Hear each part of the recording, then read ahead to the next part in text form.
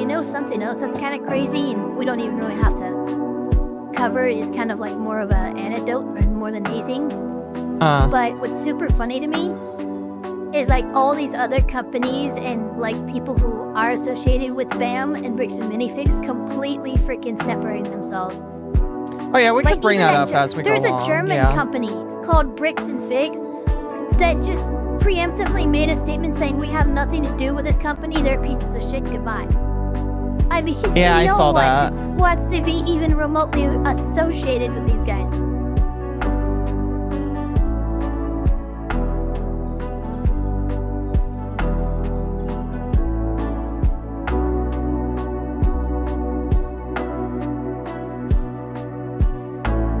Oh, that doesn't feel good.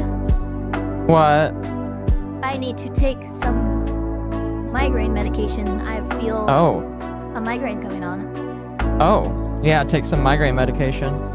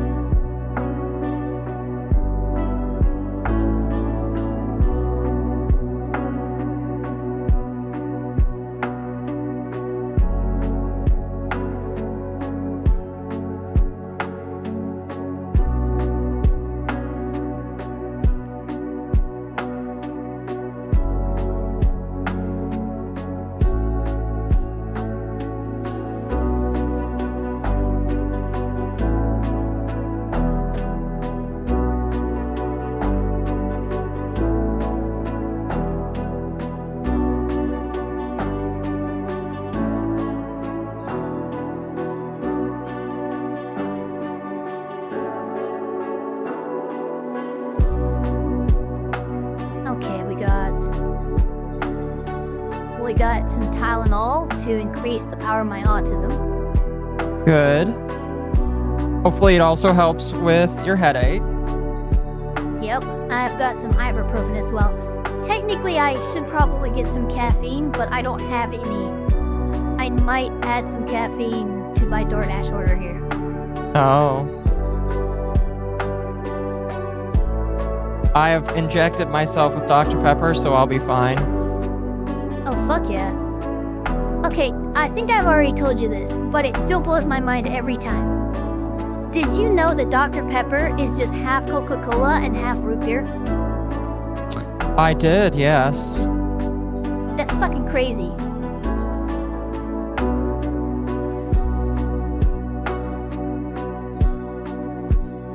They've been lying to us.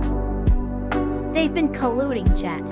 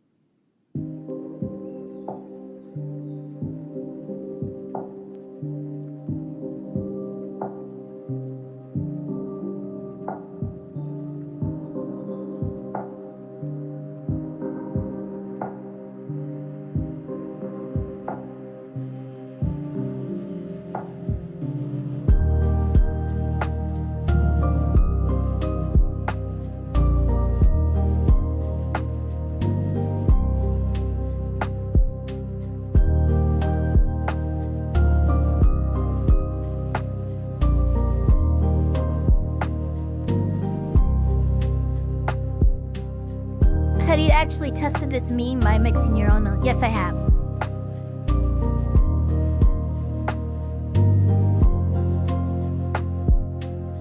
I literally went to Dollar General. I got a bottle of Coca-Cola, a bottle of Mug's root beer, and I literally did the half-half ratio until I'm like, holy shit, it's true.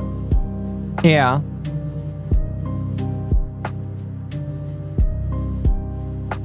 It's kind of funny how that works.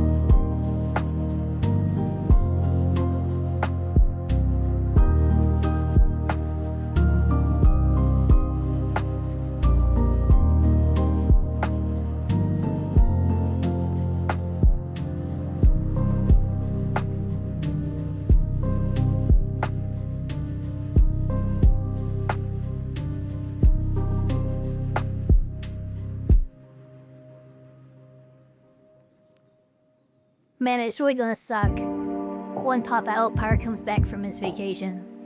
Oh, when's that? That's the 12th, I believe. You've got so much freedom. Yeah, I do, and I have been abusing it maliciously in a sense of my fucking sleep schedule is back to what it was before I was taking care of him, and I'm just reminded of how much I love being nocturnal. Yeah. Like, a lot of people don't like doing that, like, oh, they hate the graveyard shift and stuff. I'm like, nah, man, I thrive in that shit. Yeah, that's funny. Alright, give me another 20 to 30 seconds and then I'm gonna go live. Okay.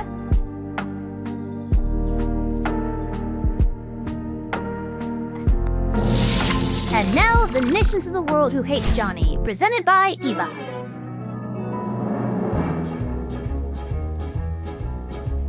Are you United ready? States, Canada, Mexico, Panama, Yep, I'm Haiti, ready. Jamaica, Peru, Republic Dominican, Oh, Cuba, man. Caribbean, Greenland, El Salvador, to Puerto. Do you know what day it is? It's the 5th of June. It's a Friday. That's true, it is a Friday, but just chat, do you know what day it is? Guess what day it is?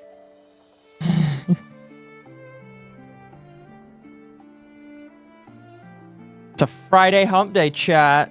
Saturday? No, last I checked it was Friday, actually. Unless you live across the international date line.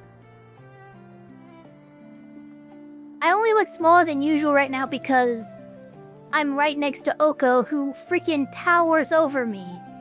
Model-wise. Happy Happy hump day, everybody. Oh my goodness. Here, let me turn up my music just a little bit, chat. Happy hump day. There it is. There it is. There it is. Oh my goodness, chat. The Mormons are invading and they're taking all of our Legos away. The police that are also Mormon are arresting everybody and saying that there are bomb threats and cocaine. Oh my goodness. Goddamn. Everything is fucked up. Everything is insane. Chat. Could I interest you in everything all of the time? Yes, pretty much. Like, we gotta worry because they're coming after us. Oh, goodness. Hello, everybody. I hope you guys are having a good day today. This, You know what? I hope you're having a bad one. No, I'm kidding. Damn. Damn, that's very mean. It's very, very mean. Now, I know that, apparently Summer Games Fest is happening right now. I did not know it was actually going to start this early. Granted, it doesn't really matter to me because my plan was going to be going through a lot of information. We have a lot of shit to go through today. We do. Oh my god.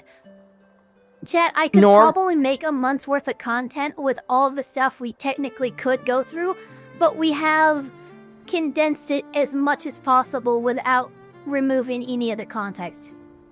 Yeah, normally when there is drama that is as saturated as this, it doesn't last, like, it doesn't go long, like, it doesn't last this short is what I'll say. It typically, like, peters out within months, you know, months. It takes months for this amount of content to come out. Updates and stuff like that, because here's what happened, really.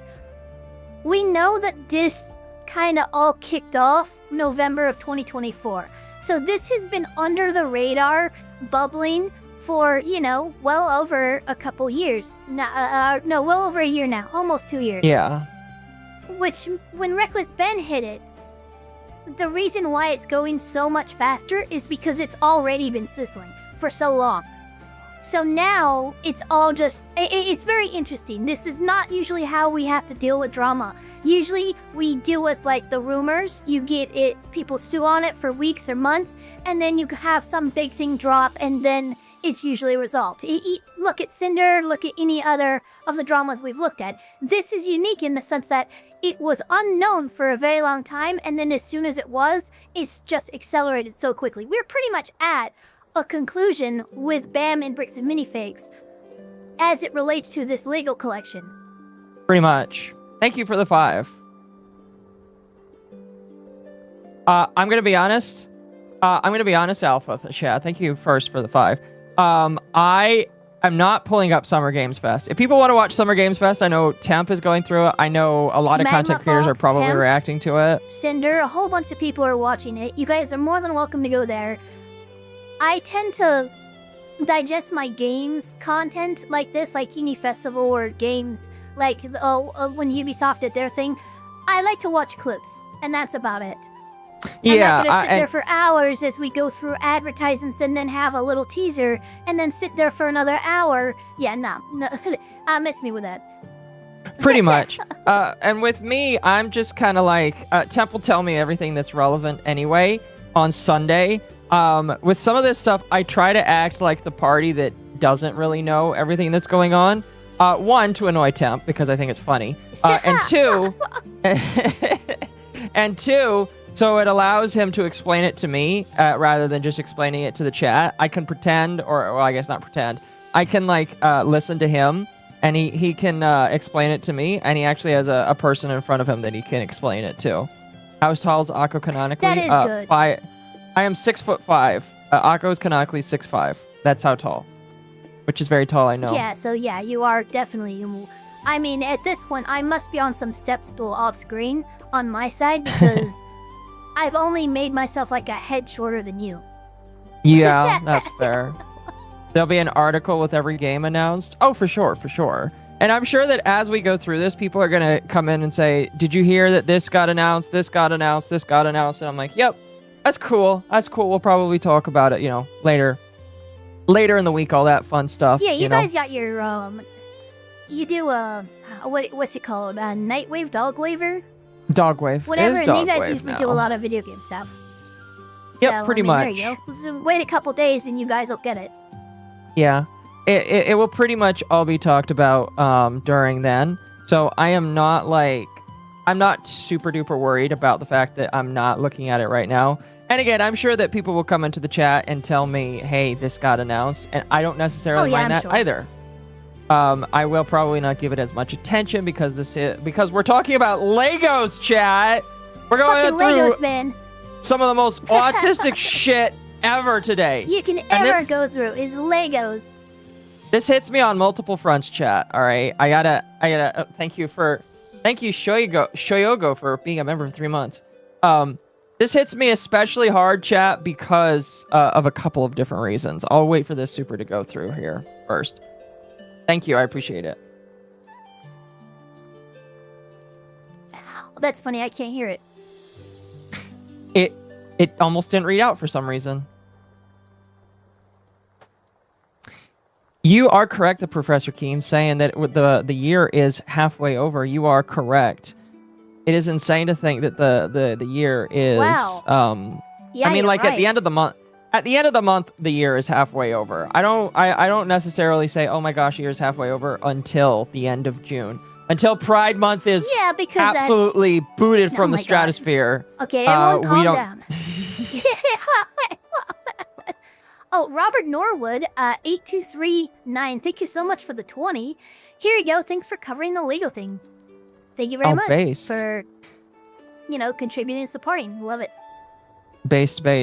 But chat, this affects me especially on two fronts. Number one, because I have autism, and Legos are a special autism of mine. Not anymore, because I don't have very many. Legos were my earliest-ism. Like, they were definitely one of mine, I'm pretty sure I can trace it to my earliest-ism, because I remember in great detail being like 4 or 5 years old, like before you're really forming memories, and I was playing the shit out of my Lego set. Which I had the tower thing that was like that had all the Legos in it, but I also had a Pirates of the Caribbean Flying Dutchman Lego set. Yeah, I think we actually really talked about that. Yeah, we did talk about that, yeah, for sure. But yeah, that was some of my earliest memories. And it's gonna hit me doubly hard because, chat, I'm Mormon. Or they don't call themselves Mormon, or we don't call ourselves Mormon. The church doesn't call itself Mormon. And, I don't really talk about like what my beliefs are, or what I'm practicing, or whatever, because you guys don't need to know, and most of you guys really don't care. But like it hits really weird because I served a mission. I grew up in the tenets of the faith, and I know how Utah Mormons Act, all right? Not regular Mormons, Utah Mormons. And there's a very big distinction here that we will talk about today, because I think, and I know a lot of people are saying it in jest, and I don't really care either way, but I do think some people are legitimately confused about the difference between what a Utah Mormon is and what a Mormon is, because there is a big difference, funny enough. Even though even though one of them is literally at the heart of Mormon culture, there is a difference, and I will talk about that a little bit before we jump into the big thing, because it's kind of important that people understand that before we roll through and we get things going, basically. Excuse me, fair. really quickly. Festivus says, my hero Lex Juther has been slain by the Soiper girl. He is talking about Ethan Klein there. What is wrong with you?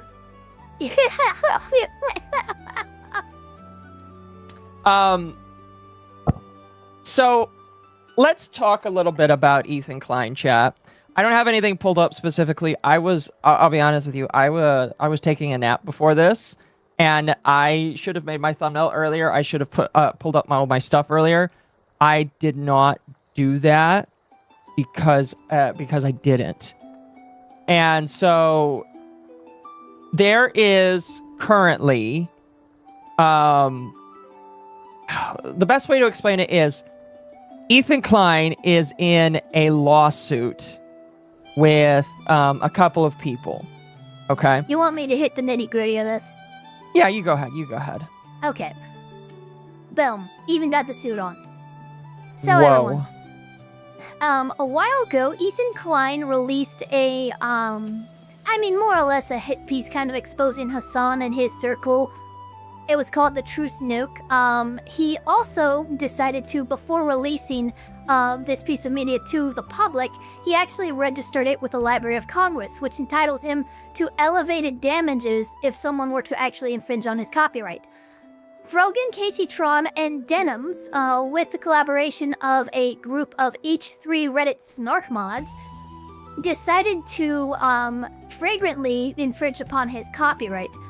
Now, KT-Tron has settled, Frogan has defaulted, but Denims is actually looking pretty decent here, because it seems that the judge, going into asking for more arguments from both sides, is stating that he is kind of more on the side of Denims in ruling for fair use than on the side of Ethan Klein. He believes that 3 of the 4 major tenets of fair use have been met by Denims, and this is the information that Ethan Klein and his legal team are being given before going in to argue their final points. So we are probably going to end up getting, and I think it's happening today, as arguments are happening, and we will have a decision from the judge probably within the week. So we'll see whether or not Ethan Klein will actually win all 3 of his lawsuits, or if he's only going to get a 2 out of 3 batting average. Pretty much, which regardless of whether or not he does, it's still a good average of winning. It is also worth noting that winning is put in quotation marks because the previous 2 were settlements, the first one was a settlement. The second one was a default. Which the court isn't going to, that's not considered a win or a loss. Obviously, Ethan Klein is going to consider it a win. The second one, which is from Frogan, is just a default, which means that Frogan did not respond to the lawsuit, did not do anything she needed to do, and so as a result, you are basically ruled against by default, which is why it's called a default judgment. That's not really considered a win or a loss either, because many default judgments can never be paid out. So it's a question of what's going to happen with Frogan. That $48,000 she managed to, or $38,000, I forgot how much it was. I know it's under 50 grand though. Yeah, it was still a lot of money. And we don't know what she did with that money, because she definitely didn't use it for her legal fees, because she did not respond to any said it. I didn't want to say it, so you said it, so it's fine, but she fucking ate her legal fund, Ted. She ate it. That's what happened to her legal fund. Yeah, she ate it. Now, when it comes to Denims was one of the few people to be like, "Oh, I'm gonna ride this out to the end. Fuck Ethan Klein. I'm going hard on all of this." And to her credit, she might actually win. Off, yeah. She might actually win. The thing that's really funny, and we kind of talked about this yesterday, but like the thing that was really ironic about the lawsuit is Ethan Klein was basically arguing against himself with a lot of this. I know that, like, in the lawsuit, there was some things where he was trying to say, oh, no, it's actually different from what, and I did it, and I got sued because of these different factors. I don't know. I haven't read all of his arguments. I haven't read the whole thing. I am waiting for the judgment to come out and all the files to come out, and then I would like to do a stream just going over it. But, like, I legitimately think the fact that he had his own lawsuit that was similar to what he was suing them on probably hurt him a little bit because he was basically arguing against himself in a major portion of it, in my personal opinion. Just a tiny bit, because like the big thing that the judge was looking at, and what is one of the most important of the 4 tenets of fair use, is does this serve as a viable market replacement for the original copyrighted work? So what that means is, would the audience who decided to watch this with Denims have watched the content nuke by itself without Denims there? And given that it was mostly Denim's audience and Ethan antis, I think a very good argument can be made that, look, if Denims had not made this, her audience would not have just decided to go to Ethan's video. They just would not have watched it. So it's not an appropriate market replacement. That's kind of the big argument that's been laid out right now and what the judge is looking at. So Ethan Klein and his law team have they have an uphill battle right now in trying to turn the judge on the other side of the fence. Because right now, he's definitely on the Denim side. Does that mean you can stream movies now? No. In my personal opinion, that is a bad idea. Do not. No, Jesus Christ, guys.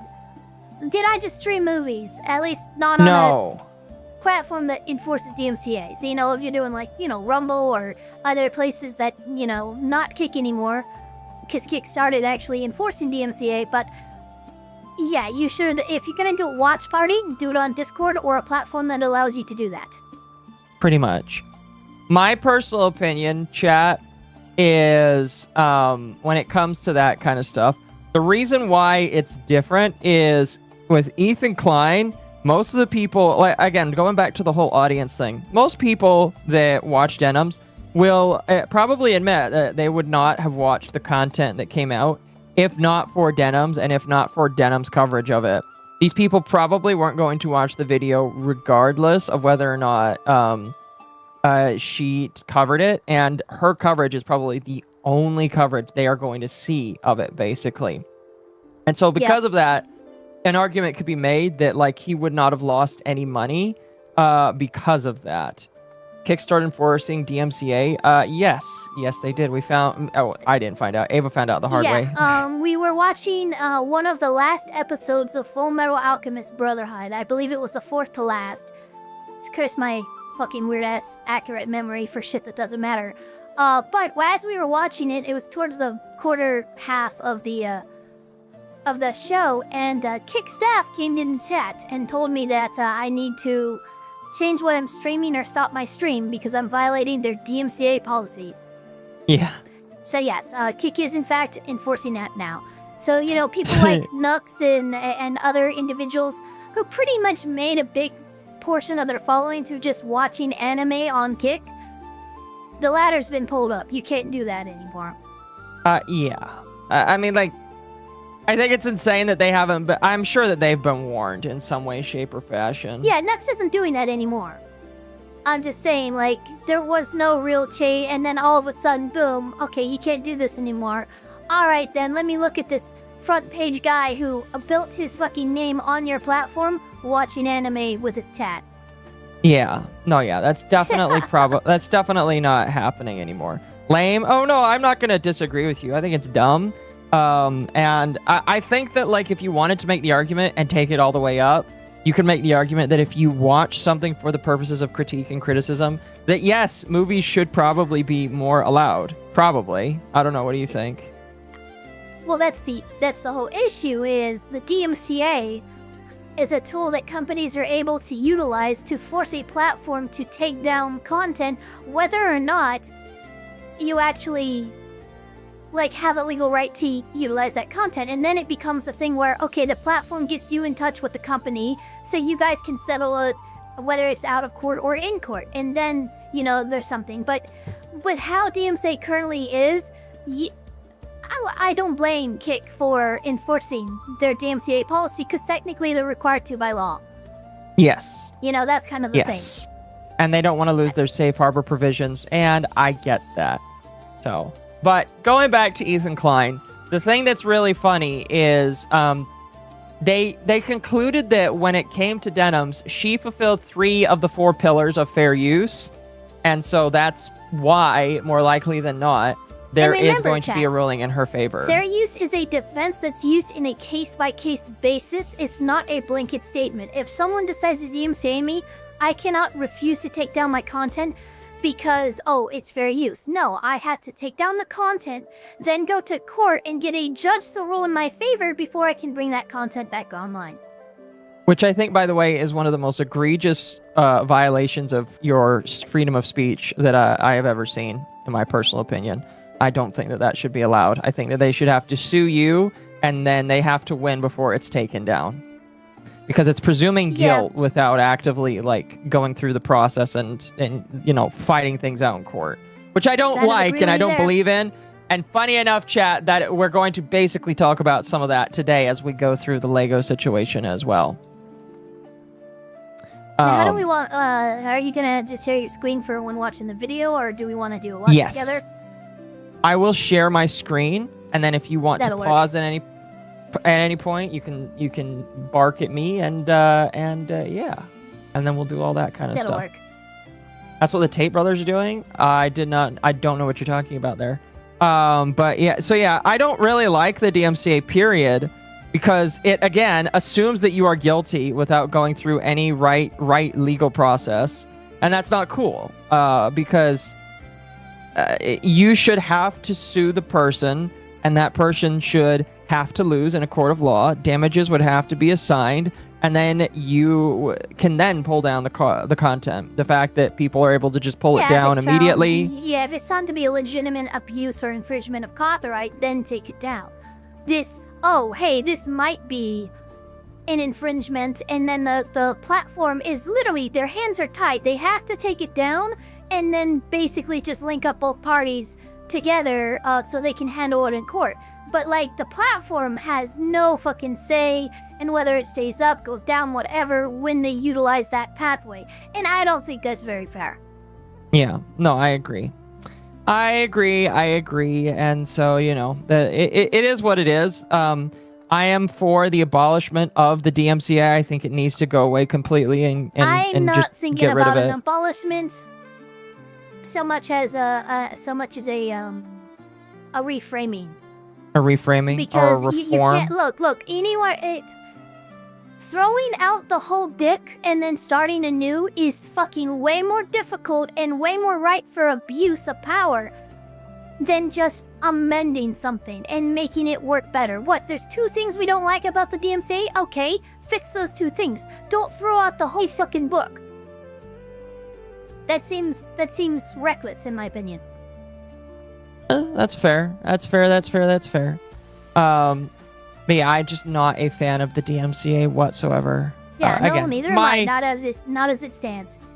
My own personal opinion. But anyway, that's really like the opening I wanted to mention. And you know who we can thank for that? Metallica. Who can we? Yes, that's right. We can thank Metallica for it. Thanks, Metallica. You piece of shit. No, I'm kidding. Oh my god. Anyway. And what's so funny is the people who are in Metallica right now are not the people who stood in front of the court and made their arguments, right? So it's completely unfair, really, to say fuck you, Metallica, right now, as Metallica stands, for what Metallica did 30 years ago with different members of the band. I agree. You should have to prove your claim. I agree. I 100% agree. I think that if you want to, I think if you want to take something down, you should have to prove your claim, and that does not happen. So, yeah, it's my opinion that it should be forced in front of a judge before it is even taken down, because again, it assumes guilt before you have been proven guilty. Shayla says, I didn't know Metallica was still around. Not only are they not still around, they're actually still touring. I'm assuming it's not as all of the original people. No, I don't really pay attention to them. They have a different guitarist, different vocalist, all that. That usually happens with very popular bands. Like, for instance, is it Slightly Stupid? Yeah, Slightly Stupid or Stick Figure. Like, the people who started out in that band and the people who are in there now, I think there might be one member of that band that was part of the OG. Like, that's usually how much change those popular bands will go through. Uh-huh. Do you have to prove your claim? I agree. I 100% agree. Anyway, Metallica's a ship of Theseus. Yeah, I would probably agree with that. Yeah, very much true. Ship of Theseus, for sure. Now, chat. With that out of the way, let's shift gears here, and we'll move on to talking about the Lego autism here. Swag. So let me give a bit of a brief update on where we came from, and I'll give a brief update on where things are basically going after that. So the story starts when in 2023. A family, a dad and his son, decide that they wish to consign a massive collection of Legos to a company franchise, Bricks and Minifigs.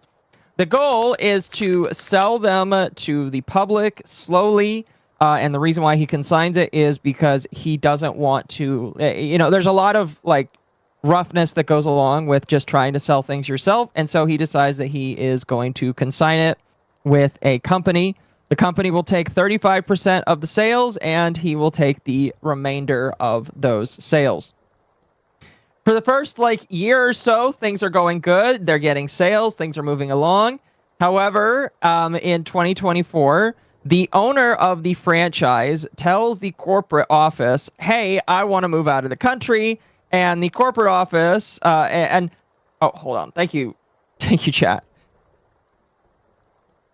Are you reading the timeline? You might Leonard be able to share. Skinner. I can put on screen.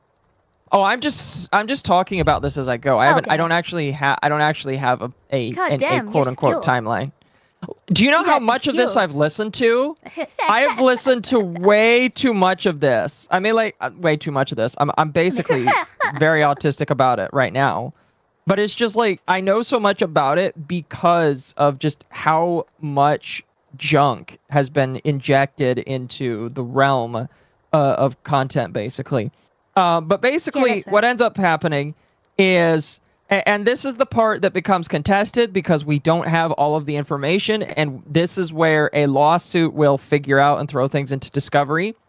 And we are actually going to pick up the story from the previous owners of the store. But what ends up happening, according to the store owners, is that the franchise takes the store back and basically takes it from them. It takes their life savings and their investment into the company. Yeah, they take it overnight. Have proof of this. This was an overnight thing. The potential new buyers of the franchise that Bricks and it seems that BAM had this all set up and ready to go. They just pulled the trigger the second that these the old Salem, Oregon franchise owners expressed an interest of perhaps moving on. Soon as they did that, they pulled the trigger. This guy, Brandon Best, shows up, tells them, you got to give me all your shit, all the inventory, all your keys, everything, and you're out of here. Yep, pretty much. And in addition to that, they're like, well, before we leave, there are people that need to be paid out. That we're holding on to their stuff on consignment.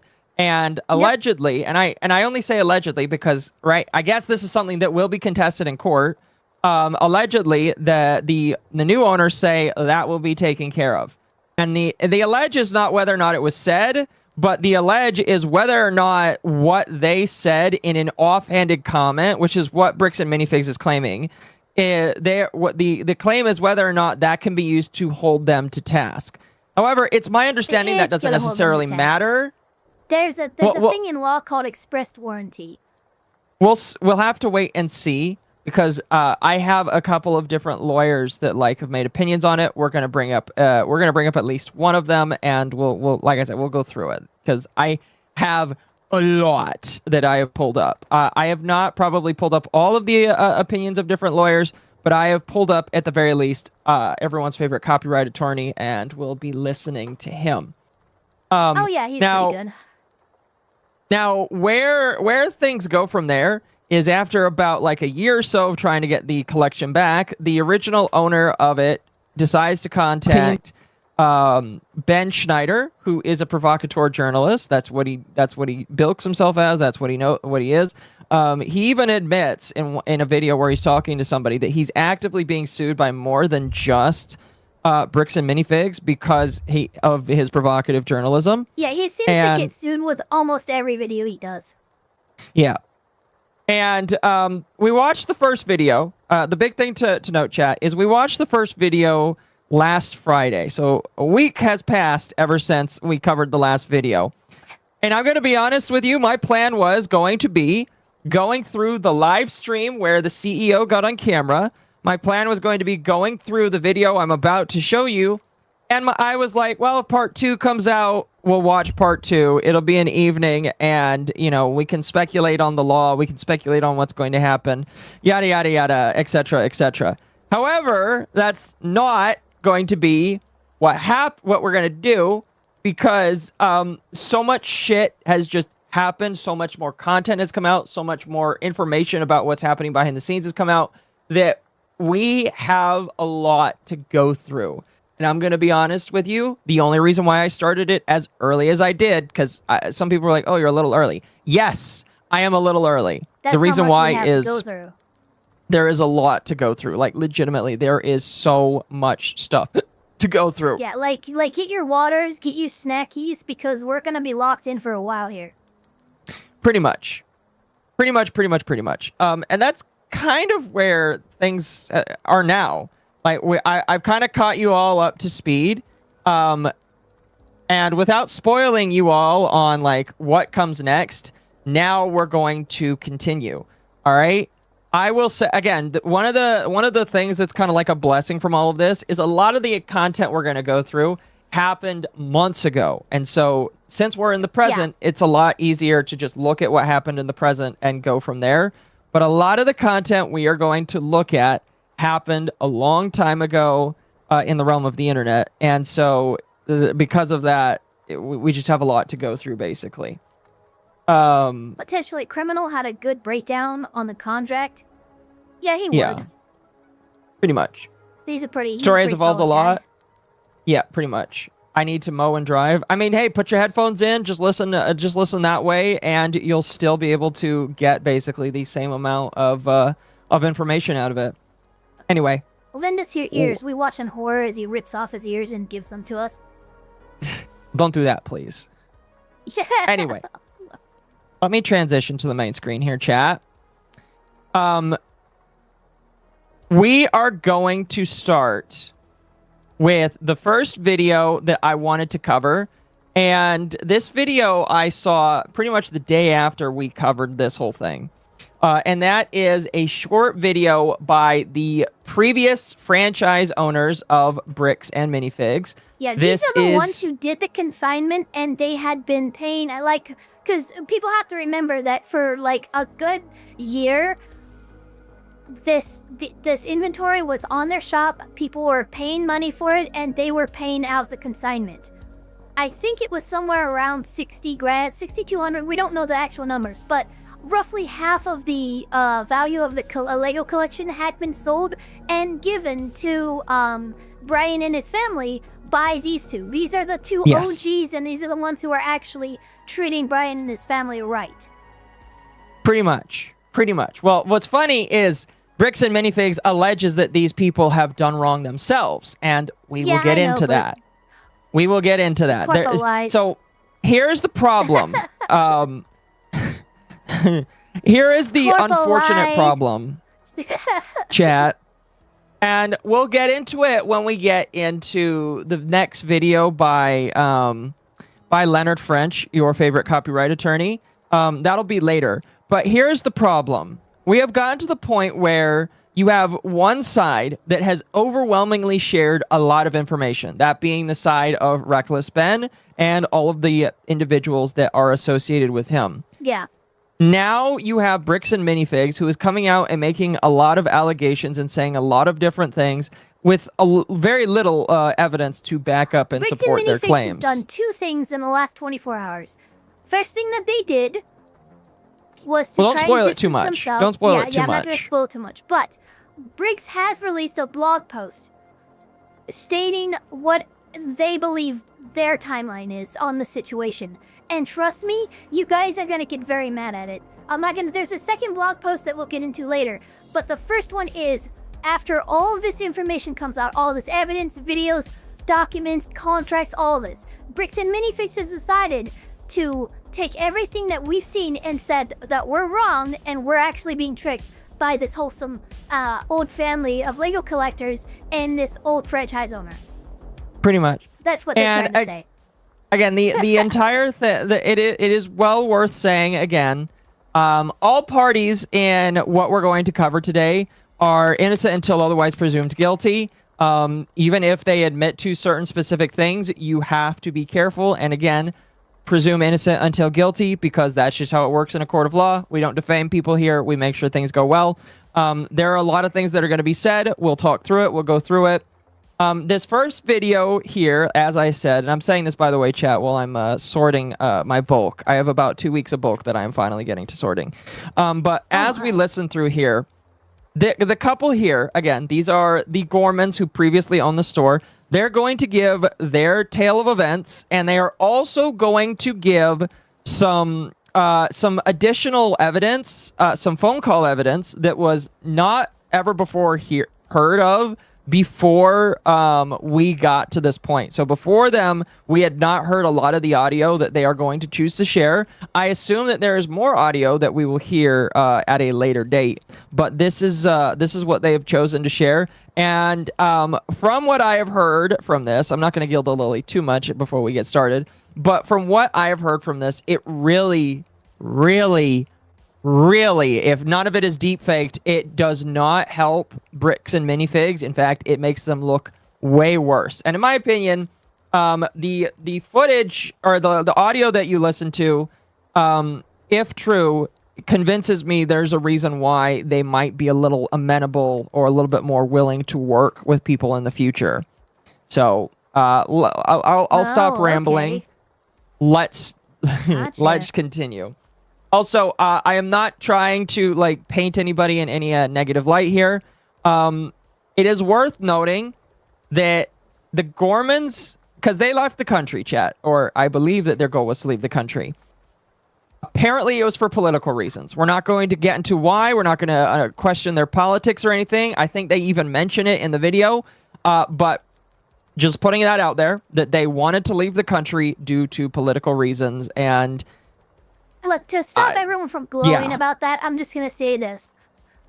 We have consistently said to people who have a major problem with the current politics, if they don't like it, leave. These guys just decided to take you at your word. And they did that. That's fine. Wait, Y-I-O-I-T. That poster in the right-hand top corner. Imposter RRRS. Yeah, what's funny is I saw that poster, I was like, you know what, I need to make sure people know. And now I'm not going to assume their politics, even though it might be easy for me to do so based off of, again, some of the things I see and some of the comments that they've made. Again, guys, they're fleeing the country for political reasons. That's like a 1940s freaking propaganda thing from U.S. Like, look, that's a printing press. That's nothing modern. I just want people to know that you need to take the politics out of it when discussing this, because politics has nothing to do with these individuals. Unfortunately, religion does just a little bit, but that's besides the point. We'll get to that when we get to that. Anyway, the religion's a side effect. Let's listen to these two people and understand why things are... Well, we're understanding their side, and I'm going to boost the speed because they do talk a little slow. Our Lego franchise and our life savings, along with a giant collection inside the store, which was owned by Brian Mansell's father, was taken by Bricks and Minifigs. And then Reckless Ben made a great documentary about it, and it has blown up. I know you wish you'd done your makeup before that clip that's in the video, but I think you look great. And look, you even get a little Lego version of yourself. That's a little unfair. I'm just blurry in the background. Now it's going nuts across a whole bunch of social media platforms. We want to clear up some common misconceptions and add some details. And yes, it gets even crazier. We will save the craziest detail for the end. First of all, I am not Amanda. I'm Crystal. Also go by Chris. Yeah. I'm Benjamin. So keep in mind, Thank this you. is Mama Akko's testimony. My body And the freaked only thing I out know because is I was that like, no, that's she a gave $20 super $20. chat. Obviously, I agree with everything she... No, Gosh damn it. Reminder that this entire debacle was caused over a Lego collection. Also, Yeah. This Machine Kills Fascists poster behind them and the guy's eyebrow piercings is so very Oregonian. And that's before hearing they left the country. No, he is very correct. He is very correct about that. Yeah. It is very Yeah. Oregonian. Yeah, No, very unironically, Oregonian. chat, I saw the $20 Wait, super what's chat and that my map? body cringed. Is that Australia? That's a good question. I don't know. Chat, figure out I'm what just map wondering that what is that in the map is. Yeah, background. well, look, it's markable by the 3 islands that flank its leeward side. So, if someone could tell us what that map is of, let us know. Yeah, chat, My figure out the ADHD map. demands it. Figure out the map for us, please. Well, figure it out for Ava.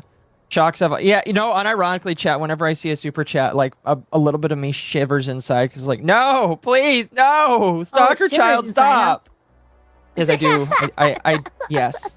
I do shivers inside when I think shocks are coming. That's Spain. That's Spain. Okay, that's Spain. Akko has PTSD. Shut up, chat. That is Spain? Spain Okay. and its islands. Thank you. Chat is saying Yeah, I it's think they were Spain. planning on moving to Spain, so that makes sense. Yeah, I don't think they mentioned which country they were planning to move to. It was Europe, though. I do believe it was Europe that was mentioned. Yeah. Anyway, let's continue. Not Reckless Ben, the YouTube documentarian. I'm Benjamin Gorman, the novelist. We co-owned the franchise. I managed the store. I'm unironically curious what books he has written. Yeah, here, what were so those let's books? see. Yeah, just real quick. Let's see. Crystal. Also go by Chris. I'm Benjamin, not Reckless still Ben, waiting the for it in the YouTube mail. documentarian. I'm Benjamin Gorman, the novelist. Okay. There it is. Okay, don't So read this is the- book.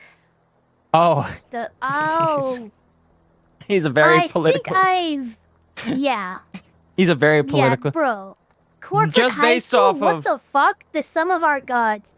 The digital storm. This uneven universe and Dear America, a breakup letter. That is a Wow. book title. Wow. Wow. Again, we're not going to assume that. I don't care about this Yeah, guy's politics. We're not getting into the politics, but Jesus. I don't care about his politics. Oh, come on, chat. That's not fair. Slash octopus mommy milf avatar. 2 for flinching. Chat, that's 3. mean. That's mean. Don't do that. Unironically, you're going to freak me out when you send anything over $10. Fuck. Joke answer, the map is Tamriel. Fair. Fair. That was not Tamriel. But yeah, this guy, these are some interesting. I don't know if anybody has read these books. Let me know. These ones, at least the bottom ones look like science fiction It looks novels. like that so- was his attempt to get into like the young adult novel industry, and then the ones at the top are just bad. Yeah. A break. I'm gonna be honest. Yeah, or I'm not gonna get into any of this. Yeah, well, yeah. We co-owned the franchise. I managed the store. We purchased the franchise in February of 2023. At You're first, back 2 everything seemed seconds, to be keep it going really going. well. There were problems right from the beginning, ways that BAM was not in compliance with their own franchise agreement. The store was doing well. Okay.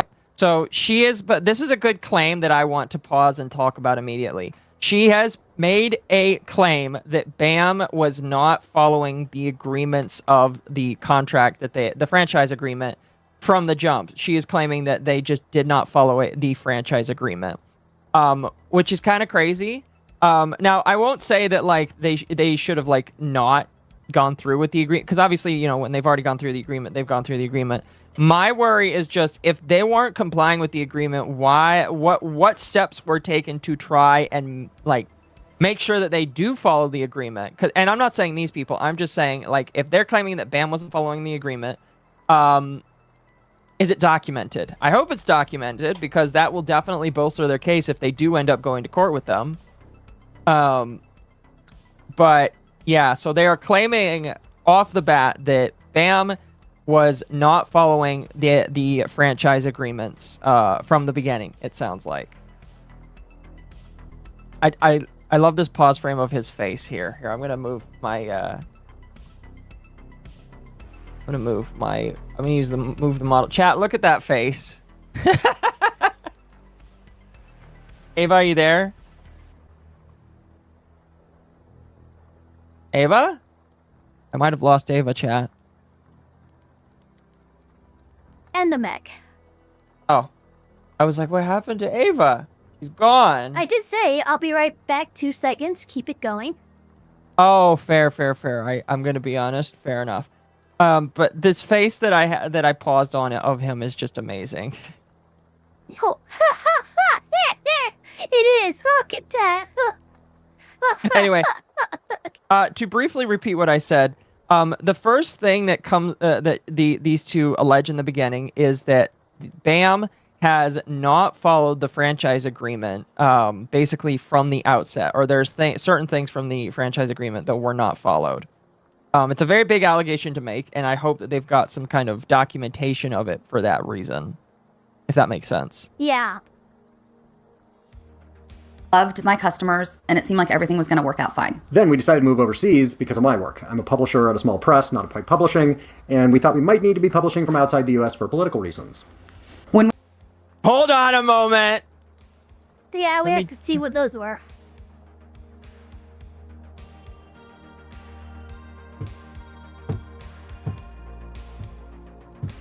The Antifa Lit Journal. Oh, Jesus. Oh, Jesus. So, okay, so keep on. This is Mama Akko's testimony, and the only thing I know is that she just gave me $20. So obviously I agree with everything she... No, We have trained Akko well, chatters. Laughs and Oil Baron, and those book titles are even more Oregonian. Crystal has problem glasses and a nose ring? How many Oregon stereotypes can you have in one couple? Bless their hearts. Yeah, those books, man. Yeah, so Pulling I a red understand. card. Why, look, I'm all for freedom of speech and everything like that, but in a world where the president has designated Antifa as an idea as a foreign terrorist organization, perhaps it is not a good idea to produce literature as though Antifa is in fact actually some kind of fucking terrorist cell that's in here to do some fucking weird shit. I mean, look, if you want to make this type of content, maybe it's best not to be in America right now. Yeah, he probably has a good reason to not be in America. Now, Look, I'm if not... I was the author of Antifa Lit Journal, I would not be in America. That's all I'm saying. Probably not. Probably not. Jeez. Yeah. Fuck, I hate how I react now. I'm upset with myself. Thank you for the $9.99. Is it gonna play it? Is it gonna play it? It's not gonna play it. All right, I'll read it. We did it, chat. Pavlov was right. No, it should read it out loud. Pavlov was right about Akko. Also, ravioli, head pat the elf lolly, and oh boy, we're gonna get some live ones, chat. Yeah, just glow, chat. All I'm gonna say is just glow. Do your best to glow, please. Just because, like, all I'm gonna say is thank you so much for the 20, Gabo. $20 just to tell me that I'm stinky. Damn, that's brutal. That's very brutal. I mean, it must be true, right? It's $20. Yeah, pretty much. Anyway, let's continue.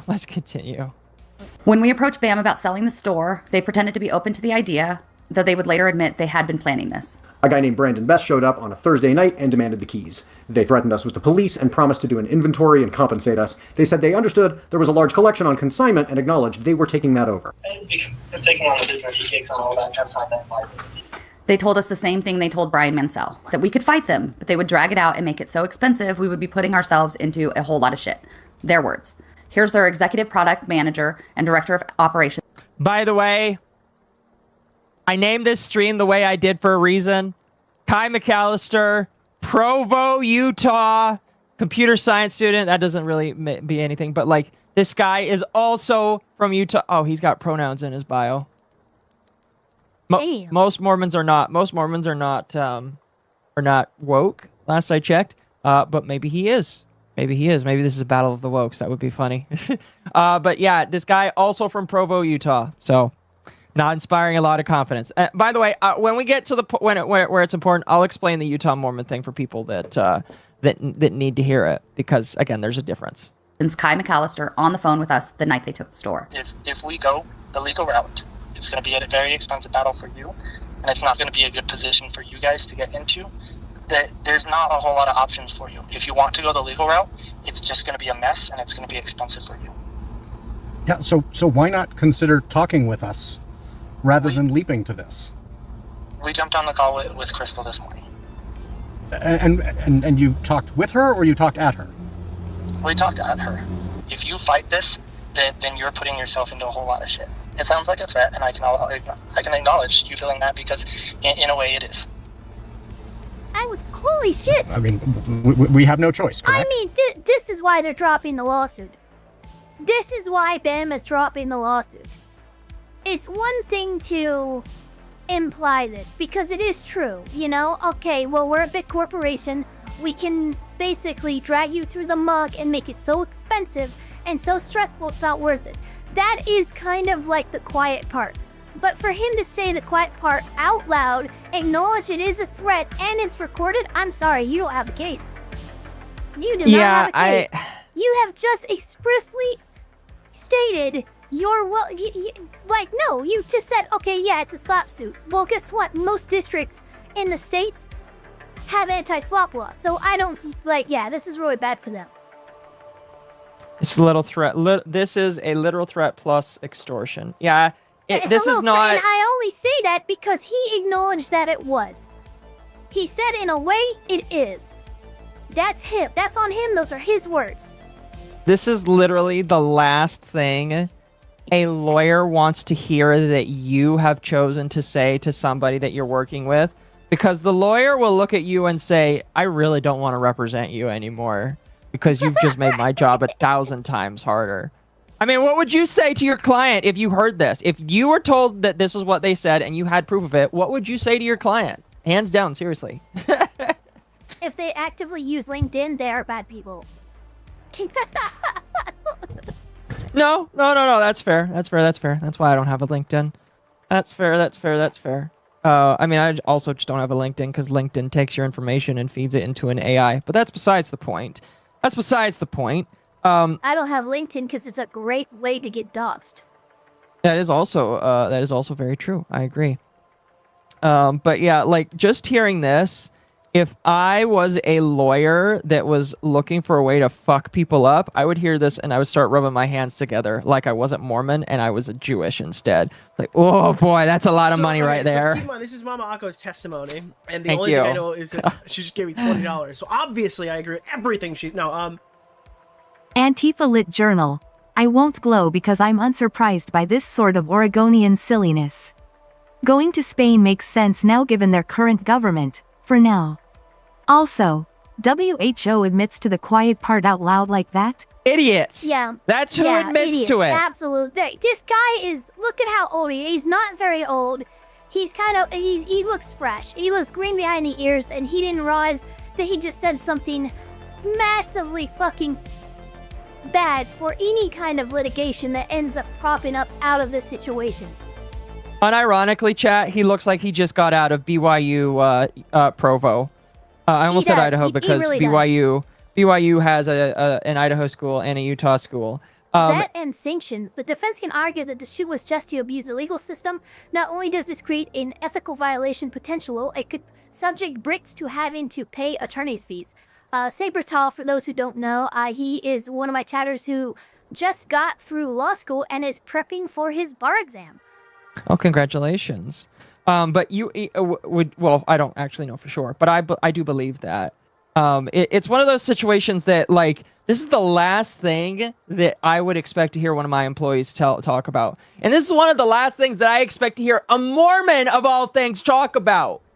But then again, I know, right? unfortunately, like, what is this mafioso fucking approach? You're a goddamn Mormon. Are you kidding me? So let me explain something to people. All right, this is something that I know because again, I was raised oh my god, Mormon. I'm so sorry. Real quick, like one of my chatters just said something horrible. He looks like any GF he has as a cover for his family.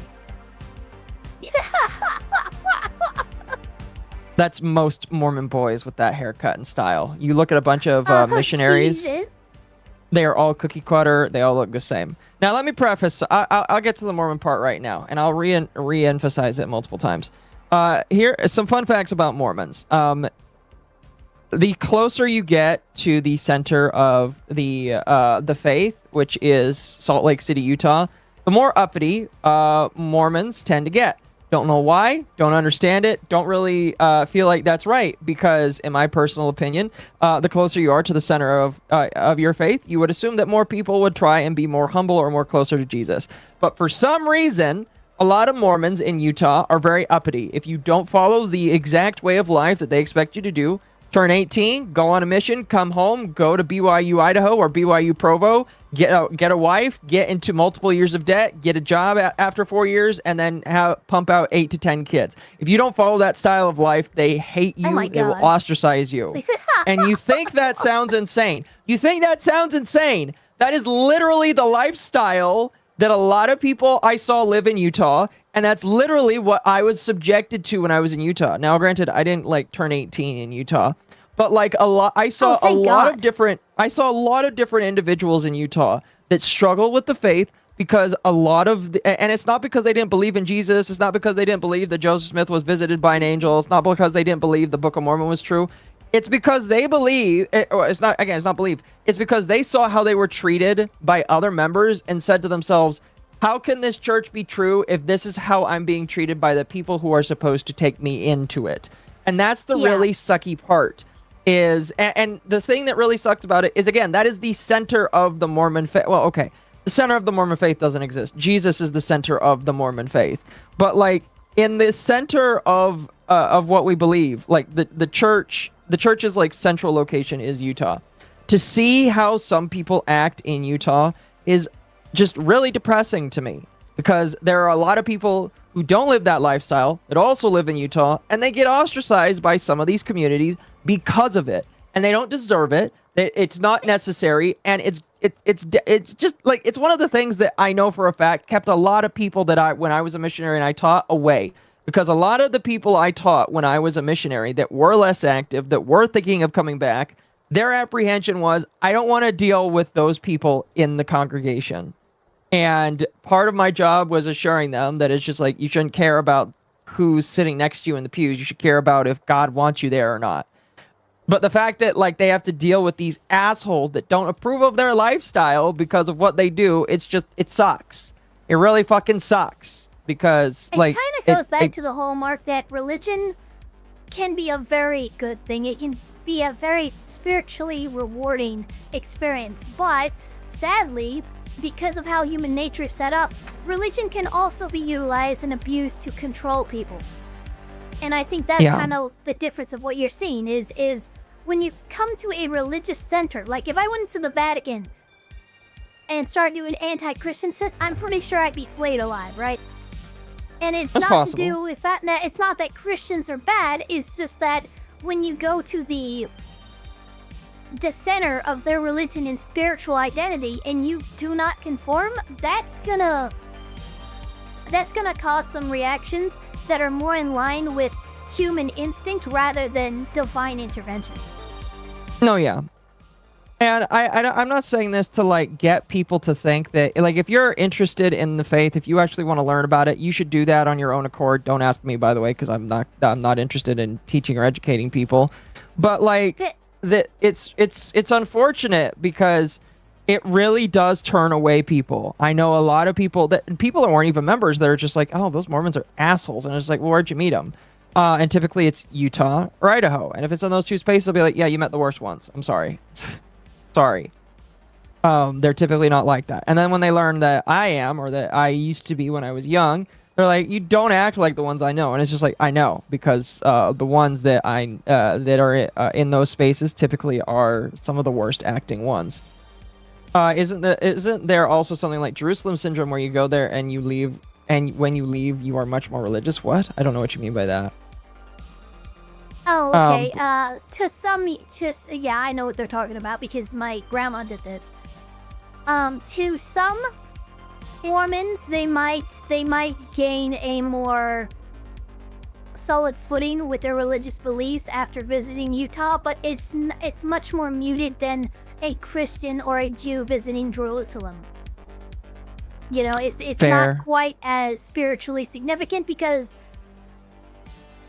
there's just thousands and thousands of years of history under your feet when you go to Jerusalem, right? There's only a couple hundred when you go to Utah. This is true. Yes, this is true. And again, I'm not saying this for people. Again, if you are interested in the faith, if you wanna read the Book of Mormon, all that kind of stuff, you shouldn't be deterred from what I'm saying, because there are a lot of people in the religion that I still like. There are people I still keep up with, and there are genuinely a lot of good people. I would still say that it's like a majority of the people that are in the faith, they are really good people. It's just for some reason, the closer you get to the Mecca of the Mormon faith, which is, again, Salt Lake City, Utah, you start to have a problem where people act a certain way when you don't conform to their way of life. And it sucks. It really does suck, because like I it's don't classic approve of that. tribalism. It's just elevated to a higher position because it involves religion and a lot more people than what a typical tribalism thing you would see. You know, that's Pretty much. kind of part of why religion exists in the first place, is because as a human, we're really only capable of like knowing personally maybe a couple hundred people at most. But what we can do is we can invent religions and other things to gather larger groups of people under a common belief system that allows us to interact with thousands and millions of people at a time, as opposed to only a couple hundred. Yeah. Pretty much. And again, I say all of this, chat. However, I am going to ask you to understand that while all of this is the case, I don't necessarily think that people. I made the joke, the Mormon Mafia, and I'm even joking about it in the title of my stream.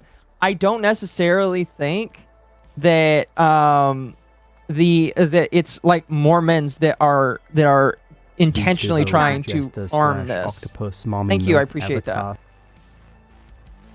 Knowing a bunch of Mormons up in Western Washington, yeah, that guy has the stereotypical Mormon haircut. Which I don't have, by the Pretty way. chill bunch out here. Way preferable over my experiences with Seventh-day Adventists. Yeah, well, the funny thing is, the further away you get, the more chill they are. The ones in there are a lot of them in California. There was pockets of them that kind of sucked, but there are a lot of them in California that I really liked. Where I served my mission, I really enjoyed where they were, because they were very chill. They were very nice. Some of the ones in the South I met, because, by the way, even if you're not attending, the church is still able to figure out where you are, which is kind of creepy to me. But you know, it is what it is. The ones that talked to me in the South, they were really nice to me. Recently, when I visited a church, a lot of them were really nice and very chill with me as well. So, like, I do think that you do have to separate the wheat from the chaff here. Now, when it comes to the bricks and minifig case, I'm gonna mention this too, real quick. You could take every person involved with this, and you could move them. You could move them to the Bible Belt and make them Christian, and they would still do the same thing, because the religion has nothing really to do with it so much as the small town, good old boy, hey, I have your back because I went to school with you.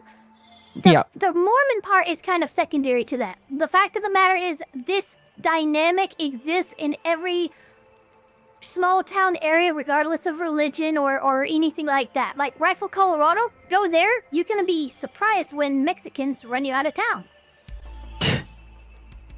Weird, that sounds funny. But it's not some white southerner going, hey, you gotta get out of our neighborhood. No, it's something else.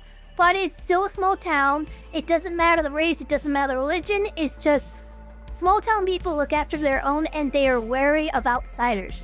And so if you do not conform to their dogma, yes, you are an outsider. Pretty much. Not everyone's perfect. As an Orthodox, I still... No, yeah. And I'm not saying that, like, I expect every religion to be perfect. and I'm not necessarily like what I am saying here, chat, is for people to understand that like there is imperfection. I mean, obviously there's imperfections in every religion, including my own. I'm not gonna claim otherwise.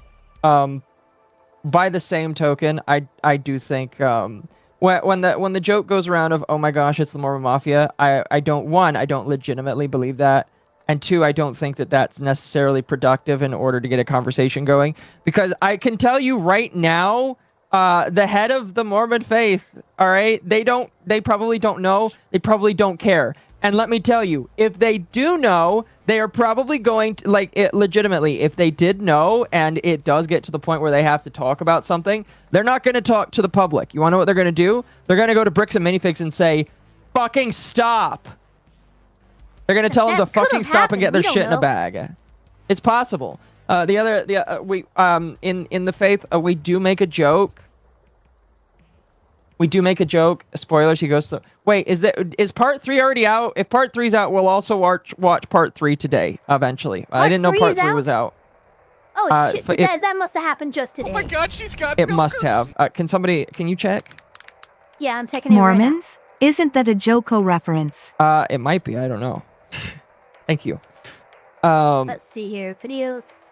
No, all footage is released. That's posted a day ago. There's no part 3 here. Okay, I'm going to assume it's still on his Patreon then. Must be on its Patreon. Yeah. But shit, yeah, do I gotta fucking sign up for a Patreon so we can get this shit? No, I'm kidding. No, don't do that. Don't do that. Don't give him money. No, not even that. I don't care if you give Reckless Ben money. Give him money. It sounds like he's gonna need it because he's still being sued.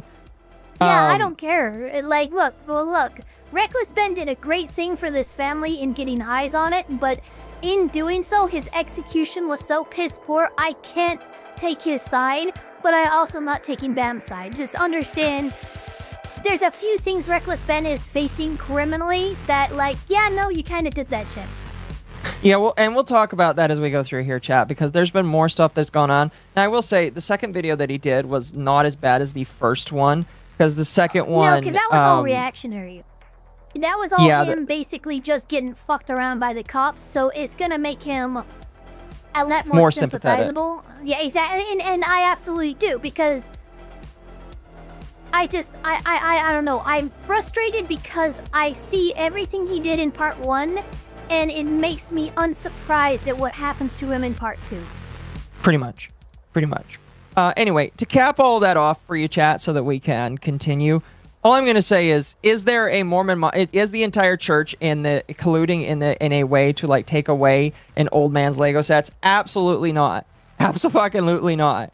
Do I think that there is insane, intense tribalism that is being done to protect one man in one small city in a small portion of in the greater Salt Lake County or in Provo, Utah? Yes, I do believe that. I think that the local population, there is definitely some people that are trying to protect one company, maybe because they know each other, maybe because they served a mission with each other. I heard that as a rumor, and it's not good that that's happening. Because I will tell you right now, that wouldn't have happened for fucking me. If I did something stupid, I would have been hung out to dry, because guess what? I was not a cookie cutter Mormon.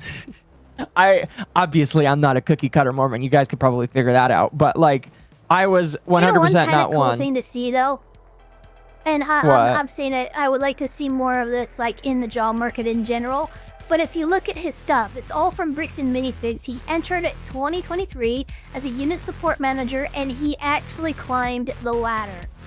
Yes, he did. Usually you don't see that. In outside of tight-knit communities like this, you will not see someone manage to go in at the bottom and work their way up. It's usually always outside hires when they need to replace management or something. So I do enjoy at least that much of a small community, because usually you do have upward mobility in a company in which you share the CEO's major religion. No, yeah, Mormons definitely look after their own, and if I'll be real with you, that one of the reasons why I am trying to become more active as a member, and I don't talk about my religion because it's like nobody's business, but like one of the reasons I'm becoming more active is, one, I want to get closer to God, and two, the Mormon faith has a lot of really good like job placement help opportunities and greater like job like finding. And while I'm happy with the current job I have right now, it's not a career job, and I would like to find a career job, or maybe like get into a trade. So it's always I'm like, good to have your feelers out there. Yeah. And so, like, I've asked for people to get me in touch with the systems and stuff that they have in place for that. And if I can get a better job, guess what? I will. I will. Anyway. And absolutely, you should. Let's continue. Long pause here just to give you all that chat, but let's continue. Yes. By the way, Notice I am that's not having some franchisee. create That's corporate. a image, and it's gonna be called Mormonism with Mama Oko. Lamau. It's gonna be great. Oh boy, that'll be funny. That'll be funny. They want to pretend they're not involved, but they have been involved every step of the way. Of course, this was a nightmare. We were about to move and now had our life savings taken from us. We still tried, but this loss made the relocation untenable. Eventually, we were able to find a lawyer to represent us in Utah, where BAM is headquartered. We tried to negotiate with BAM. Just as they threatened, they dragged everything out and refused to even offer a settlement. They've tried arguments that are so contradictory, they make no sense when put together. They claim they own the store so they can take it, and also that they never owned the store in between taking it from us and selling it to Brandon Best and Josh Johnson. It can't be both. Oh, no. They claim in their newest public statement that it's all our fault. What? Just classic corporal lawyer bullshit. Oh yeah, we've always owned the store, which is why we had the right to take it. But we didn't own the store during this period of time when it would have made us culpable for something. Fuck you! You either own the store or you don't. God damn it, I'm sorry, I'm glowing. Well, the thing that's really interesting, and unfortunately, chat, we don't have, well, if we have time later, we'll watch it. But one of the things that the CEO claimed when he went through his interview on a live stream is he claimed that they do not offer consignment deals, and he claimed that it is part of the agreement that they don't offer consignment deals. However, that was proven wrong, as these two people, I believe, show their contract. It might not be in this video, but like they show their contract showing that, yes, they do allow us to do consignment deals. That was something that was specifically said that we could do when we started the operations of the store. Now, it could be that they decided that they no longer wanted to do consignment deals further down the line. However, it's up in the air. But that doesn't really matter. You have a contract. Well, yeah, and what I'm getting to is it's up in the air of whether or not these two knew about that and these two signed an updated agreement, which would have them understand, hey, you're not allowed to do consignments anymore. Do not do consignments. You have to prove that one, that you didn't allow consignments, which it sounds like, and I feel like there's a sufficient proof to prove that that's not the case. And two, you have to prove that they were knowledge and party to that, and that they have some sort of physical proof that they agree that they would not participate in consignments, and then went against what they asked for. If you can prove those two things, then that does put them on a bit of a back foot. But regardless of the fact of whether or not they were or were not allowed to do consignments doesn't really change the fact that the consignment happened, and that somebody took over the store, and that when the store takeover happened, there was a promise that somebody would take care of the consignment when it came down. And so, it doesn't really matter if a contract said yes or no. What matters is when somebody came into the store, and they did show the proof for that, when somebody came into the store and said, we're taking this, and they said, well, we have this deal, and somebody said, we will take care of that. That's a really hard thing to back up. For that consignment. We hear it word for word. Like what Sabertoss says. Well, the funny thing is, Oregon uses general control doctrine regarding franchises being bound to franchise contracts. If Bricks permits consignments, that seems to me like control over the subject, which means since Bricks does have general control, the subject can authorize them. That, at least to me, would bind the franchise. Yep. So yeah, basically, BAM's trying to pull some shit, and through their own words, they're really not gonna be able to prove that. Yeah, pretty much. Anyway, let's continue. Took Brian Mansell's father's collection because they don't allow consignments. But they were always aware of the consignment. They promoted it when it was on the news and in the newspaper a year before. That's another thing that's really important that's going to fuck them. I mean, their website. Yeah, no, they fucking went marketing crazy when this Star Wars collection hit the Salem, Oregon franchise. They put it on their Facebooks. They put it on their fucking website. There was a whole big to-do, dragibly backed by corporate when this fucking Star Wars collection came into their possession. Yeah. There is a lot of information that suggests that they were aware of the consignment, Now, And well, supportive of obviously, it. we're obviously going to have to wait until court, if it, again, does go to court.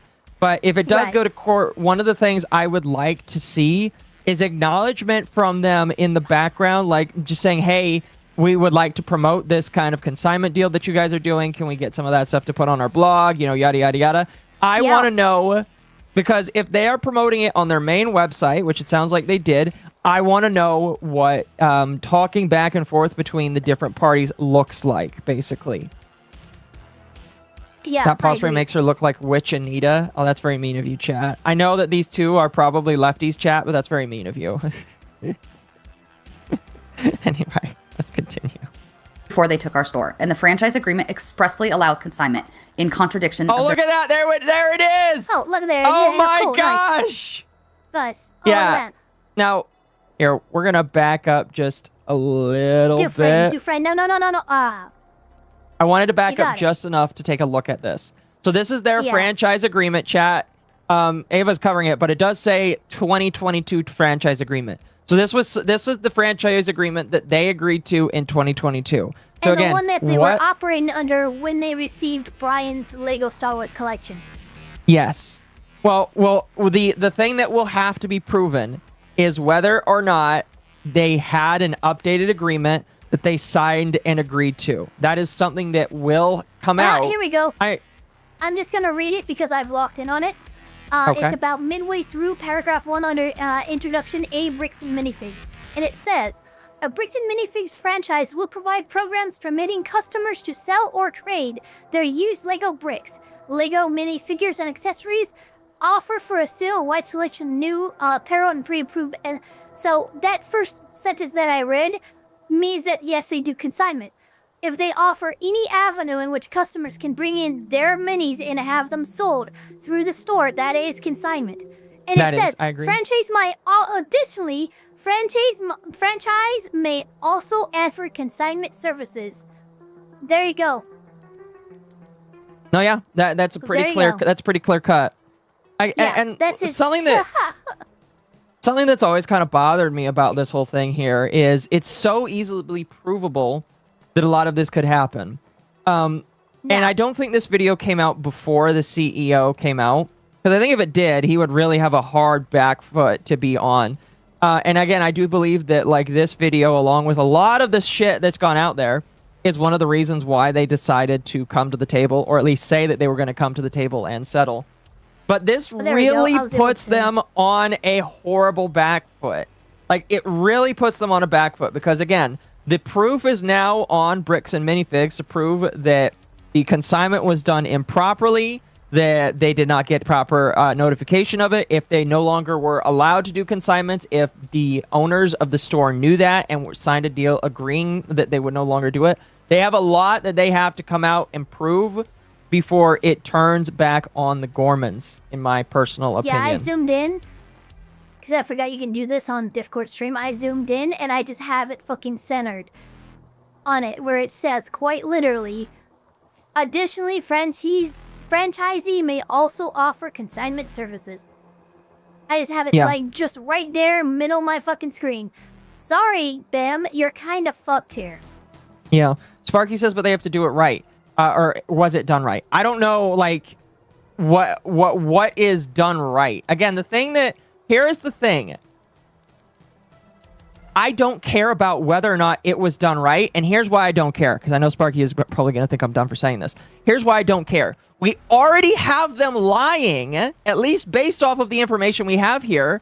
They say we don't do consignments. Your franchise agreement says you do, and unless you can prove otherwise, then I am just going to assume that Bricks and Minifigs has been a greater... Falsus in omnibus. If you lie in one thing, you lie in everything. And we have definitively caught Bricks and Minifigs in more than one lie. So, in light of their lies, in the light of the wording of this contract, no, they did do it right. And and the reason why I believe that they did it right is because I know Bam fucking lied to me, tried to say that, oh no, they never offer consignments. Well, here it is right here. So what the fuck? Yeah, I don't really know what the doing it wrong would be. But again, regardless of that, you already are on a back foot of lying to the general public and lying to individuals saying, we don't offer this service in the first place. Yes, you do. You do offer this service. And the fact that you lied about it makes me wonder if you're going to lie about something that is so easily disprovable, then what else are you lying about it? The difference is, we have not caught this couple in a lie. We have not caught Dryan and his father in a lie. What we have caught in a lie, definitively, is this company. Pretty much. So, now I will say... No, it's not a problem. The problem is you are deciding to fucking assign blame to everyone when we really only have proof of one entity and one party truly lied in us catching them. You are assuming the other people are lying without having proof. That's the problem. Yeah, I will say, Bricks and Minifigs, one of the retaliation moves that Bricks and Minifigs has done is they are accusing the Gormans of impropriety as well. And allegedly, and I actually learned this when I listened to the video by Legal Eagle, allegedly the Gormans are also like part to blame for this. Allegedly. Now, that is on the side of Bricks and Minifigs that they are claiming that. And so because of that, until I see sufficient proof, not just Bricks and Minifigs putting out a press statement, not just the CEO coming out and saying, not me, stop going after me, until I see a sufficient statement that proves beyond a shadow of a doubt and shows more stuff that is coming out there, until I see that, I don't trust and cannot trust what they are saying because I just can't. So anyway, that's all I really wanted to say on it, because I know a lot of people are pointing out inconsistencies with the other. We'll get to that. There's plenty of inconsistencies. We'll talk about, by the way, one of the things we'll bring up is the lawsuit that Ben Schneider did against Bricks and Minifigs. Spoiler alert, the lawsuit is not what I think a lot of people have it as an understanding. We'll get there, and I will point out problems when I see it. The problem I think a lot of people, the problems that I think a lot of other people have is Bricks and Minifigs has lied so much that by comparison, this is just not good. Did I miss something? Kendra, if you want to jump in, by the way, you're more than welcome to. If you want to jump into this, I don't know how much you know about the Bricks and Minifigs situation, but you are welcome to jump in here and ingest legal retardism with us. Anyway. So I'm sorry that I'm extra autistic right now. But the issue is we're dealing with law, we're dealing with legal stuff, words are important. I'm not putting words in your mouth, Sparkies. You said, and I quote, everyone's been lying. We only have definitive proof that Reckless Ben, through his fucking stupid-ass video, has been lying, and Bim has been lying. Not everyone else. And so just be careful with the words you use, because I will zero in on that. Pretty much. Anyway, let's continue here. Expressly allows consignment, in contradiction of their newest statement. And we've since learned they were saying all kinds of crazy things about Chris behind her back, both to customers and to employees, which are slanderous, to try to blame this on her. And once they even tried to say we never owned the store in the first place, which would mean all their claims that it's the previous owner's fault would be lies. And I guess that you were unpaid labor for 2 years? So yes, we are suing them. And yes, they are trying to make it so expensive, we'll have to give up. If you fight this, then you're putting yourself into a whole lot of shit. We believe the best way to get Brian compensated is to win our lawsuit and include the full value of his collection in the damages so that he can then be compensated. So they are suing Bricks and Minifigs. I don't know if this law, I at this point, because of everything that's gone on, we don't really know a whole lot about how that lawsuit is going. But they said that if they won the lawsuit, they would use the money. They would use the money that they are going to include as damages as a way to pay back, basically the Mansell family. Well, a lot of people are claiming that they will pay back the Mansell family, and we'll bring that up and talk about it. They are saying that.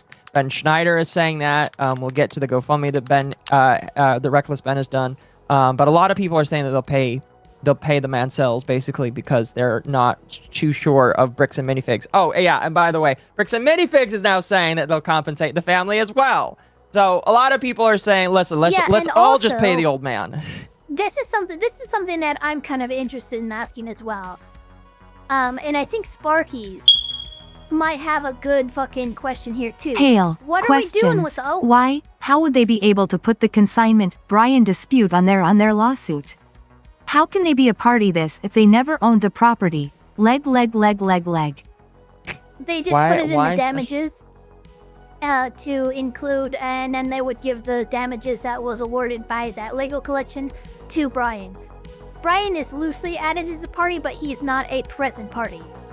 Pretty much. As in, he's also added as co-signer somebody that to Bricks and Minifigs is suing. lawsuit. But Sparky's asked me, I'm sure you want to ask this question as well, because now we have multiple people doing avenues of compensating Brian and his family. What's happening to that $400,000 GoFundMe right now? It's a little bit of a spoiler, all go to Brian, but... right? It should, right? That's all I'm saying. I hope Ben doesn't try to take any of that. Yeah, that's and we'll obviously talk critically of that when it comes up. But there is some questions about where that money is going to go when the time comes, and I want to talk about that, but we have to get to that point first. Anyway, so let's continue. If you want to help Brian get paid for his collection and help us, and hold these horrible people accountable, please donate to our GoFundMe so that we can afford to fight them to the bitter end. By the way, everybody has a GoFundMe except for probably Bricks and Minifigs. And if you can't afford to donate, we get that. Please share this so that more people see this. We've learned they've done this to other franchise owners, and we want to hear from other people BAM has treated in the same way. Please don't harass the employees at the various franchises. I thought I saw this is not their video. fault. I didn't click However, on it, I was required as a franchise owner trying to pay. Say that, yeah, this isn't the first time that Bricks and Minifigs has done something like this with franchise owners. I don't know why I just kept scrolling, but I did see that in my feed. I'm like, ooh, is this somehow even more complicated? So it is my understanding that here's the thing about Bricks and Minifigs. They are a resale store. Their job is to take your Legos. They will get the best price possible. It's like not Best Buy. It's like GameStop. GameStop is like, I'll give you $3.50 or I'll give you $10 of store credit. That's basically what Bricks and Minifigs is, only it's for Legos. So I can believe if people will say, oh, I got shafted by them because I didn't get the money that I felt like I deserved for this.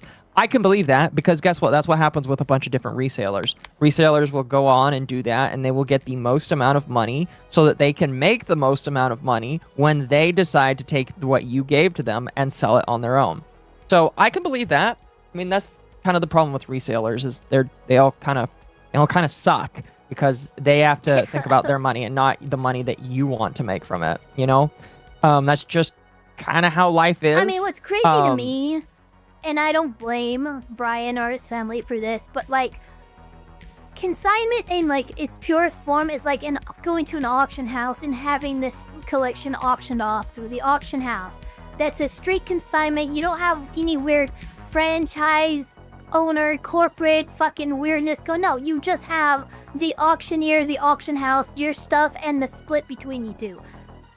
It's still consignment, but it's so much more narrow that there's no ability for any of this mud to be flung around and to make it messy. So, like, my biggest criticism here is for anyone who wants to sell a large collection of anything, don't go to a fucking brick and mortar shop. Go to an auction house, because you're going to be treated more fairly there. Pretty much. Or you can do what I want to do if I want to sell Pokemon cards in the future, is just do it yourself and ship yourself and get a P.O. box so that you can use the P.O. box yourself. I don't know. But obviously, like that's a little bit different from the story here. But I'm just saying, there's a lot of good lessons to learn here. Anyway, let's continue. 6% of my sales in monthly royalty fees to corporate. So do with that information what you will. Please do whatever you can to encourage corporate to come to the table, settle with us, and through us, Brian Mansell, so that they can try to make this right. If they settle fairly, yeah, that's a big bitch. Here, chat. That's a big dude. Done this to other franchise owners. I know this is my cynicism toward Oregonian stereotypical social views kicking in. Anti-corpo to a fault. But do the Gormans have evidence to back that claim up? They don't list it in the video, but there is plenty of YouTube videos online where people are talking about their bad experiences with, well, it's just their bad experiences with Bricks and Minifigs as a brick and mortar store. If there is experiences with them, I'm sure that franchise owners, or at least previous ones, can come out and talk about it if they do. I've actually seen videos where people come out and say, I used to work for Bricks and Minifigs. I haven't watched any of them. But neither have I. Those videos exist. The there videos exist. They're out there. Authentication involved before we even try to watch any of those videos. I remember back a long time ago, there was that one kid who got hired by Mr. Beast, immediately tried to leak a bunch of stuff and got fired, and tried to like make it out like he'd been there since day one and stuff like that. And you have to be careful when other accusations start coming out from unverified sources, YouTube channels, other fucking situations. At that point, we have to do a lot more digging to make sure that, hey, was this guy actually an employee with Bricks and Minifigs, or is he just capitalizing off of the fact that this is what's popular right now? Yeah. Okay. Tender bent Squillix, oh my god. Brutal. Thank you for fulfilling the goal, chat. Now you get another goal. You can sue the Yippie for being too cute. Oh no. Her sentence will be one tree of Brock. Also, my chat's saying this, and I have to agree. This dude's piercings fucking suck. No, I agree. I hate his piercings. What is happening? I hate his piercings. I know what he's going for here, and I absolutely hate the piercings. I think that they just What, suck, like he's period. a little demon? Like, what the fuck is he going for? It's so weird. I don't know. There's just like little tiny horns out of his eyebrow. Yeah. The septum ring makes more sense than this does. Pretty much. Anyway, we're almost done here, so let's finish hold up. on. Start now. Thank you for the 5. There's a thread on X suggesting that Bam settling with Brian would nullify every legal asset for Ben, that it's a trap to catch Ben.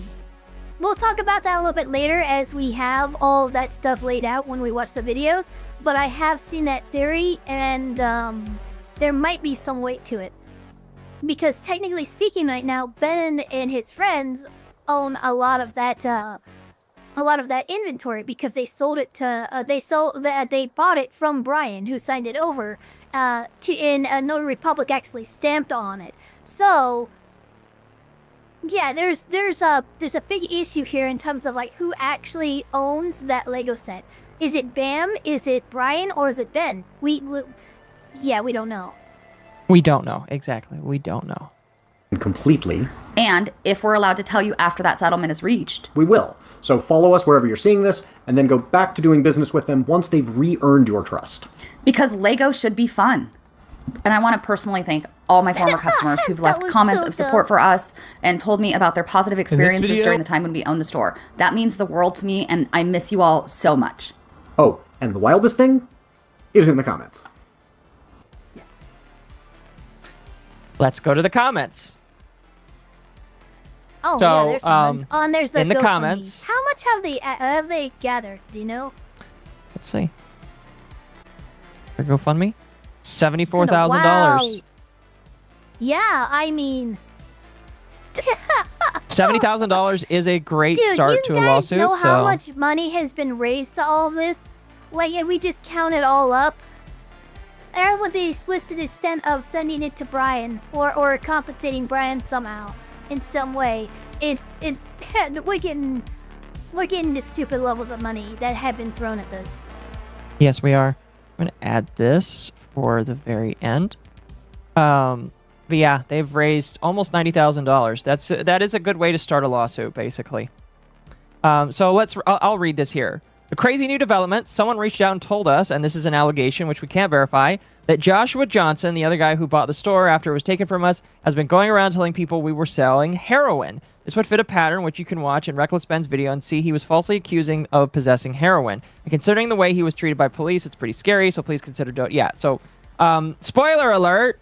I guess Joshua Johnson, great Mormon guy, by the way, absolutely fantastic, accusing people of owning and selling heroin. By the way, that's not something that Mormons are supposed to do. You're not supposed to go out and say that people that are not aligned with your religious beliefs are just selling heroin. I guess that this guy is, though, and I find that absolutely fucking reprehensible. I'm gonna take this as face value as I can without it's automatically true. I'm skeptical, but what makes me less skeptical is the fact that we actually do know that Josh has made this accusation before. So it fits his MO. It does.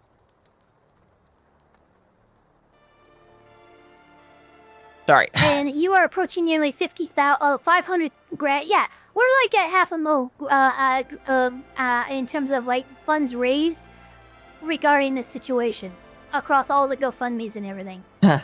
Yeah. So, chat, now we're going to move on to Reckless Ben's videos here. Before we do that, we got 3. Really quickly, really quickly. We got to talk about the Scott Schaefer video here really quickly, because Scott Schaefer made a video where he claims that Reckless Ben lied about major critical parts of the video. I have watched this video, or at least I watch a good chunk of this video, enough to tell me everything that I need to know. I will tell you off the bat, I have a lot of biases. I do not like Scott Schaefer. Scott Schaefer is one of those guys where he might be correct in a lot of the ways that he tells his journalism. However, he is such a pompous asshole that I don't want him to be correct. And in fact, oftentimes when he opens his mouth, I want him to actively be wrong. He is just one of those guys where I listen to him and I'm like, dude, I hope that you're wrong, because I fucking hate how you represent yourself and how you talk. You have like that hatred from The Office where Michael's looking at Toby. He's like, I just hate looking at your face. I want to smash it. No, yeah. I mean, like, I don't listen. Let me clarify. I don't want anything bad to happen to this man. I don't like him, but I don't like hate him to the point where I want something evil to happen to him. I just don't like him. I don't like any bit about him, and I think that he has oftentimes misrepresented a lot of the stuff that he talks about, and that's why a lot of people don't like him. Crystal's earrings were Mondo, Grogu Lego minifigs. Also, yes, the guy's piercings are horns. Stereotypical Oregon, messing with Christians nonsense. Just Oregonian things. Just Oregonian things. And yes. Zenma, do you live in Oregon? Because like I mean, I think he lives in Washington. I have no reason to disbelieve him though, but his stories from Oregon and how they behave is almost more alarming to me than California. And that's saying something. I think he I lives in have not seen Washington. In California people wearing fucking eyebrow piercings to act like they're devil horns. At least not where I am. The worst person you know made a great point. Yeah, I hate... Okay, let me rephrase. I do not like Scott Schaefer, all right? Again, like I said, there have been multiple times where he has been correct about things and he has said things that I am like, yep, I agree with that. I think that the actions that are being showcased here really suck. The problem is that the way that Scott Schaefer goes around it, I want him to be wrong. He is such a bad like he is so bad with how he does things that I listen to him and I'm like, I just don't like you and I kind of hope that you're wrong on principle. And that's why I don't like him, and that's why whenever he talks about something, I automatically am like, I don't care if it's by Scott Schaefer, I don't want to watch it. And that's a problem. I agree. I don't like that, like, that's my mindset going into listening to Scott Schaefer, especially considering that he is right in this case. So let me explain. Scott Schaefer, in this video, goes over how he looked, basically, at different court documents that were provided, and he found out that Reckless Ben sued the wrong company the first time he sued. He sued the wrong LLC. He accidentally sued the wrong, or he sued the first owners, like the couple that owned the company. And so that's why, and because of that, the default judgment didn't work the exact same way that Reckless Ben says that it does. However, I'm pretty sure it didn't work because he didn't file for a default. You have to file for it. A court's not going to just find a default if you don't file for a default judgment, because it's up to you. The judge just acts as a mediator. So one, that. Two, he did sue the Britson Minifigs Salem, Oregon location. And I don't know if it was re-LLC'd for Brendan Best and Joshua or not, but that would be an easy mistake to make given how quickly the franchise was taken over. Yeah, no, that's fair. It was the owners before the couple. Regardless, I don't care if it was the owners before the couple took over it or whatever. The truth of the matter is, Reckless Ben did get something wrong, and we can admit that. Yeah. However, I don't care, in my personal opinion, because I'm pretty sure it was rectified later. And again, there is a Q&A video that we will watch at the end here where Reckless Ben does talk. I believe he does address that or talks about that. Okay, but cool. like he does answer. There is some questions that he uploaded this, by the way, today. And this has been answering a bunch of questions about all this kind of stuff. I don't know why it was on his second channel, but he put it up on his second channel. Again, if you want to listen, for it to be on your second channel. Yeah, it is, but I'm gonna be honest with you, I don't really care that much. Yeah. My personal opinion is, if you want to question Reckless Ben for fucking up like that, you are more than welcome to, and I agree, you probably should. I don't think that necessarily takes away from the fact that there is so much other shit going on. And again, my major problem with Scott Schaefer is the way that he oftentimes phrases things and put things out there.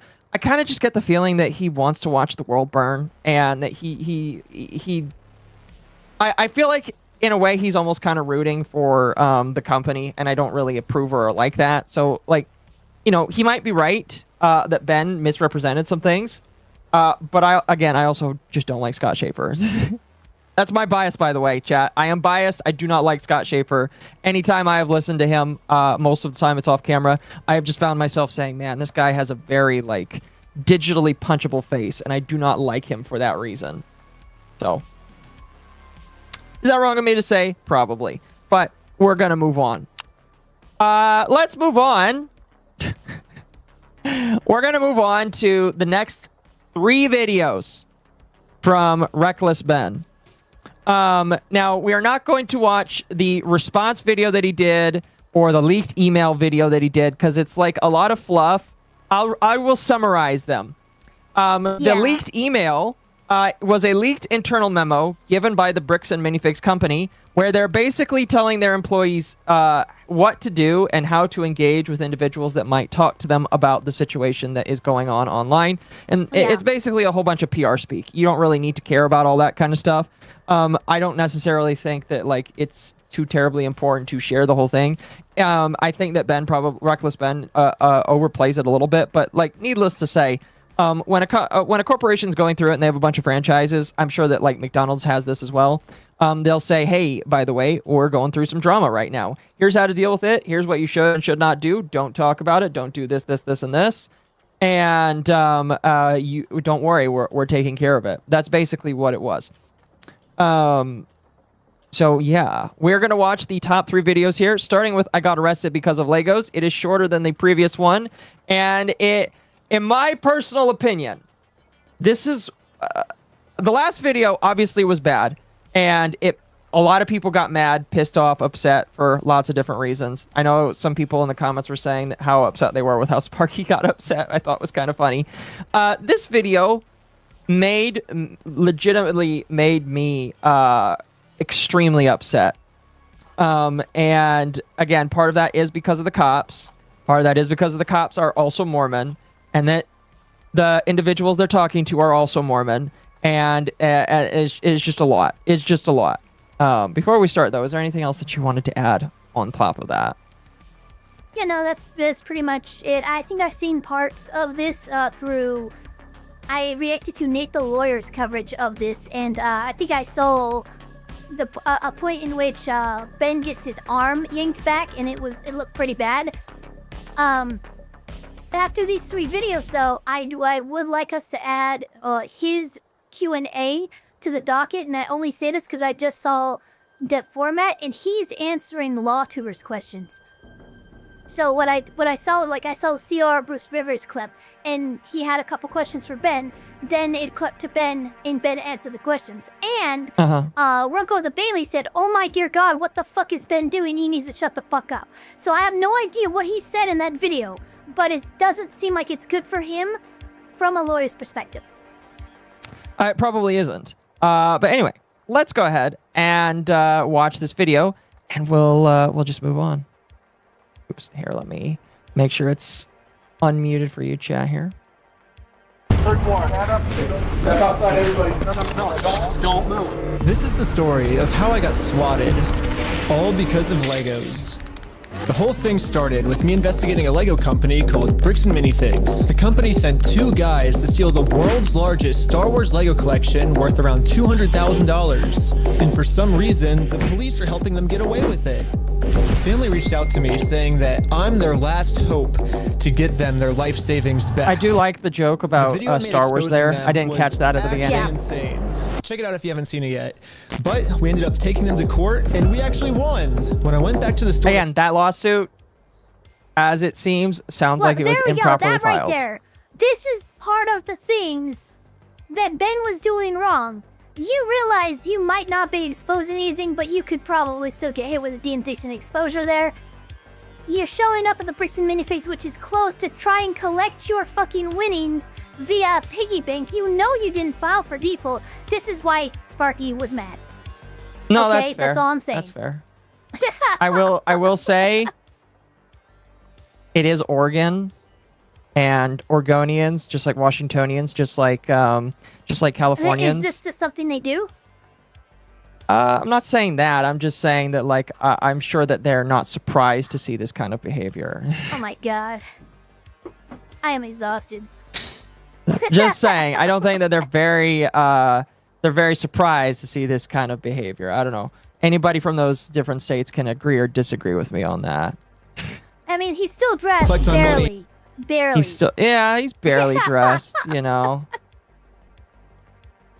Just barely. They literally shut down the entire store just to You got a avoid diaper paying on. us. So I personally gave them an official closing ceremony, and it went extremely viral.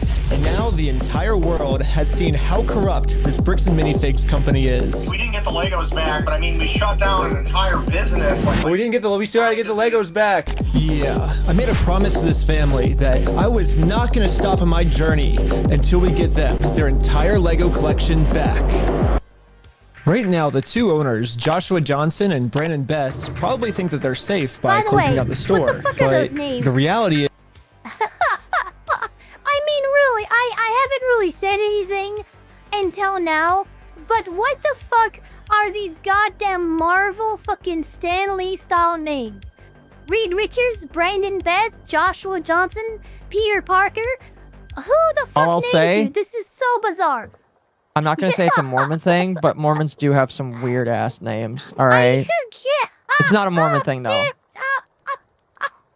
It's just so I don't even care that like the last name's Johnson or Best.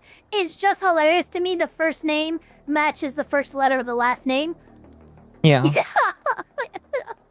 A man can't roam the streets in his underwear anymore? Fascists. Apparently not, sorry. I know, Chad, it's fascism! Hey, you know what? Human Garbage, Is you I should can- submit that to Antifa Lit Weekly. I do love how you're basically covering him on my side. Well, that's good. Oh, man. That's great. literally just sue them all over again, but personally this time. So I started to file my lawsuit. But right after I filed this court case, it got rejected. And the reason was I failed to demonstrate a good faith effort to resolve the dispute prior to filing. Basically, before this court case get approved, Can you explain that, Ava? I want it to be explained in legal speak, Basically- not Ben speak. You need a cease and desist. That's like obviously it can be more complicated than that. You can go and try to go there and apologize in person or like, you know, bury the hatchet or whatever. But really, the minimum of what the court is asking for here is some kind of formal thing. Hey, we either resolve this or I take it to the courts. This is my good faith attempt at resolving this out of the court without involving them. That he wasn't even able to do that much and show the court that he was trying to do that much, which is why it was rejected. Now, here's what I would say, and I think I already know what your answer is to this, but do you suggest that take place in person, or do you suggest that is just something that they submit as a letter? Cease and desist. Okay. That's a cease. I know he's probably gonna try to do it in person, which is fucking retarded. But no. Have you seen this video, by the way? No, I haven't. I think Okay. I've seen clips, Okay. but I haven't seen the whole thing. Okay. Good enough. I have to at least attempt to settle with Josh outside of court first. I tried calling Josh, but I'm blocked. I'm sorry. Oh man. So my only option left is to calling would travel be to his better than house showing to up have in this person. conversation No! in person. Basically, if Josh wants to save the day, I got him a trophy that says Joshua Johnson saved the day. Okay. And we'll give him this trophy, but he has to give the Legos Pause. back first. So we started driving to Josh. You realize that's not a good faith attempt at resolving the situation, right? That is so facetious and instigatory. There's no... Come on, man. How in the world do you think this is a good faith attempt? Crazy.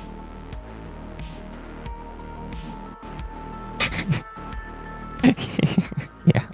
Yeah, I Josh's got him a house little to have this trophy. good faith conversation. Well, the trophy was supposed to be given after he agrees to give the Legos back. Yeah, but him showing it to the fucking camera and showing that this is an intent, it immediately undermines the good faith portion of what's supposed to be happening here.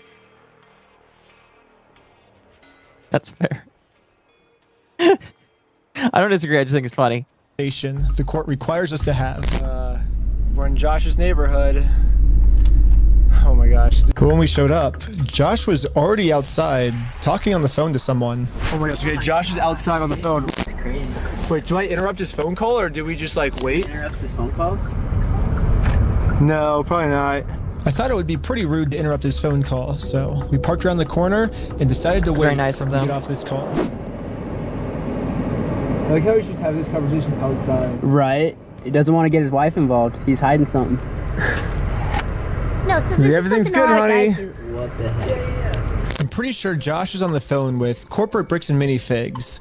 And the reason I think that is we were actually just there right before this. Oh. Pulling up to Bricks and Minifigs Okay, headquarters. you might know that. The plan was to give them one more chance to do the right thing before suing them again. While we were there, one of the corporate employees answered the door and told us he would get the CEO to come talk to us. So, okay, so keep in mind, this is Mama Akko's testimony, and the only thing I know is that she just gave me $20. So obviously I agree with everything she... No, Get hit with indecent exposure. Walking around in public in only a diaper and entering a business. No shoes, no shirt, no service. Anyone might get a 911 call. Outside of Salem, Yeah. Portland metro areas, Oregon leans conservative. No, that's fair. Yeah, that makes a lot more sense to me. Yeah, no, it just... Yeah, anyone is going to look at that and go, I'm at least calling somebody. Chad is asking, is this stalking? Yes. Yes? This is meeting the Utah statute definitions of stalking and Obviously, surveillance Akko is and a all. bad example That- because it's a lost cause. Someone tell Reckless Ben that King of the Hill S6, E10 was not meant to be taken as an instruction manual. I have not watched that one, Damn, so I that's could a not good. That's comment. a good poll. That's a good poll. Deep poll. I might have watched it. It's just been a while. But is this the same video in the... no, I believe this is a different video. Sorry, continue with what you were saying about stalking. I completely forgot. Oh yeah, stalking. So yeah, some of the things that Ben is facing criminally is things like stalking, harassment, surveillance, and picketing in a residential area, of which we will watch him pretty much do all of that. Okay, fair enough. Okay. Well, no, they said they're getting some guy to talk to us. We're just waiting. I can already tell you right now, no one's coming out to talk to you guys. Like Really? But they told us that they were. I know. Since Josh only lives like 15 minutes away, they must have informed him that we're in the area. Because a few minutes later... Fun fact, he is technically doxing where Josh lives by showing Google Maps and showing street corners that you can Yes, find he is. Josh on. So, Yeah, no, so- this is the issue. This is he's committing crimes out here, and he's recording it. Because Well, remember, showing- even if he was trying to serve them papers or hey, we're gonna sue you, he's not allowed to be in person for that. He has to have a process server do it, and he should be nowhere near the area. Which is why I said in person, good faith attempt is probably the worst idea to do, and he went to do it. No, I So- would agree with that. Like, there are situations where in-person or person, like, situations are probably more acceptable. Like, if you're a couple and you're trying to, a couple or your friends or all that kind of shit. But there's some situations, especially when it's very antagonistic, where it's just like, just send a letter. Just send a letter, because sending a letter is much better. And if you do not get, like, if you don't hear a response, like, just say, if you do not respond to this, we will sue you. That's good enough. And then all you have to do is wait and then let them sue you, basically. And so because of that, I don't really agree with what Ben chose to do in this. He did it. You know, it is what it is. You can judge him for that. I definitely do, because I think that there's a better way to do it. And I do believe that he did it because it is definitely more content heavy to do so. But I also think, I'll add this as well. I don't, and maybe this is, you would consider this an insult, chat. It's fine if you do. Ben strikes me as not the smartest tool in the shed with some of these situations. And Oh, big time. because of that, I look at this and I'm just like, is he really that dumb that he's gonna try? He's gonna chance copying a charge? He's just a few crowns short of a full rainbow. Would it be okay if you can give me a rundown of the situation, because I've only been seeing this on and off? So, TLDR, franchise company takes a Lego collection that a franchisee had been holding on to. They refused to give it back. YouTuber decides that he's going to try and get them back, and sues that company. That he gets a default judgment, and then he's trying to get the Legos back. He's basically trying to get the Legos back. And what he has done is he is running all the way to Utah, where the new franchise owners of the people live, basically. And he's trying to get them to give the Legos back before he sues them, basically. And there's your rundown. Okay. The thing that's kind of crazy is the Legos are very much so removed from the conversation. Instead, now it's more focused on Ben himself, and it's focused on just like everything else involved with it. So like you don't even really need to know the Legos part to understand that right now this guy is trying to get a hold of somebody he is intending to sue in the future. Something that you should not do, by the way. And so because of that, it's going to lead to some chicanery down the line that teeters on the edge of illegal, in my personal opinion. Yeah. How you doing, by the way? I'm doing pretty good. I've just been seeing this on and off, and I'm just like, I think I can't tell who's the bad guy or who's supposed to be in the wrong in this. Okay. Yeah, easiest thing to say is they all really just kind of suck. I'm just going to be honest with you. Everybody sucks just kind of equally. The difference is that one side sucks slightly less than the other. Not somebody saying brick by brick. Yes. Brick by brick. Pretty much. Hold on, anyway, I'm gonna send you something in side chat. All right, sounds good. Sounds good.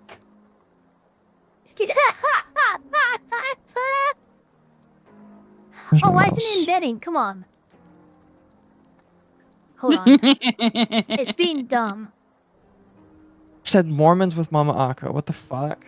No, Mormonism with Mama Oko. Look at that. My goodness. There, Beautiful. Oh my gosh. Educated, Ava? Are you being educated, Ava? Are you understanding? I told one of my mods to do that because we were talking about Mormonism. And I'm like, it'd be hilarious if we just did Mormonism with Mama Oko, and this is what they came up with. That's crazy, chat. Oh, it's beautiful.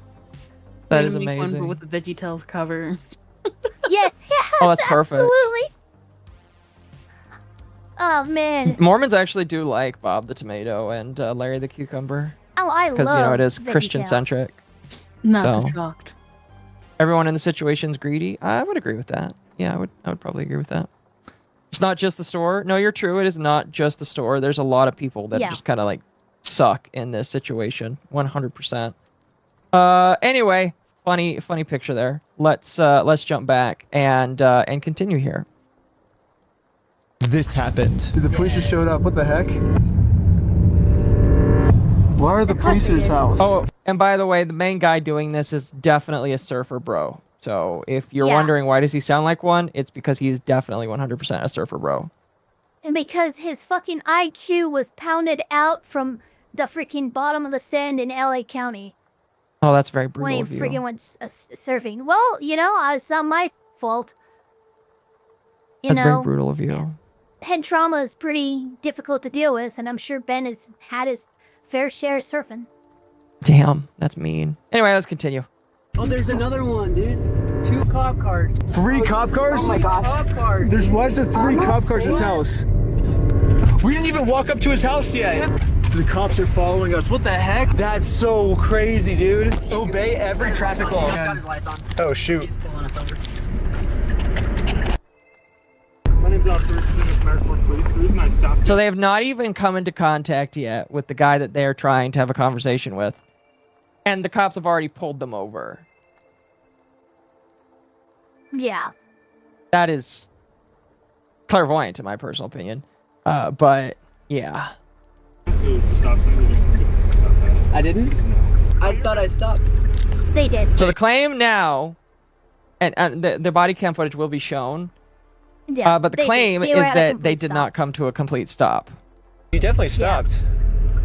You said you ran a stop sign? Huh? You said you ran a stop sign? I didn't see what happened. Yeah, I was like... Because we definitely stopped at the stop sign. Stopped. Yeah. I was so sure that we stopped at the stop sign that I actually requested all the police footage of this. And as you can see, we didn't even do a rolling stop. We fully stopped at the stop sign. So this is an illegal traffic stop. Does that look like a proper stop to you? No, that was a full. The cop car was 3 car lengths behind the car in front of them, and during that entire time, he was stopped at the stop sign until he went from 3 to 0 car lengths behind. If the guy was truly not stopping or not yielding to the stop sign, you would not have been able to catch up to him so quickly. This is basic physics. I agree. In my opinion, that was a full stop. No, I would agree with you on that, 100%. That's not what I meant by crushing the wave, Ben. So who's Ben? Me? Immediately, Oh, like, who's Ben? So that's a problem. You have conducted an inappropriate traffic stop, and with the look, why didn't you just pull them over on suspicion of this person is someone who is, stalking a resident? You could have done that, but no, what you did instead was you listed an inappropriate reason for the stop and then immediately went into the fishing expedition. That is not okay. Yeah, no, I would agree. Ben's a piece of shit, but this is not okay. Now, I would say that, like, it would be a lot easier for the, like if I'm the cop, what I would do is, because I can say that they probably know who Ben is, because if they did actually come from corporate, legitimately just came from corporate, my thought process is... I'll tell you the timeline of exactly what happened. They went to corporate, they got shut out. That police told them to go. They know that this whole Lego thing with Ben, Reckless Ben, it has been a thing, and so corporate calls Josh ahead of time. They roll up and see that Josh is talking to corporate. Corporate is already sent cops there because they have anticipated that Reckless Ben is going to show up at Josh's house next. And so they were there, they were called to that position because they believe that this is a stalker and this is his name and everything. So when they pulled him, they should have pulled him and listed that as the reason instead of the false reason of, oh, you didn't stop at a stop sign. No, I would agree 100% with you. The sequence of events here is very clear. Ben? Think that they're going that Ben stopped behind the stop sign. I don't really feel like that. I would need to know. I would need not San Diego. I would need to know Utah's statutes of law, but most cops don't care as long as you stop near the stop sign. In Reckless Ben's defense, he didn't have nearly the amount of mental damage that the fool iDubbbz did. I've been through enough small towns in Washington to know how some cops act, but that is egregious. No, like my personal opinion is cops. And I would have to know, again, the law of the area that they're in. But they will not stop you unless you do not display that you're actually stopping. It doesn't really matter if he stops slightly behind the sign, in my personal opinion. I know the statute. Okay. Because it's actually listed in the charge. But the issue here is it would be stopping at the stop sign and behind the line. But if you go back to that footage, you will see that this particular intersection has no stop line. See? At least There's not no one that's stop easily line there. visible. I guess it would be a question of it's if they... supposed to be white paint. It's supposed to be white paint. Do I see any? I see the concrete divider, which he is stopped behind. I see no white paint, and I see the stop sign. So, in the event that there is no white dividing line that you're supposed to stop behind, where he stopped is completely appropriate because you cannot violate him for not stopping behind a white line that does not exist. No, I would agree 100% with that. Sequence 8S, very clear, but the allegation the cops does instead of stalking claim is bizarre. Like, why fail this hard? Yeah. It gets worse, chat. At the stop sign, so this is an illegal traffic stop. Yes, it So is. who's Ben? Me? Ben? How's Utah? It's good. By the way, I do not think this is appropriate chatter when you are trying to engage with a stalking victim or a stalking How's individual. Utah? Like, legitimately, this is not a good idea. You should just go to say, this is who I am, this is what I'm doing, I'm here investigating potential stalking claims. I need, like, doing this is, like, I do not find this to be very kosher. It rides the line on potentially being, like, intimidating. Like, you're trying to intimidate the individual. This is some mafioso bullshit. You guys clearly just came from this corporate, and now you're like, oh yeah, Ben? Who's Ben? Oh, you like Utah? We do things differently here, motherfucker. Like, what the fuck is this? This is I don't not like this. the behavior of any policeman, civil standby, fucking sheriff. I don't care what kind of authority you have. You should not be approaching it like this. No, 100%. I disagree with how they're choosing to start with this. I can't. Okay, it's pretty obvious that the police know why we're here, so I just explained to them the entire situation. This old man spent his entire life collecting the world's largest Star Wars Lego collection set. The only problem is it's a crazy story, and the police officer did not believe me. $100,000? $200,000. Sounds crazy. Yeah. When the officer went back to his car, this is the message that he radioed in. Hey, can you get the contact for Reckless Ben? Said he didn't have his ID, but you're just straight lying to me about everything else, so... Since the cops don't believe my story... Here's my problem with this. The cop is assuming that he is being lied to. He has no frame of reference to say why he's being lied to. This cop should not be saying, I'm being lied to right now. You could, like... In my line of work, when I did security, when I worked with cops, you're not going, even if there is a homeless person that I know is crazy, and the people on the dispatch know this person as being a crazy person, you got to be really careful with this, because, like, you're claiming that he is lying, he's misrepresenting the truth. And while misrepresenting the truth isn't necessarily a crime against the police, like you're putting it in a framing that I do not like, and people are not going to look very favorably on you when you're like, oh yeah, this guy's lying. Well, how do you know he's lying? Oh, he just sounds crazy. Okay, don't say he's lying then. False statements to police are considered a crime, even though they're allowed to lie to you. So it is actually a crime. Oh, fair enough. So this guy is assuming this person's not only breaking the law, but breaking the law in lying to him, when he has no reason to disbelieve this guy. Yeah, like legitimately, my problem with this is that he's automatically assuming that he is being lied to, and he's probably assuming that because, again, as think most we cops know, do. Not saying that it's good, but God, how many times I say, no, yeah, you're lying. It's like, no, they're not. Why do you think that? What the fuck is going on? Most cops will. Most cops will. In fact, most of the time when I dealt with people as a security guard, I did think that people were lying, and until they proved it to me. However, you're not really supposed to represent it like this, because that's not a good idea. It can get you in trouble later when you just assume off the bat, oh, this person is lying, I'm going to take everything that they say, and I'm not going to take it for face value. Yeah, I just am not really a big fan of what the cop is representing here. It just is not good. Not good whatsoever. Let's think about it like this, too, right? Like, if they know Josh, and they know Josh is part of Bricks and Minifig and corporate fucking call the cops over here and stuff like that, the accusation that this owner of a Lego shop might have stolen some Legos actually holds more credence than it would had, Josh not been a fucking franchise owner of Bricks and Minifig. Oh no, I 100% agree. If these people knew who Josh was, which I kind of get the impression that they know more than was let on, especially based off of the body cam footage, some of which we'll get to tonight. I just think that it's absolutely insane that they are automatically assuming that.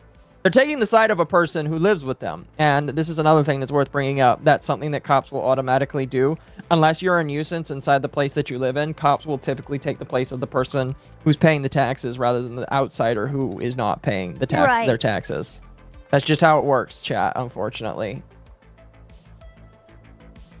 Anyway, let's continue. They trespassed me from the property. Everybody today is being trespassed from that property. Okay. Yeah, we were forced to go home without having this good faith conversation the court requires us to have. This is Yeah, enough. what do we do now, dude? Pause. Like, we didn't even, like, get to talk to him, and we're... So you don't have to talk to him. You have to demonstrate that you made a good faith attempt to talk to him. And I would This is a good say faith that attempt. this recording is a good faith attempt in the sense that you showed that, one, you're blocked, so you can't get a hold of him over the phone, and when you tried to get a hold of him in person, he fucking got the police on you and trespassed you before you could even walk up to him. As far as demonstrating to the court a good faith attempt to resolve this issue, I think you've done that much. No, I would agree. 100% I would agree. Local cop is going to believe the actual citizen of the region? Yes. I also Polly, think it's you're fair right. to bring up. I also think it's fair to bring up that because, again, they are probably... There is a chance that they are members of the same congregation, that there is more belief that is given. And I, again, don't think that that's correct or right. I think that that is very wrong. You have to treat everybody equally, even people that are in the same area as you. That's not what happens, by the way, and it will never happen that way. But that is what that is what I believe is, unfortunately, going on with these individuals. So. Trespass. So, dude. The one thing I didn't understand was how the heck did they know we were coming? I was hiding in the back seat the entire time, and the car's windows were extremely tinted. These windows are so tinted that you can't see anything. But as I was outside inspecting our car tint, the same police showed up to our house. Oh no, we're getting pulled over again? And it was weird. He wouldn't tell us why he was here. Like I said, we've already talked about Yeah, well, thanks for being so cool about everything. Yeah. They're like after us, dude.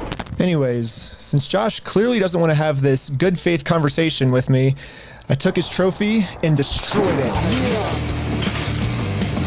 Wait, guys, let's throw it off that thing. Where are you guys? Just like in the Good previous question. video, I tried to give Josh the benefit of the doubt. Like, the all of a easy sudden, way. what the But fuck again, is happening? Josh Do you realize that you, as in like this looks like you're fucking lining up a shot to kill Josh right now. How you paused it? What are you doing? I know that's not your intent, but come on.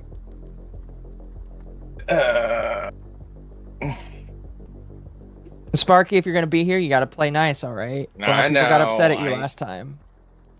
Yeah.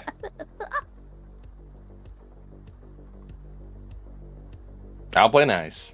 All right. So yeah, Ben Sounds is good. once again displaying his really Reckless. low IQ when it comes to the editing decisions he makes. The very reckless side of him. You The might very say. reckless editing decisions he's making here. Why are they recording every trespassing? Because they're dumb. I didn't say that this guy was smart, chat. I mean, he's called Reckless Ben for a reason. Anyway, let's continue. He makes does not another want to channel do called the easy Cautious way. Ben. The only option He does left everything right. is to go the hard way. But before going the hard way, I actually remembered that there's another owner of the store named Brandon Best. Brandon is the guy in the security camera footage that illegally kicked the first owner out of the store so he could steal all their Legos. I tried calling him, but I am also blocked. I'm sorry. The only option Now, left Hine, is to show welcome up to to his Yarrow. house. Hello. Hey, how's it going? Hello? Hey, well, I was wondering if you'd be down to pay us for the lawsuit that we won. This guy's really weird. He's just choosing not to talk, which is probably a good idea, by the way. Not in this way, though. That's No, just I would weird. probably agree with that. Just don't answer the door. No, I would agree. Like, Just don't really, answer the door. just don't answer the. If you're gonna just stare silently like a creeper, just don't answer the door. There's no reason. Well, and it could also be frame of reference too. I mean, he knows they're being recorded, and just stand outside and, make it look like that they're just annoying you. That's another way you can look at it too. Yeah. I mean, it gets what he needed. A Utah cop seeing a bunch of uppity Californians lurking around a local resident would probably side with the local here. No need to involve the faith here. Just basic town and out-group bias. I agree. 100%. I can tell you this right now. I grew up in a small town of 1,200 people. Everyone knew You're very aware of it then. Everyone knows everyone. Yep. Please get like this from just any out of towner, even if it's just the next town over. And it's more than just. It's more than like, oh, everyone knows everyone. Everyone knows what everything is going on in everybody's lives as well, because that's their life in that small town, is all the gossip in that town. Everybody knows what everybody is up to in a way that when something like this happens, damn right the whole community is on it. Pretty Very much. quickly. Pretty much.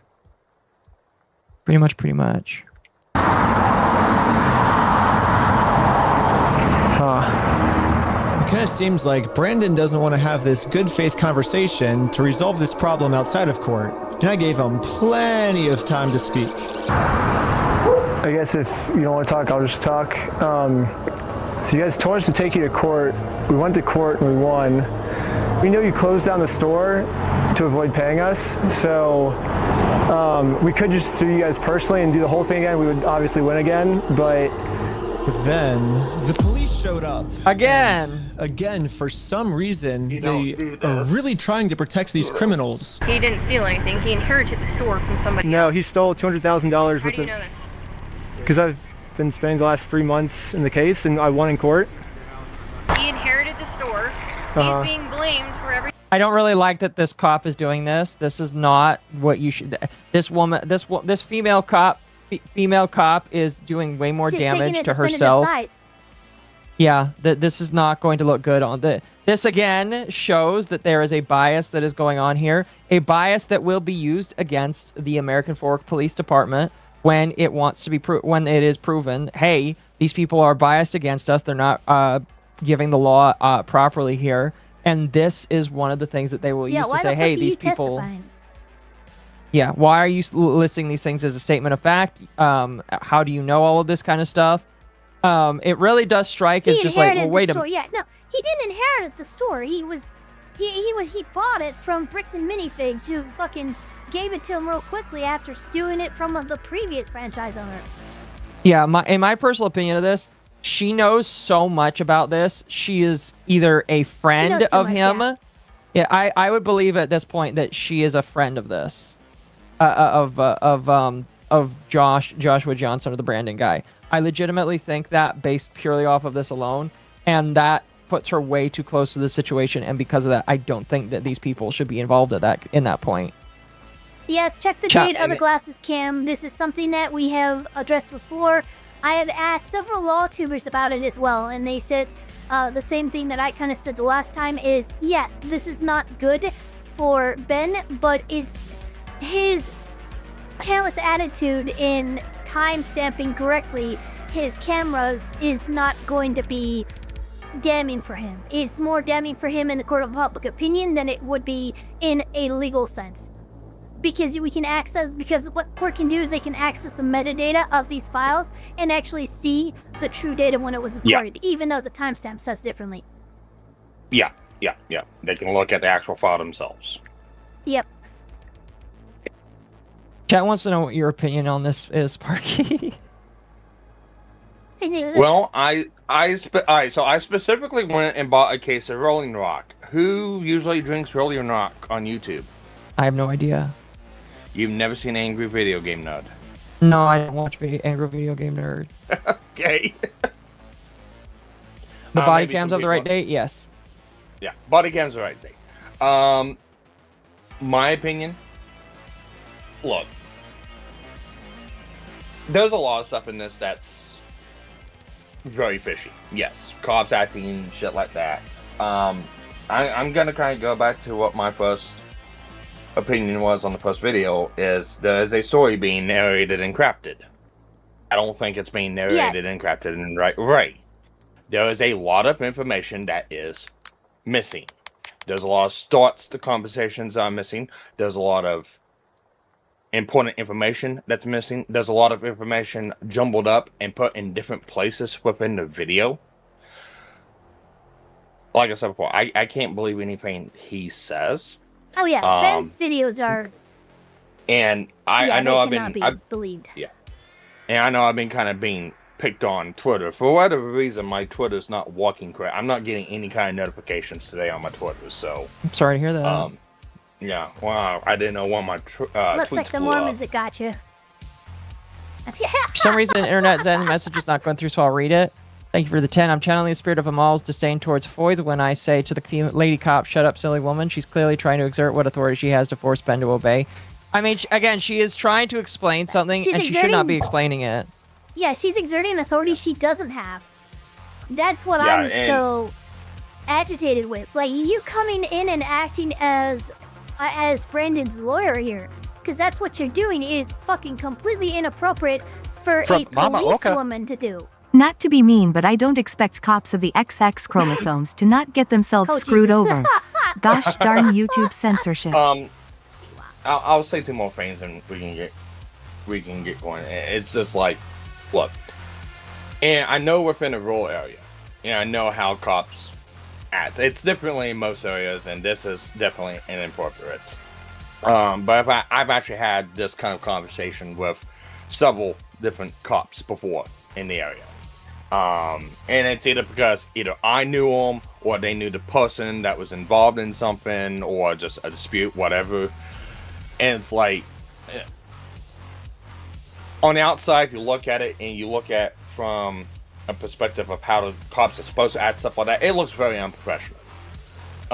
Also, in the day, they are people.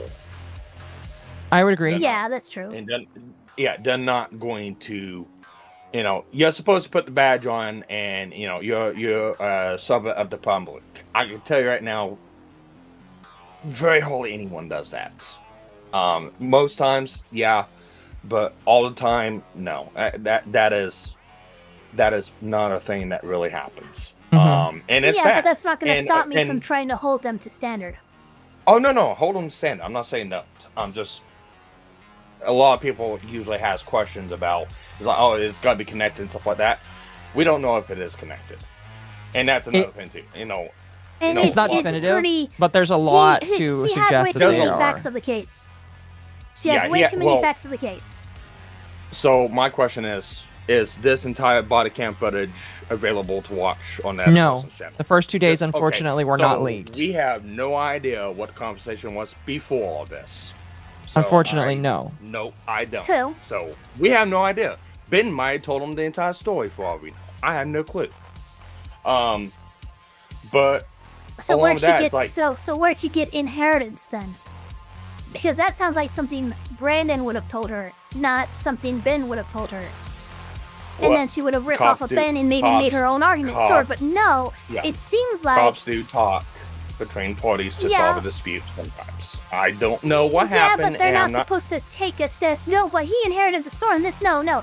You're supposed to act as mediation, not as a lawyer for a specific side. Right. And that's my issue. And yeah, you're right on that. I'm not even disagreeing. I'm just saying we don't know what the conversation was before this point with either side. And it'd be real nice if we had that. And another thing too is like, yeah, cops did wrong. I'm not gonna let anything else pass what anyone else has done because cops done wrong.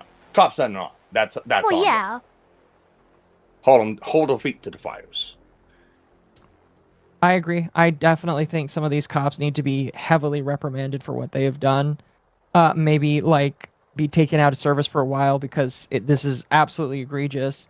I do believe that it is like multiple amendment violations that were, and since Ava hasn't seen all this, I'm not going to get into all of it.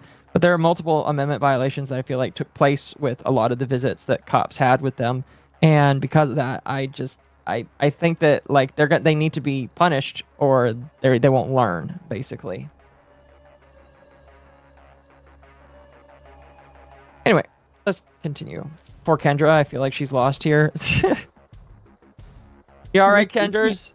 I can't help it. I'm listening to all this and I'm just like, so we have nepotism, we have trespassing, which I mean it's like everything about this is just so what is everybody doing? Yes. Yeah, I can see why I got lost in this. What are y'all doing? That is the question, Kendra. That is the very good question. Yeah, that that's no probably the perfect fucking way to. What the hell are you all doing? Is there any to file complaints that Ben could do? I mean, if I was Ben, there's a lot of different He's complaints that I would probably make. already filed them. Let's be real. Yeah, I haven't seen it yet, but I'm pretty sure Ben has filed his own complaints against the police department. Because in my personal opinion, there's definitely First Amendment, probably Fourth Amendment, and a couple of other amendments that the cops have, in my personal opinion, violated. And if I was Ben, I would take the entire police department to task, especially since the police chief responded to it. The fact that the police chief himself responded himself and backed up on it, that holds the entire department liable, in my personal opinion. So... The best thing that could happen to American Fork PD is someone get in touch with Utah State Attorney General. Yes. Because that would be the guy to look into this specific police department and find him. Because I don't trust their internal affairs to handle it. I do not either. This whole thing is reckless for both sides. That's the other thing that I want to make sure that everybody knows is I agree. Both sides have definitely fucked up. Excuse me, there's not two sides. There's multiple sides. You've got 4 sides, it's crazy. You've got Ben's side, you've got the family side that is missing the Legos, you've got Bricks and Minifigs, and then you've got the cops. Like, so many different sides to this. By the way, don't forget, this is all about Legos. And the old franchise owner. You have 7 sides to this. Ben did tell the one cop who likely talked to the rest of the department, and small town being small town, I'd wager most the force knew by the time Ben went to meet Mr. Best. Lady cop still out of line. No, I agree. I completely, I completely agree with you. They definitely did.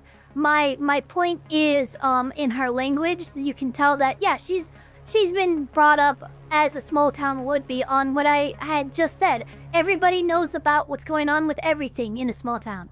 But she took a stance when she made a defense that we have not heard before.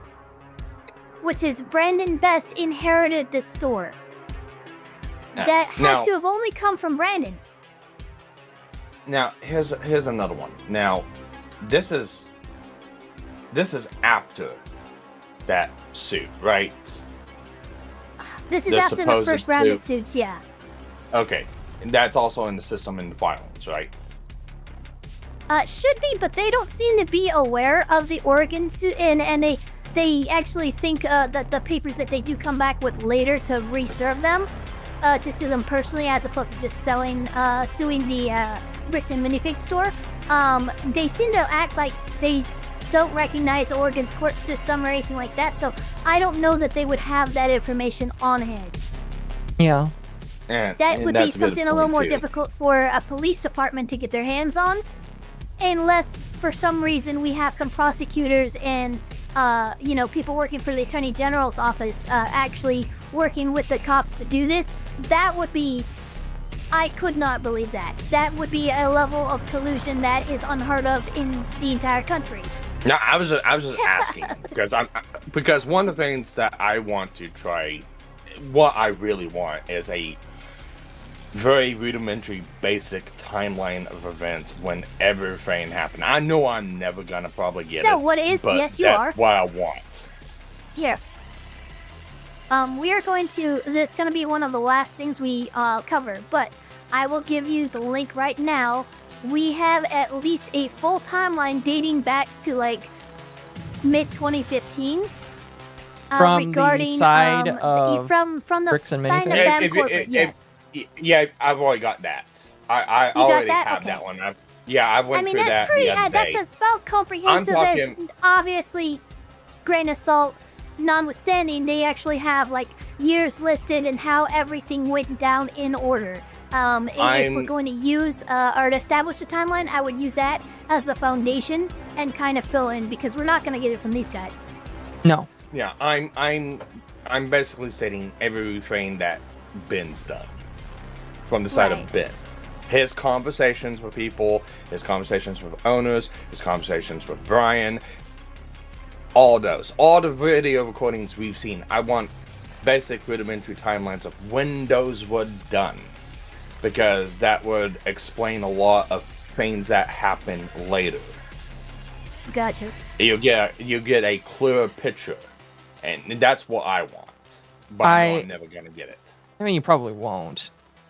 at this point, I do think it matters. It just probably, it doesn't matter to the everything else. Well, who knows? Anyway, let's continue. Let's continue. Thing that the previous owner did, and he's trying. Well, that's a lot. So we. Okay, hold on. I don't really like her antagonistic voice toward this. Again, my problem is she can have one side of the story, and she's immediately taking a side when she does not. Like, I would like to, if she is so passionate about this, I'd like to see what she has seen that would prove that she, proves beyond a reasonable doubt why she is taking the side of him. If it's nothing, then this woman needs to shut the fuck up. Anyway. Okay, I'm sorry. He's still trying to clean up the mess from the previous owner, and now he's catching blame for it. And he's just trying to clean up the mess from the previous owner. No, him saying that it's the previous owner, that's a lie, and we already proved this in court. If you come back and set foot on this property, you're gonna go to jail. The police gave me a formal trespass notice, which I took a picture of. He seems way too invested in this. The woman? He is. Yes. Well, the woman definitely is. Far more invested than she should have been, but... Why does she know too much? Yeah, I don't know. That's a good question, chat. That's a good question. If Ben sues these people, maybe he'll figure it out in court. These cops are going to have to testify. Look, using this fucking video, I would ask for... I would get that police officer deposed. I have several questions that are relevant. 100% I would too. If there's no action's been done, I don't see if he could do anything. They'd probably just blow it off. You can't blow off a deposition from a court. I mean, over what? I mean, what was done besides him getting a trespass deal? Okay, and if that's the information that I need to make my case in the civil litigation, then I'm deposing her. Okay. Let's continue. And sent it to the court as proof I tried to have this good faith conversation, but Brandon didn't want to have it with me. And turns out this was good enough. My court case with Brandon Best got accepted. But my court case with Josh is still going to be rejected until I find a way to have this good faith conversation with him. No, it's so not. I decided to see if I could find Josh online, to see if I could look up any more information about him. Yeah, they all look the same. Oh my gosh. Joshua Johnson. So what are the statutes for electronic stalking and harassment? Because, yeah. And again, this isn't good. This isn't a good way to do this. No, I agree. Yeah, this is not something that you should defend, because this is not a good idea. Don't ever do like, chat. Here's the thing: if you want to look up information about somebody, do that. Don't advertise yourself online doing this, because it's not. And make a video that goes viral so millions of people get to... There's a way to do this where no one gets in trouble, and he's just not doing it. Yeah. Why do they videotape this? I don't know. Yeah, Chris Rivers said it best in his song. Criminals just like to self-snitch. I don't know why. It just happens. Stop self-snitching. Yeah, I don't know. I don't know, chat, why they videotaped it, but they did. And minimize their exposure to lawsuits. That's hella ironic. Are you kidding me, dude? That's what he's known for, is reducing people's exposure to lawsuits. After some more research, we found out that both Josh and Brandon are So keep in mind, this is Mama Akko's testimony, and the only thing I know is that she just gave me $20. So obviously I agree with everything Don't recognize Oregon's court system. To be fair, Eva, given Oregon's legal system now, Portland's, Antifa's best friend, of a DA is the rule, not exception. I wouldn't recognize Oregon's rulings either. This is a joke. Fair. Super hardcore Mormon, which was actually extremely surprising to me, because if Josh and Brandon are truly Mormons, they believe that stealing is wrong, and if they steal, they're gonna go to hell. Yeah, yep, that is correct. Is this where that fucking stupid claim come from? Is it this part of the video where that stupid fucking claim came from? You know what pisses me off the most? You know what pisses me off the most? He's using a Dungeons and Dragons background. That's Cloud. What's wrong, That's a famous Sparky? D&D dragon. That's not hell. Yeah. Fuck you. What's wrong, Sparky?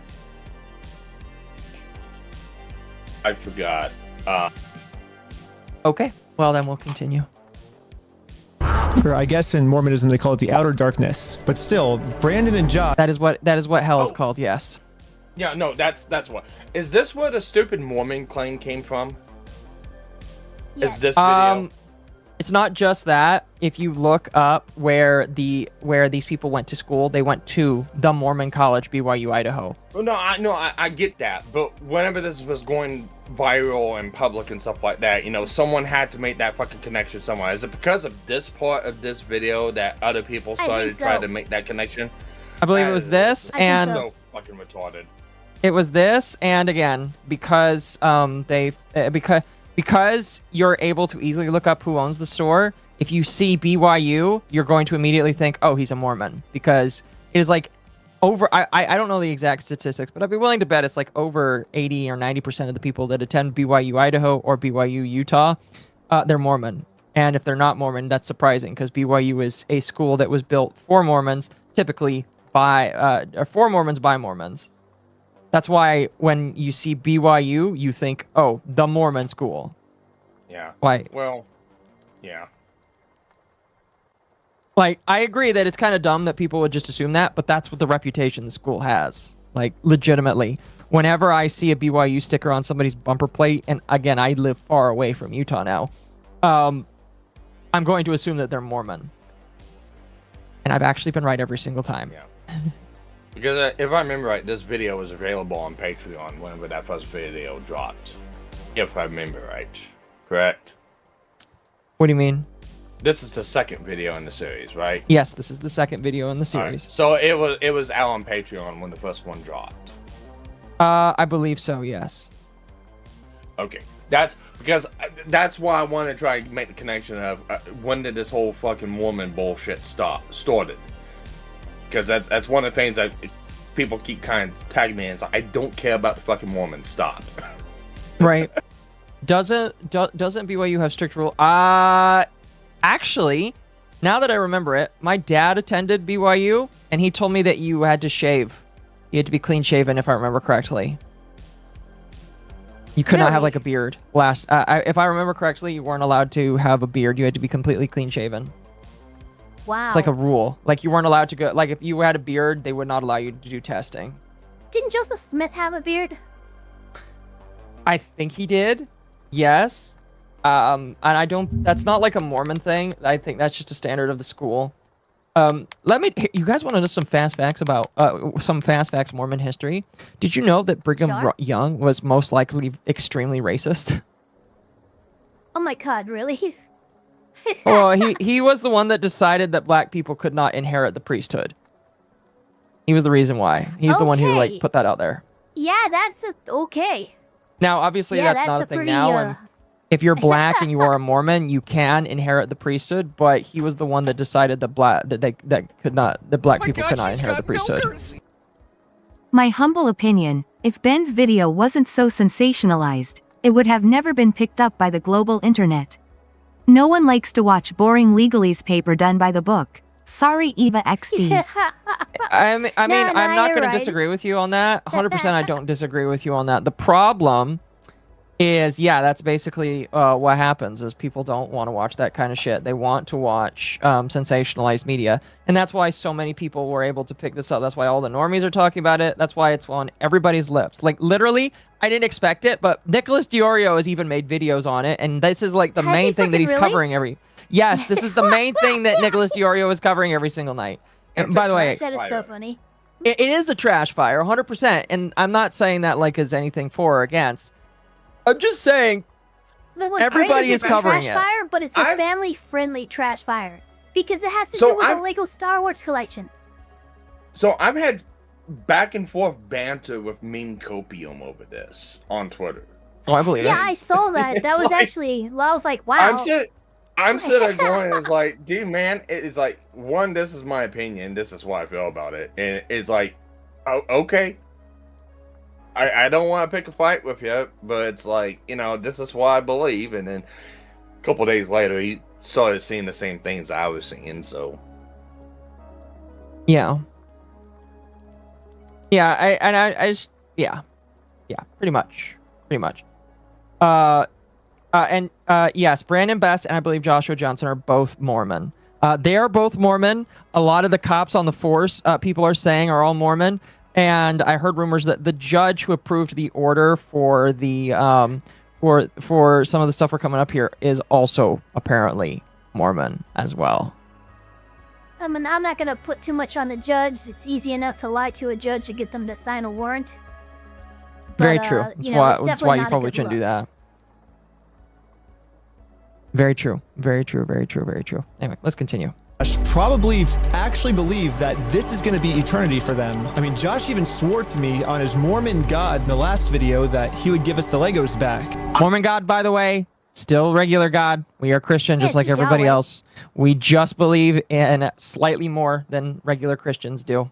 Well, I promise you, I swear to God. I promise you on everything. But maybe I can use this to my advantage. My problem right now seems to be that Josh is never going to listen to anything I ever tell him. But if someone from his church heard this audio, maybe he would listen to them. So after finding exactly what church these guys go to, we went to it and showed one of the Mormons there this audio clip. And the Mormon thought that the best thing to do was to have a talk with Josh to save him from going to... So I'm just going to spoil this right now. This guy wasn't at the church. This is a guy that's either a friend of the channel or he knew of them.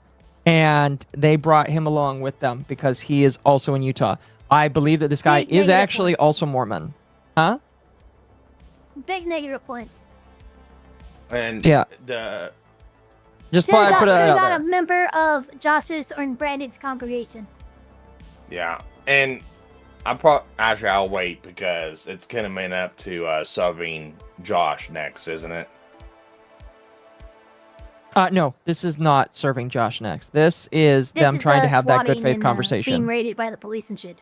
No, well, yeah, but that's the way later in the video. What's going on right now is this is the good faith conversation step still. Gotcha. Okay. I'll wait until that point because I have another point to add into that one if you guys don't add to it. Yeah. Don't want to spoil this outer darkness. Okay, good luck. YouTuber with a jester/octopus mommy MILF avatar. Surprised they were Mormon. I know he's playing it up, but come on, Ben. You're in godforsaken Utah. That's like being shocked running into an atheist in Vermont when that's 56% of the state. Pretty much. Yeah. Pretty much. Although you will be surprised, there are way more non-Mormons. In fact, I'm pretty sure that one of the mayors at some point was actually a lesbian, and she made a comment saying that like she was going to force the people to be let into the temple, and the church was very quick to come out and say, no, you will not do any such thing. Our temple is sacred to us, and you are not allowed to impede on that sacredness. So they shut that down real quick, which, by the way, you're not allowed to like force yourself upon somebody's holy site like that unless they're like breaking the law. It's a actually violation of the law, so. Yeah, so like interruption of holy service or something like that. Or something like that. Interruption of exercise of religious freedoms. That's what it's called. Something like that, and she was pretty much clapped back really quickly, but like and I could be remembering this wrong. If I am, people are welcome to correct me, but it was basically like one of the mayors, she was lesbian. She tried to basically say that she was going to like force the people in the area to like open themselves up. And it's just like, no, you're not. No, you're not. You're not allowed to do that. This is our place, our holy place of worship, and you're not allowed to do that. So fuck off, basically. They didn't say that directly, but that's basically how a lot of them were like. Yeah. Anyway, let's continue. And I guess me and Tyler are staying back because we're already trespassed. So yeah, we ended up just driving home, but on our way back, this happened. What? Pull over again? For what? How's it going? How's it going? I'm Officer Hawkins, American Fort Police Department. How you doing? Good. How are you? Good. Well, what's your name? Are you Ben? What the fuck? Hanging out down here. Oh, damn! That's a big bitch. Here, chat. That's a big dude. I think the correct terminology is non-creedal Christian. as our beliefs in God are closer to those found in original Hebrew doctrine and the Dead Sea Scrolls. Dargan, are you also Mormon? I'm just curious. Because I do agree. I'm just curious, which is why I'm asking here. I am... Look, right now, this is by far the worst traffic stop. He showed up, introduced himself, refused to explain why he stopped, and zeroed in on Ben. This is really bad. No, I This agree. is egregiously bad. I 100% agree. This is not a good look for them whatsoever. This is targeting now. This is really bad. If you think this is bad, it's going to get a whole lot worse here soon. Yeah, a whole lot worse soon here. I mean, he said, "Good evening, I'm Officer Hawkins." Started ignoring the driver, which is insane to me. Who are you? Are you Ben? Oh shit! This is bad. This is just. There's no other word for it. Yes. Again, Okay. Also, was this all the same day too? Just asking. Yes, this is all the same day. Okay then. They drop off the area and stuff. They drop off the other Mormon kid to go talk to the guy, and they're driving home, and then they get pulled over. Now Ben is not. He is kind of misrepresenting it because they did not drive directly straight home. My assumption is that they were like waiting around for the other guy. The other guy doesn't show up, by the way. The other guy tries to get in their car. Cop shows up. The other guy does not get in their car. And so they are driving, and then the cop flags them down. That's actually what ends up happening. Now, well, okay. Yeah, pretty much. By the way, we're not going to get into an argument about beliefs in the chat, guys. But yeah, just letting you know, we're not. So real quick, there's a little bit of confusion in my chat. This is after they're trying to do a different approach, and they're trying to get another Mormon to basically confront Brandon Best and Joshua about what they said and promised about this stuff. In doing so, they dropped off this Mormon guy at the church, and then whatever happened, they decided to leave. While they were leaving and heading to their home, they get stopped again. The police officer walks up, introduces himself, refuses to state the intent of the stop and the reason why they were stopped, and then zeroes in on Ben. is it possible that they could have been told on by the people that they were talking to at the church? It doesn't really matter. You need to is kinda state possible. the reason why you made the stop. If that's It is if kinda that's the reason, it's possible. fine. Well, yeah, no, I Fine, get but that. The, I the get that. I process get that. and the protocol for making a stop like this is very clear, and that has been ignored, and that is a serious problem. Yeah, because if the purpose of your stop doesn't involve the driver, I feel like there's different protocols that you got to go through, you know? Oh, we got a dog raid. Oh, am I being raided or are you being raided? You're being raided. Oh no, I'm being raided. Oh, I'm being raided. fair enough.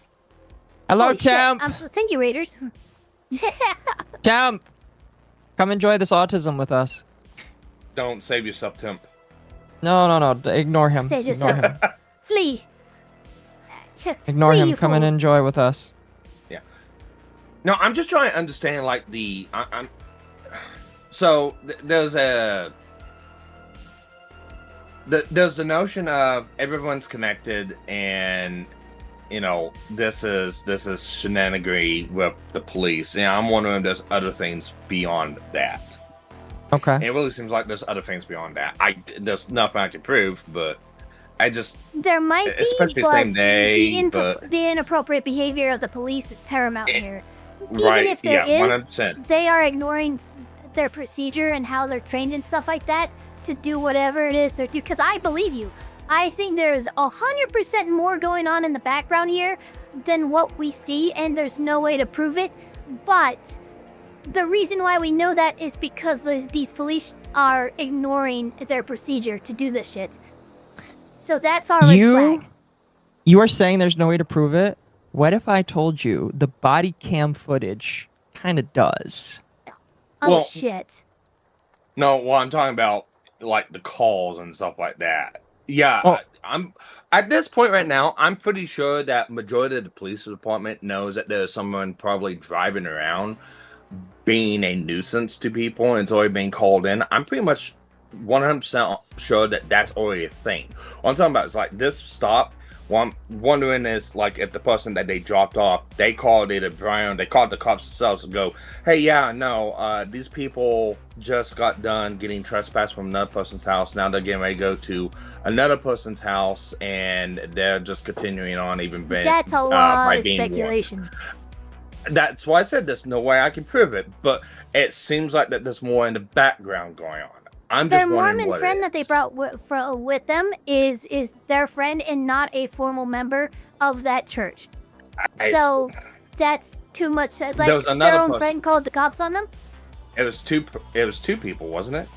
No, it was one person that they dropped off. Okay, just one. Well, like I said, just throwing out there. Yeah. All right, it's good to go. The whole police department is only 29 people. Really? Yes. I guarantee all of them know about Ben by this point. I mean, American Fork is a small, it's like a small city outside of a big, like, thing. Because I'll tell you right now, because being on the fire department within my town, everyone has police radios. Everyone has police radios. Everyone fucking listens to them because everyone's a fucking police, an ambulance station. I guarantee, especially radioing in and calling the information, I guarantee it. Everyone I bet the fucking fire department knows. That's possible. We have this day's body cam? Yes, we do. We do. At this point, we realized what's going on. Yesterday, I told Brandon that our plan is to now sue them personally. We could just sue you guys personally and do the whole thing again. We would obviously win again. It seems like they're getting so desperate that they're going to resort back to the same strategy they used in the last video. You know what's really funny is after you left, I got a call from my boss, and it was like, how do we get them arrested? Dang. How do we get them arrested? Yeah, Josh and Brandon think that if they can somehow get us arrested and thrown in jail, then we won't be able to sue them. I don't know what they told the police we did this time, but they caught us too late. The Mormon kid was already on his way to Josh's house to save him from this outer darkness and bring him back to God. How's it going, sir? You're gonna sit on down here for me for a minute. Sir. What brings you here? I'm just here trying to talk to Brother Johnson. Okay. I'm in the Harvard Second Ward. There's been an audio going around with the Young Command group. Okay. What's the audio that you wanted to play? Here's the audio. I'm not going to screw you. You have my word. That's not who I am. I promise you. I swear to God. Who's that? So, I guess that's him. No, I know that. I could tell that from the voice, but I was just going to ask him, like, is he willing to give up everything like he said? Because he swore on everything. He swore on God. This might be a crazy ask, but could you take a selfie with me? But anyways, back to us. The police apparently got a call that we... Catch what? Yeah. This is audio of him. No, I know that. I can tell that. Yeah, that was weird. Explain what you mean. I knew off rip that audio played without any real context belonged to the homeowner. Yeah, he could tell that audio belonged to the homeowner. Yeah, that was... He was a little too ready and familiar with that. Yeah. I agree. Here, you talk for a moment. I will be right back. Okay. Okay, time to say slurs. No, I'm kidding. I have them all ready. File off and random. I have a whole list. Starting with knife ears. Clanker with a close second. Well, that's just you and me, so... Yeah.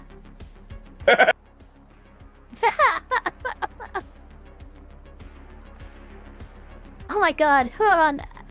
Kendra, are you in here?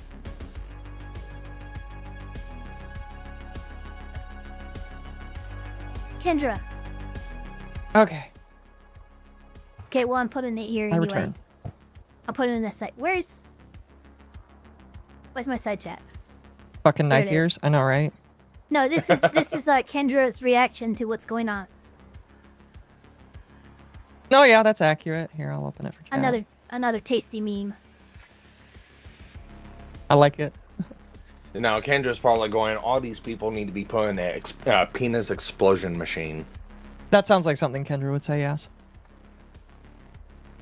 Anyway, let's What, continue. she's not trying to tame the white supremacist, never mind. He had heroin on us. This officer's going to conduct the search of... Okay, so we're gonna pause here. Did you hear that, Ava? Yeah, so heroin. They are claiming that Ben has heroin. Now, where do you think that could have come from? It had to have come from the guy who is clearly, this is one of his go-tos for some reason. They must have heroin. Oh, Josh.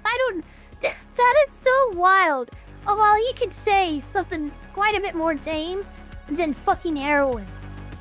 Now, here's my question, Ava. Under what, what is the procedures for a cop pulling over another citizen under the idea that there's drugs in the car just because somebody else said so? Like, is that okay, or does he need more? No, it's not okay. He needs more. Okay. He needs way more than that. So what would a cop need in order to pull over a car for that? There's a scenario where, let's just go to Nicholas Requeda, because that's the simplest one that I can actually do. So, okay, they've got a pastor. The pastor is getting reports from friends and family and stuff like that Nicholas Requeda might be using drugs. He might be using cocaine. That pastor, who is a mandatory reporter, goes to the police, tells them the stuff because he's required to by law. The police then get a search warrant and arrest warrant on suspicion because a mandatory reporter carries with them a higher, there's more weight to what they accuse someone of than just some random citizen. Okay. So the only way that this could have been done appropriately, where the cops are not at fault for just fucking taking the random word of some citizen, is if Josh is somehow a mandatory reporter or something like that, and his word carries more weight than an average person. I don't think that is the case, so this is just in all ways and sizes, this is just inappropriate. Totality of the circumstances going to the credibility of the complainant and of the complaint itself is the general rule. Illinois versus Gate. Some states may have a stricter Aguilar-Spinelli test. Ignore what I just put in there, chat. We'll get to that later. Secret. We'll get to that later. That's very interesting. Anyway, let's continue.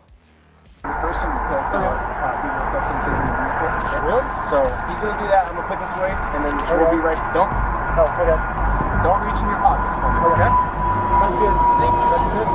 The vehicle will be searched. Okay. I'm gonna have you stick by with my sergeant. And so now they're searching the car. Yeah. Is this a fair search? Well, I mean, it's the reason that they're listing, if they can get that through. Technically, it is. Yeah, it depends. Thank you, Sparkies. It definitely depends.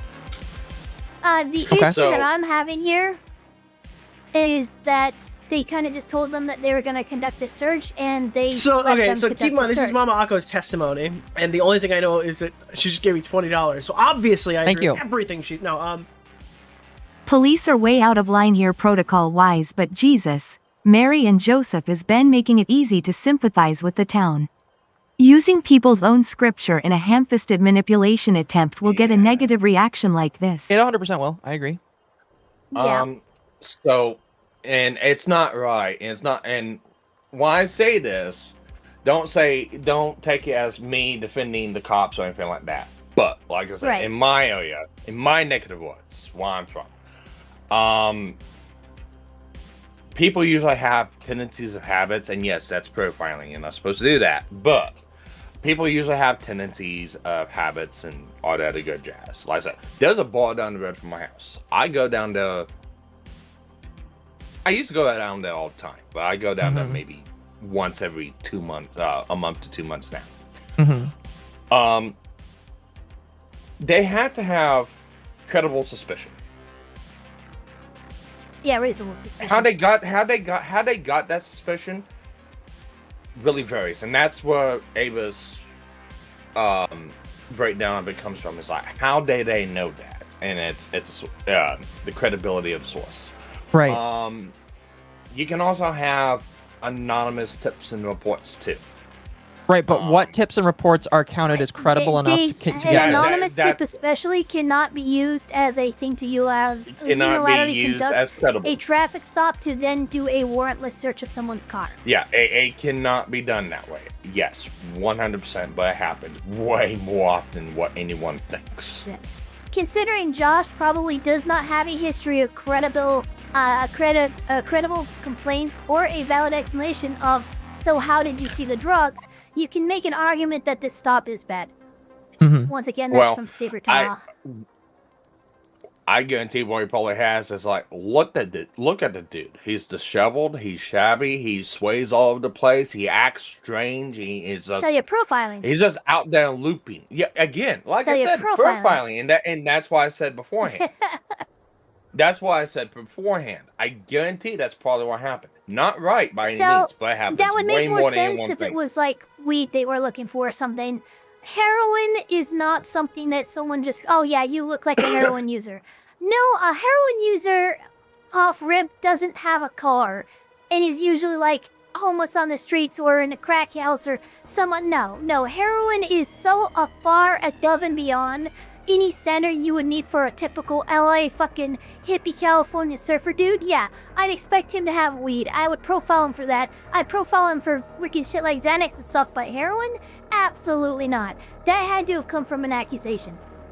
Not profiling. Yeah, he looks more of a stoner. He looks more of a stoner to me. But I don't remember if weed's legal in Utah or not. I don't either. I know it's legal here. I'm assuming not, but I could be wrong. I know it's legal here. I wish it wasn't, but it's legal here.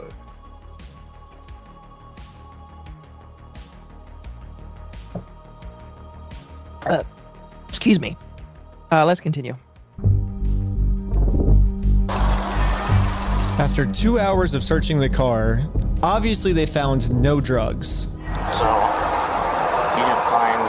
Which, by the way, is one of the most embarrassing things that can happen to some police. And if I were them, I would be like, okay, we need to go back to Josh. Do something weird here. Okay. No, it's I am going to give them kudos for this. In the face of following a false tip, the hit to the ego and pride can sometimes be unbearable to the point where a police department will absolutely plant evidence. As embarrassing as this clearly was for them, they didn't do that, and I will give them kudos for that. Yeah. They're not as bad as they could have been awarded. Yeah. Because, like, I was gonna say, you don't know how many times police are begging and chomping at the bit to be able to search a car, and usually the only thing they need is probable cause or reasonable suspicion. It's like 51% chance. Reasonable. Yeah, you know, because that you have it's not much. Yeah, because when they have that chance to do it and they're able to do it, they can find other things too, and that's usually the goal. Yeah, there's a whole police department that was exposed by an old police canine trainer for doing a lot of setups and planting drugs and shit, and using anonymous tips and criminal informants as their excuse for how they were coming across this quote-unquote information. It was a pretty big deal. Is that the one where they had the dog trained, where they can get the dog to respond on command? And yes, not know it? Yes, it's called a false mark. Yes. Yeah. Yeah, that's actually a very, very famous case of police corruption, like the kind that we're talking about, being exposed by somebody who used to be a part of that corruption. Interesting. All right, let's continue. By the way, we will have body cam footage from this because, like, he didn't get the body cam footage from this until it was leaked, basically. Yeah. We will go over those points because there are some interesting points from that should be talked about and discussed, but we'll get to that when we get to that. Yeah, we have the archive link. And we also have a video channel, someone who's uploading all of the relevant unredacted stuff, so. Yes. I explained to the police that we didn't have drugs, and the reality of the situation is that Bricks and Minifigs is so desperate at this point that they're willing to do anything to get us arrested so they don't have to pay for the property they stole. And the police was arguing back with just some of the worst comebacks I've ever heard. You know what's really stupid? I'm pretty sure I know that mountain range right there. You can barely see it in the background. I used to live in Salt Lake County. I'm pretty sure I know that mountain range right there. There's only one area that I kind of remember from Utah, because we went through there when I was really little, and we went to a attraction. It was kind of like a national park thing, but it was called the Hole in the Wall. And the reason why is because it was this giant boulder in the middle of the desert that this guy decided to just carve his house out of. And you can actually go in there and you can see he had made an entire house just carving into a giant piece of boulder like it's some Minecraft shit. That's cool. Akko lol. Shut up! The Wasatch Front is one gigantic mountain range. It's very easy to tell. So, what you're trying to tell us, Akko, is, and let me use some reckless bin logic here. You've been in the area, so most likely in your moment so too. Keep in mind, so this you is know Mama these Akko's people, testimony, and you're the only thing I know is right? that she just gave me $20. So No, obviously, this is in the Provo area, I'm pretty sure. And I didn't live in Provo. Weed is illegal for recreational use in Utah, but medicinal is okay. As for him specifying heroin both in Utah and back in Oregon, I do know heroin and fentanyl is a growing problem in Portland, Salem. That might explain it. I don't feel like that's fair, especially since he's from LA, which also probably has a major drug problem. No.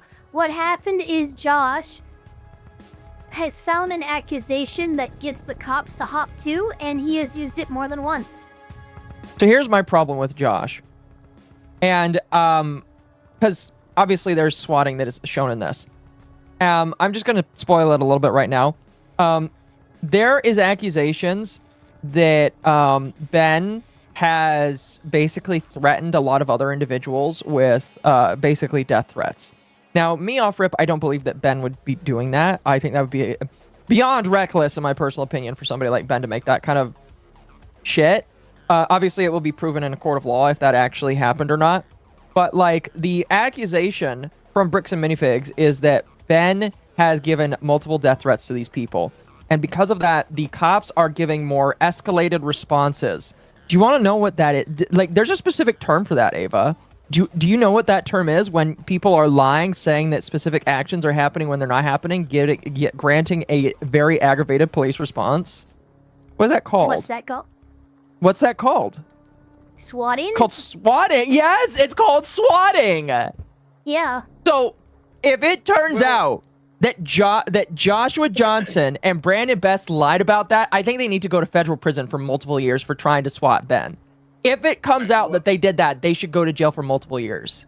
All right, here's why I want to push back just a little bit on that for the accusation of swatting.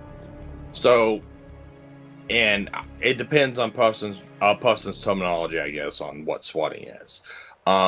They were able to get a warrant, weren't they?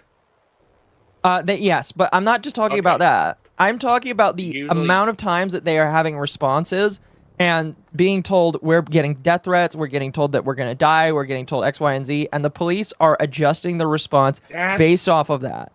Yeah, that's I can't remember what the. And now being told that this guy is like consuming heroin, it might not 100% be a swatting statute. I'm willing to be okay with that. But if there is lying saying, oh, this person does drugs, oh, this person is violent, this person is giving me death threats, the police are going to adjust their response based off of the information that they're given, especially it sounds like if they trust this individual. If that is what's going on, I think that these people should face jail time because they are genuinely putting the life of Ben in danger. As far as we know, Ben says that he has not done this stuff, and until he is proven guilty, I believe him. I don't know. For me, it's swatting is calling the police to make a situation that's so bad they have to make an immediate response right then and there. No, I agree. That's why I kind of draw the line at calling it that. And that's fair. What I'm saying is just that it's basically walking into that line. The police department against another private citizen. I can agree with that one. He is weaponizing. It's essentially that's what it is. It's essentially walking that line, in my personal opinion. It is. It's walking the line, but a more appropriate term would be weaponization of the police department against an enemy. Which is, by the way, that's what swatting used to be before it was classified as swatting. Obviously, these heroin allegations and the search came out before the big raid that happens later, that from the title of the video. My question is this, because Sabertall's brought up several important points in my chat, mentioning that usually when it comes to anonymous tips, there has to be some kind of credence to the credibility of the person making the accusation. Now, if he's made this first accusation about heroin that ended up being false, how the fuck are you going to use the same person accusing them of stealing Legos to justify the raid that happens later in the video? Because Joshua has obviously, them not finding any heroin in the car, lost credibility, or should have lost credibility in the eyes of the cops, because that was a false accusation, or at least it ended up not showing up anything, right? So, how the fuck are they going to also follow up on another accusation later and go, oh yeah, no, this one's must be true. The first one wasn't, but this one is. Yeah. Unless the police just did it on their own accord. Which is a No, possibility. because they had a warrant. Well, yeah, but the police can go get a warrant. That's the thing. Yeah, but they had a don't have warrant to for have that somebody with statements and affidavits and stuff signed by a judge. Yeah. No, So yeah, I get they, that. But unless they did it all themselves and forged and lied a fuckload more than I'm thinking, I feel like Josh was part of that, because we already know, he already said that once. When Ben and Josh were talking on the phone in the first video, fucking Josh flipped out and said, no, you're the one who stole him, and if you try to sue me, that's what I'm gonna fucking say. And then all of a sudden, in the second video, after false accusations have fallen through before, they're raiding him over fucking stolen Legos? Seems a little too convenient to me. I mean, unless the police, I'll give.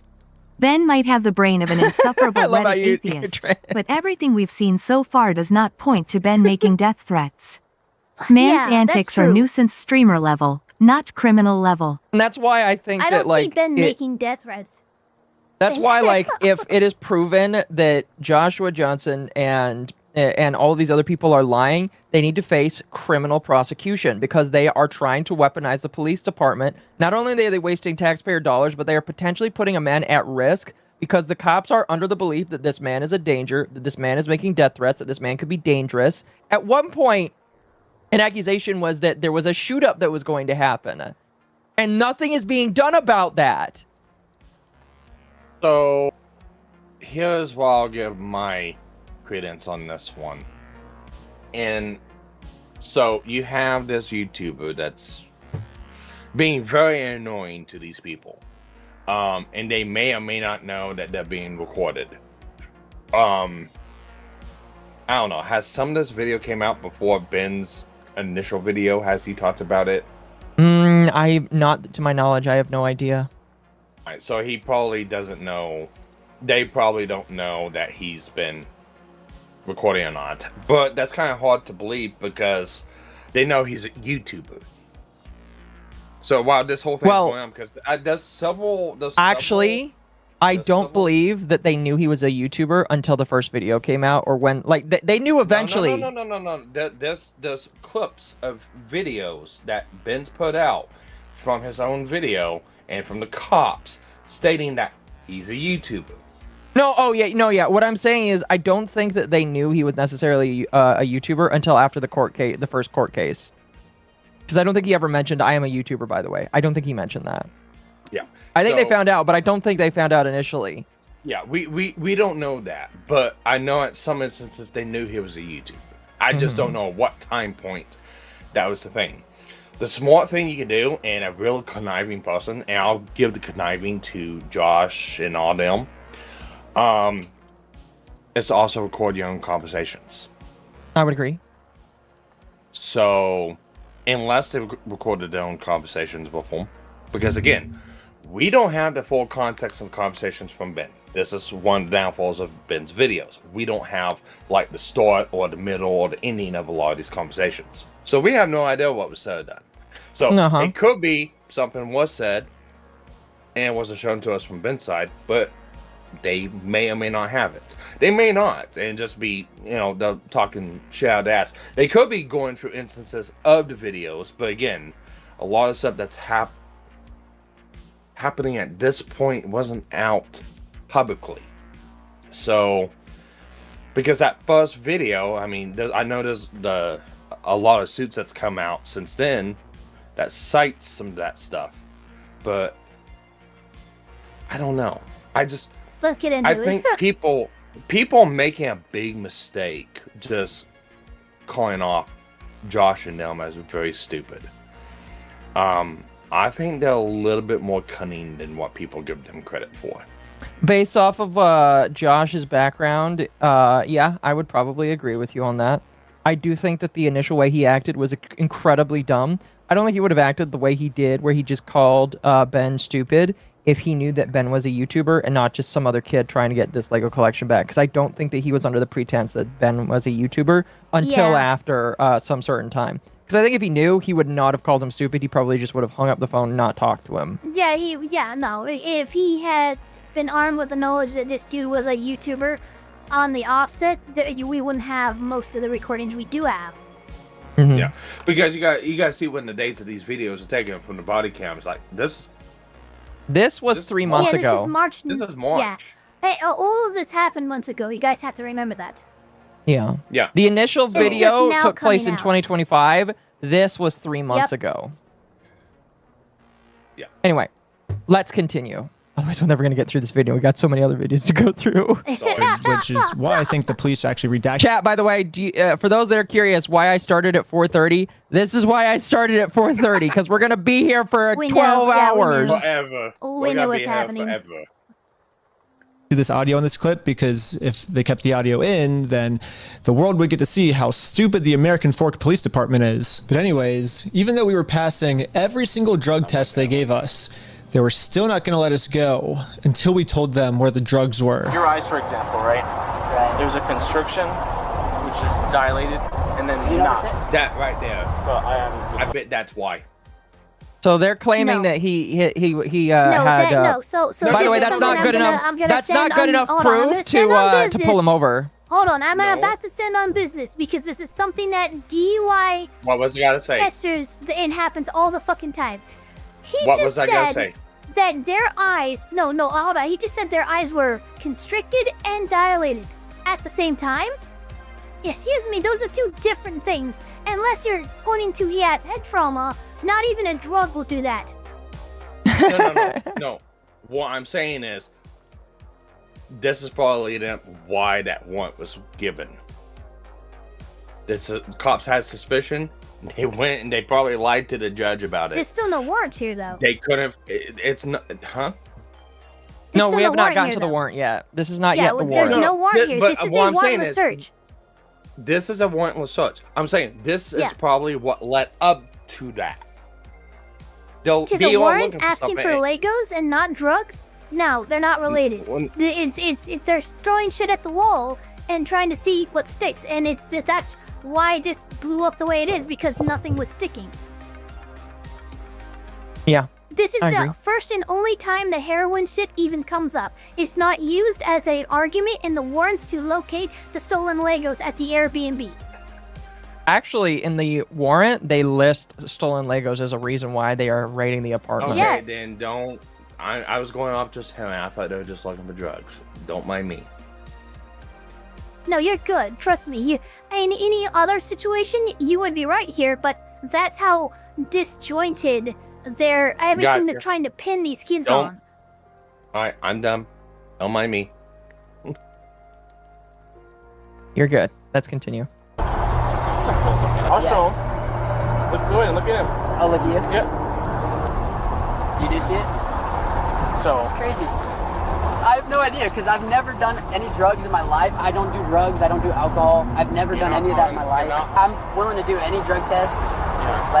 By the way, don't do that, because there have been times where cops will still arrest you even if you pull a 0.0, and that's even more First Amendment violations. But do not consent to that kind of shit. Trial is happening literally right now. They just finished day 4 of the trial, I believe. Yeah, don't consent to that kind of shit. All right. Just my personal opinion, though. Very cooperative. I don't understand, what you're seeing in my eyes. I'm gonna have a discussion with this officer. And then the police department illegally redacted this conversation too. My guess is that they acknowledge that it's very obvious we don't have drugs on us, but they were going to try and pressure us into giving some type of false confession anyways. I'm not sure if you're lying to me or not, to be honest. I'm willing to take any drug test you want. I'm walking a very dangerous line, which can get you hemmed up a lot of time. Yeah. You could end up in jail. Yeah, this in is Utah American Fork when trying to you're from Cali. intimidate them. Okay. Not That's worth all it, this right? is. Yeah. Pretty sure this is where some of the footage where they're like, oh, we just want to scare them. And which is Yeah, not, by the way, that would something make you should sense. ever admit to doing on camera. And by the way, that's footage that we would not have gotten if they were not stupid enough to accidentally leak it to the public. So. There's some stuff in the unredacted files that we have where we still can't hear them, and the reason why is some states and jurisdictions allow this. I personally don't think they should, but some states will allow you to a cop to place their finger over the microphone port of the body cam to mute it manually. So there is some instances in the unredacted footage where you still can't hear anything, and that is why they are manually muting their mics. That is incredibly dumb in my personal opinion. When Yeah, I wore I don't a like body that at cam all. footage, when I wore a body cam, I wasn't able to do that. At least not that I knew. They don't have. Maybe That's I the thing. was. They don't have a manual mute button. They just like I could do it by doing this. Watch. I don't. You know. You can barely hear me there.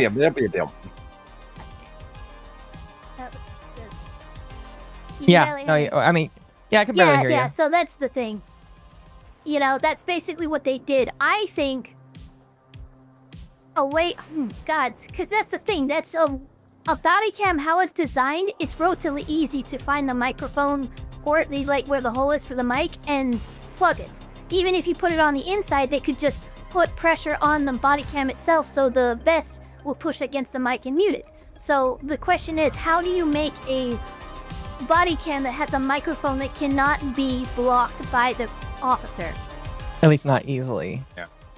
Yeah. Yeah, I know people. Yeah, I know what some people say in chat is like, look, cops are so human too, and it does go against some of their privacy rights to be recorded every time that they are on they're duty. on. You know, if they are on duty, working as a civil servant, I'm sorry, you do not have privacy rights No. in the execution of your duties while on duty and in uniform.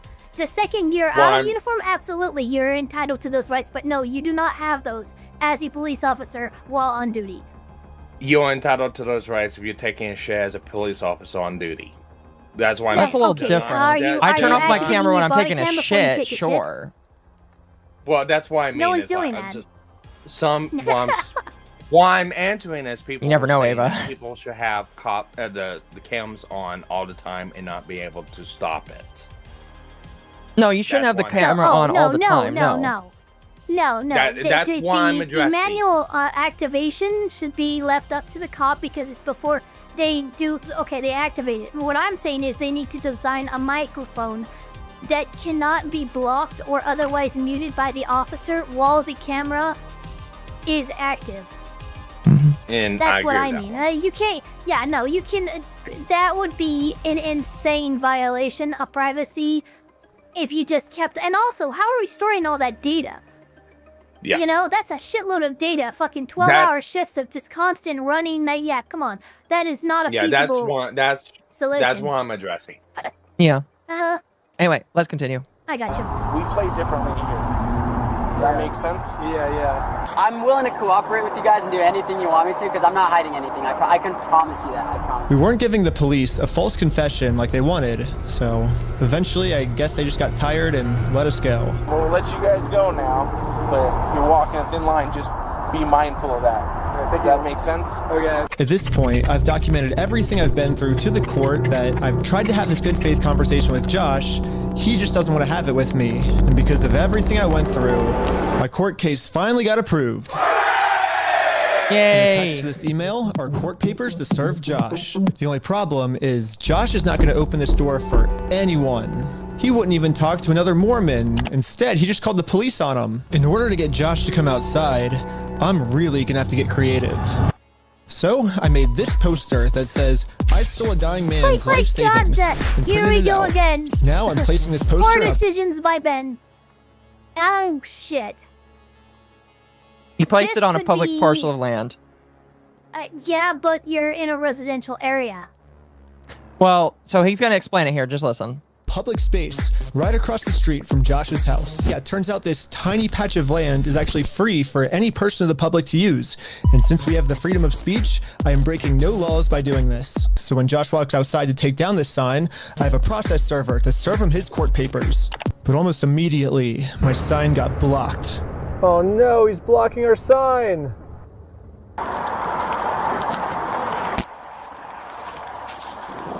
What do you A process server is enough to deliver these papers. We are in a... I would agree. I would agree. Although he should not be present, he should not be in the car here. I would also agree with you there, yes. To serve him legal papers. So I explained to the cops the entire situation. I'm not going on his property. Right, no, that's fine. Yeah. That's fine. The police realized that we're not breaking any laws, and they've been called here for a false reason, so they decided to leave. Awesome, thank you. This is going so much better than yesterday. So now it's time to serve Josh these court papers. And then we got the police called on us again. Hello. This man stole basically his family's life savings. So we're just here to serve him his court papers. Again, I explained to this police officer the entire situation. I wish we could just send him an email or a phone call, you know, but yeah, the court requires us to come in person for some reason, so... Again, the cops realized that we are doing nothing illegal and decided to leave. Now it's time to serve Josh his court papers. But we got the police called on us again. Hello. Yep, I see those papers. Yeah. So this is what you're trying to serve them with? Yes. By the way, by this point, they've already been talking to the guy. They've already been talking to Josh. The cop is coming over here because Josh is under the understanding they're trying to serve him. And he's like, oh no, it's a fake lawsuit. And the cop is like, you know what? I'm gonna go investigate. So he's going to grab these papers with the understanding that he's gonna check it out and then give them to Josh to serve. Yep. I'm just saying that because that's literally what happens in between here. And that's also what should be happening. As soon as the cop is given these papers, the cop is kind of duty bound to serve them. The cop is now a process server, basically. The cop is taking over. It's one of the big things that cops and sheriffs and such do, is they fucking serve court documents to people who, guess what, don't want to be served court documents. Now, isn't some jurisdictions and rank dependent on rank? Like, just a regular cop can't do it? Yeah, that's true. Yeah, Okay. some jurisdictions be, but typically speaking, as soon as he's received these papers, and as soon as he goes over to give them to Josh, like, he's committed. He's past the line of where he can wash his hands with it. Pretty much. Disagree that we are not breaking the law. They've been called out here for a false reason. This guy told me that he could even just serve the papers for me. You okay if I give these papers to him? Yeah, for sure. Okay, just give me 1 minute. Yeah, that's all that's needed here. Sadly, we can't see the police officer serve Josh because the police department redacted all of it. But the only thing that really matters, we will get that later, is that Josh is getting served. He does not want the paper. So he's not want the papers? Here's that back for you. Okay. Big mistake here. Literal fiery Obviously, Akko is a defense bad right example here. because it's a lost cause. Dude, just let the server do her job, you idiot. You do not need to be here, you dunce. Your dumbass should have He does explain that. It's actually illegal for him to be here. So he does explain that. I'm not joking. You're not allowed to, as one of these as a member of the party, be there with the process server to serve the papers. No. You cannot be there. So, I'll drop this one right now. And it was found out, I can't remember if it was I think it was Memecopia that found this one out, or someone told them about it. But that girl that's in the car with them as a process server was also arrested because they were also at that Airbnb. Yeah, the next day. Yeah.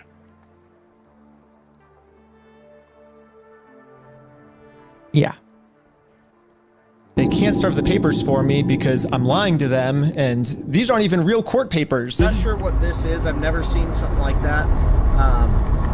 To be honest with you. These are court papers. Okay. It doesn't have a judge's name or anything like that on it? Because it hasn't gotten to the judge yet. So this is serving him, and then we'll go to the court, and then the judge will be there. So the judge doesn't get involved until we're in court. Why is he saying that you guys went on the property? Because he wants us arrested, so he doesn't have to go to court. Yeah. Trying to serve papers. Well, I think it looks exactly how we're supposed to do it legally. This is the legal way to do it. Right on that one. Yeah, well, first, so they're incidents because he's lying to you guys. He's making them incidents. We came to do a good faith conversation, which is required by the courts before you can get a court case approved. So we did that. He called the cops on us. He lied to you guys saying that we had heroin on us. And we did a 3-hour search of the car yesterday. We found no heroin in the car. He's going to make up any lie he can to get us arrested. We are doing things the legal way, the correct way. The reason he's hiding in his house is because he's the criminal. If something doesn't look good, it doesn't Allegedly. look good for him, not for us. Don't do Go this. for legal process. I see why. Which is what we're doing. Process server. She is an actual process server. And what is your guys' relationship? I just met her today. Well, maybe just have someone not affiliated with you. That's her. Yeah, we have no relationship. That's why she's here. Yeah, that's why she's here. We have no relationship, and that is who she is. The exact person that you were describing. I always thought that the police were supposed to remain unbiased. How should he have gone about serving these papers? Give $100 to a Hiring sheriff her? and tell the sheriff to do it. Yeah, Or that. $100 to a bailiff. You can get a bailiff. It's cost a bailiff. Well, That would be better. But another way you could have done it is hire her, even if you've known her, because she's not a party of the case. It's fine. Send her. She serves the papers by herself, or if she needs backup, someone else who isn't associated with the case. There's a very simple way to do this, and it all involves him not being here. If I remember right, there's some bailiffs you can go to that can. Yeah, you go to the bailiff, you go to court, you get a bailiff, can go and serve papers, it costs $100. Yeah. There's some bailiffs that do it themselves, and there's some bailiffs that know people that will go do it. Because the They're bailiff. like 14 in Virginia. Yeah. Wow. Well, it's like the That's bailiff. a lot will better let- than my state. Yeah, the bailiff is a multi-purpose job because Yeah. they try any which way to make money, and Yep. one of them, $100 processing fee. Yep. Do bail bondsmen Brick by occasionally serve brick, papers? motherfucker. Possibly. Yeah. Well, that's what I'm talking about. But yeah, so basically, Yeah, bail bondsman can also do that. him being here does not help his case. Basically, not at all. Yeah, no, this is the worst thing for his case, is him being here. Also, I'm very upset because he has Cactus Cooler soda in his back, and I really want one. Blamel. Well, then let's continue. And if they were going to take a side, they definitely shouldn't take the side of the criminal. But I guess I was wrong. However, I'm not doing anything illegal. I'm literally just following the instructions of the court, so the police can't stop me. Okay, I'm gonna raise your deck. Okay, see ya.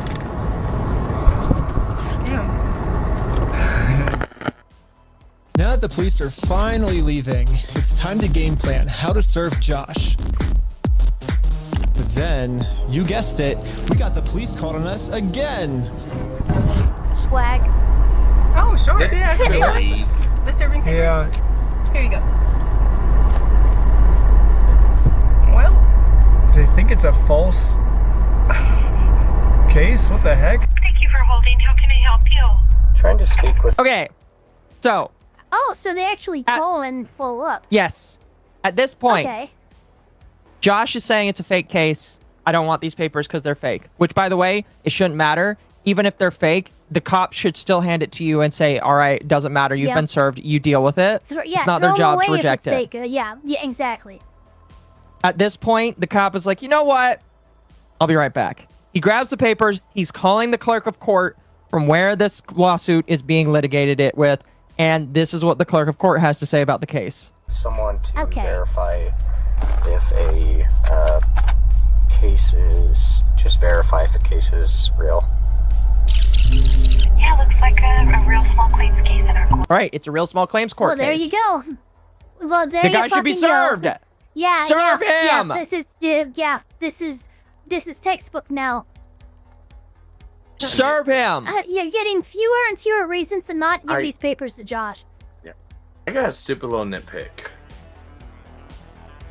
Why is the video framed like this? Because that is these the- sides are being redacted. I'm Yeah. going to assume. Probably. Because I don't think it's redacted. I don't think it's redacted in ask the American Fork PD. No. Ask them. No, I think this is Ben's redacting. Honestly. I don't know why he would do that. Like this. Why would he do this? No. So let's calm down then a little bit. Okay, thank you for your help. That's all. Thank you. I think this phone call was the breaking point for the police. Oh, he's rubbing his chin. The police couldn't handle the fact that I was right and they were wrong. Where do they go? And Step out? they arrest him. Am I being arrested? What the fuck? Really? I mean, that was gonna happen. He shouldn't have been there. I mean, technically, Like, technically he shouldn't have been there. So Yeah, but he wasn't Yeah. on their lawn. it doesn't No, matter. but he could have been arrested for stalking. This is you as a member of the case should not be present with the process server. That is just a fact. It is a law in all 50 states. Back after watching Summer Games Fest. Should have just kept listening to your stream, Akko. That's 3 hours I'm never getting back. Ah, you're fine, Alpha. I appreciate it. So here's the problem. Ben's been trespassed. He knows he's been trespassed. He's not supposed to be there. What is his purpose of even being... This is not even his hometown. There's a legitimate way that they can get him for this, for even being in the town, if he's been trespassed. Because what business does he have here? Now, that's a long shot. But that's the thing. He should not be anywhere in this area.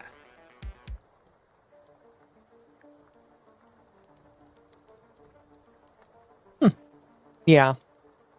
No Half-Life 3, I take it? I imagine not. And they were putting him in handcuffs. They just said, you're being arrested.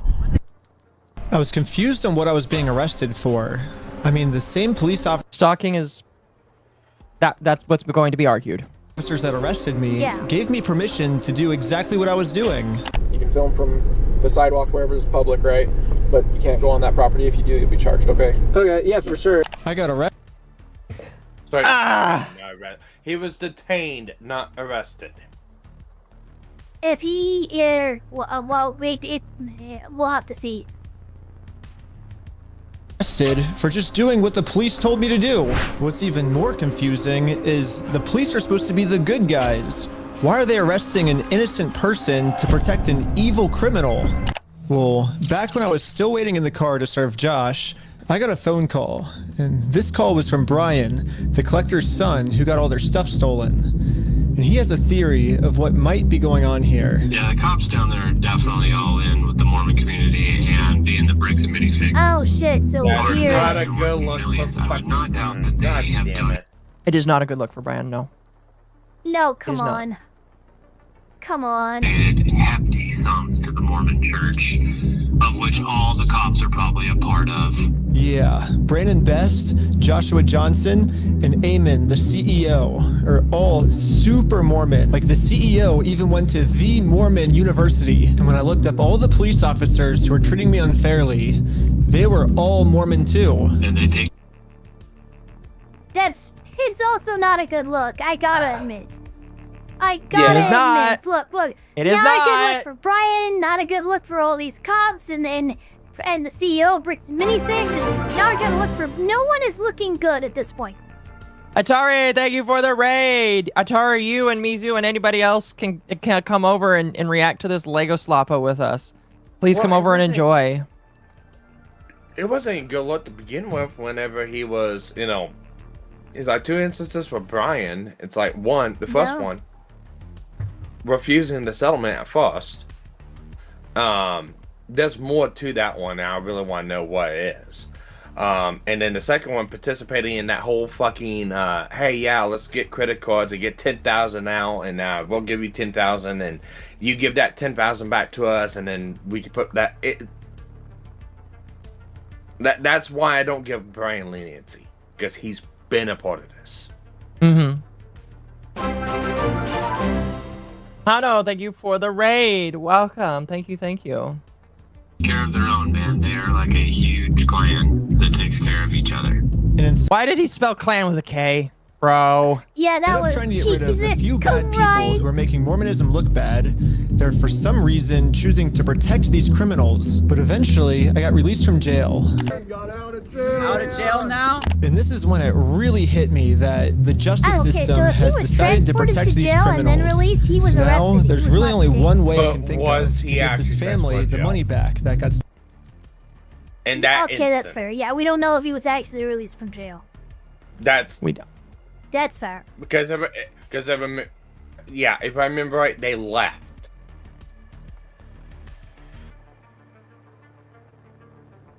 Stolen from them. Because which is a GoFundMe. Yeah, it is a pretty anticlimactic ending, but at least I'm confident that I'm not going to get in trouble for this. Now that our GoFundMe is live, it's time to promote it, to start getting donations. We printed out the GoFundMe's picture to hang it up so we could get a nice Instagram video to post to social media. But before the group could even hang the picture up, the police came. What you guys up to? You cannot hang we're a starting to go. fucking deal Pause on a this. fence like You know that. what this is? You cannot This fucking do is that. picketing in a residential area. It is a misdemeanor. It is a crime. That could technically be trespassing. No. There's a reason why it's its own separate charge. They would just charge them with trespassing if it was trespassing in any capacity. This is picketing in a residential area. Yeah, well, I said technically, but depends on that homeowner. Yeah. Well, apparently the homeowner gave him permission. They did? According to Ben. Yeah, I because need it's proof the of that one. Airbnb he's I'm it's sorry. the Airbnb he's rented.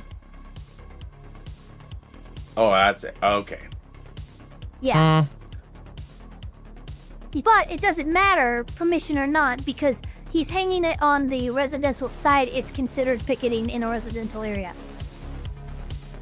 Now, if he had hung that up on the side of the wall above the fence line, on the property, on the home, there's probably nothing anyone could have done there. But where they are hanging it is okay, the so problem. keep in mind, this is Mama Akko's testimony, and the only thing I know is that she just gave me $20. So obviously I agree with everything she... No, Brian really living up to the worst anti-religious Oregonian stereotypes by promoting the Mormon theory. And FFS Ben, stop living up to ACAB Californian stereotype. And that crime means the GoFundMe should be removed, no?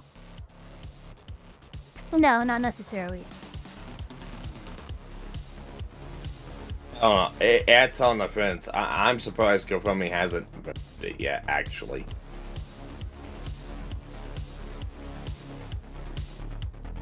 GoFundMe. Yeah. What we're doing is we're going to get a bunch of publicity to get basically all this money back for this family. Yeah. You know, we're not going to do the lawsuit anymore. We're just going to do this GoFundMe. We've already got it started. It can run into some defamation stuff. Again, the police were thinking of any technical. Which did the cops Which manage you defamation? can't That's a enforce civil or suit. act against. That's a civil matter. If it's defamation, look, the courts handle that. Why are you showing not? See, that don't make no sense. I gave them the criminal statute that they can use to fucking get that removed and arrest Ben. They're not using it. I don't know why. Maybe they're not aware of it. But defamation is not something a cop should be walking up and talking to you about. Nope. That should I not be agree. happening. Technicality they could think of to protect their Mormon friend. Look at your stalking code. See if it's that. If Now it's that's not, an we're gonna look at important one. disorderly. If it's not disorderly, then we're going to look at the city ordinance. But after going through every law they could think of, it turns out that hanging this sign on a fence and then taking a picture of it for Instagram is not illegal. In fact, what the group is doing is actually protected under the First Amendment, freedom of speech. So one of the police officers let the group know that they were okay to keep doing this. Right now, I don't think you guys break the law. But this other police officer wasn't able to accept this reality. We're going to take it down. And then for the rest of this footage, the police redacted all of the audio. So I called up the police station to find out why. All the redactions are done pursuant to the Utah State Code. We don't redact things just because we feel like it or, just because something looks funny. Everything is redacted pursuant to Spoiler alert, that's a lie. Okay. The Utah State Code. Can I just point something out real quick? Okay. Uh-huh. Because of how dishonest Ben is. Yeah, I'm just putting out this out right now.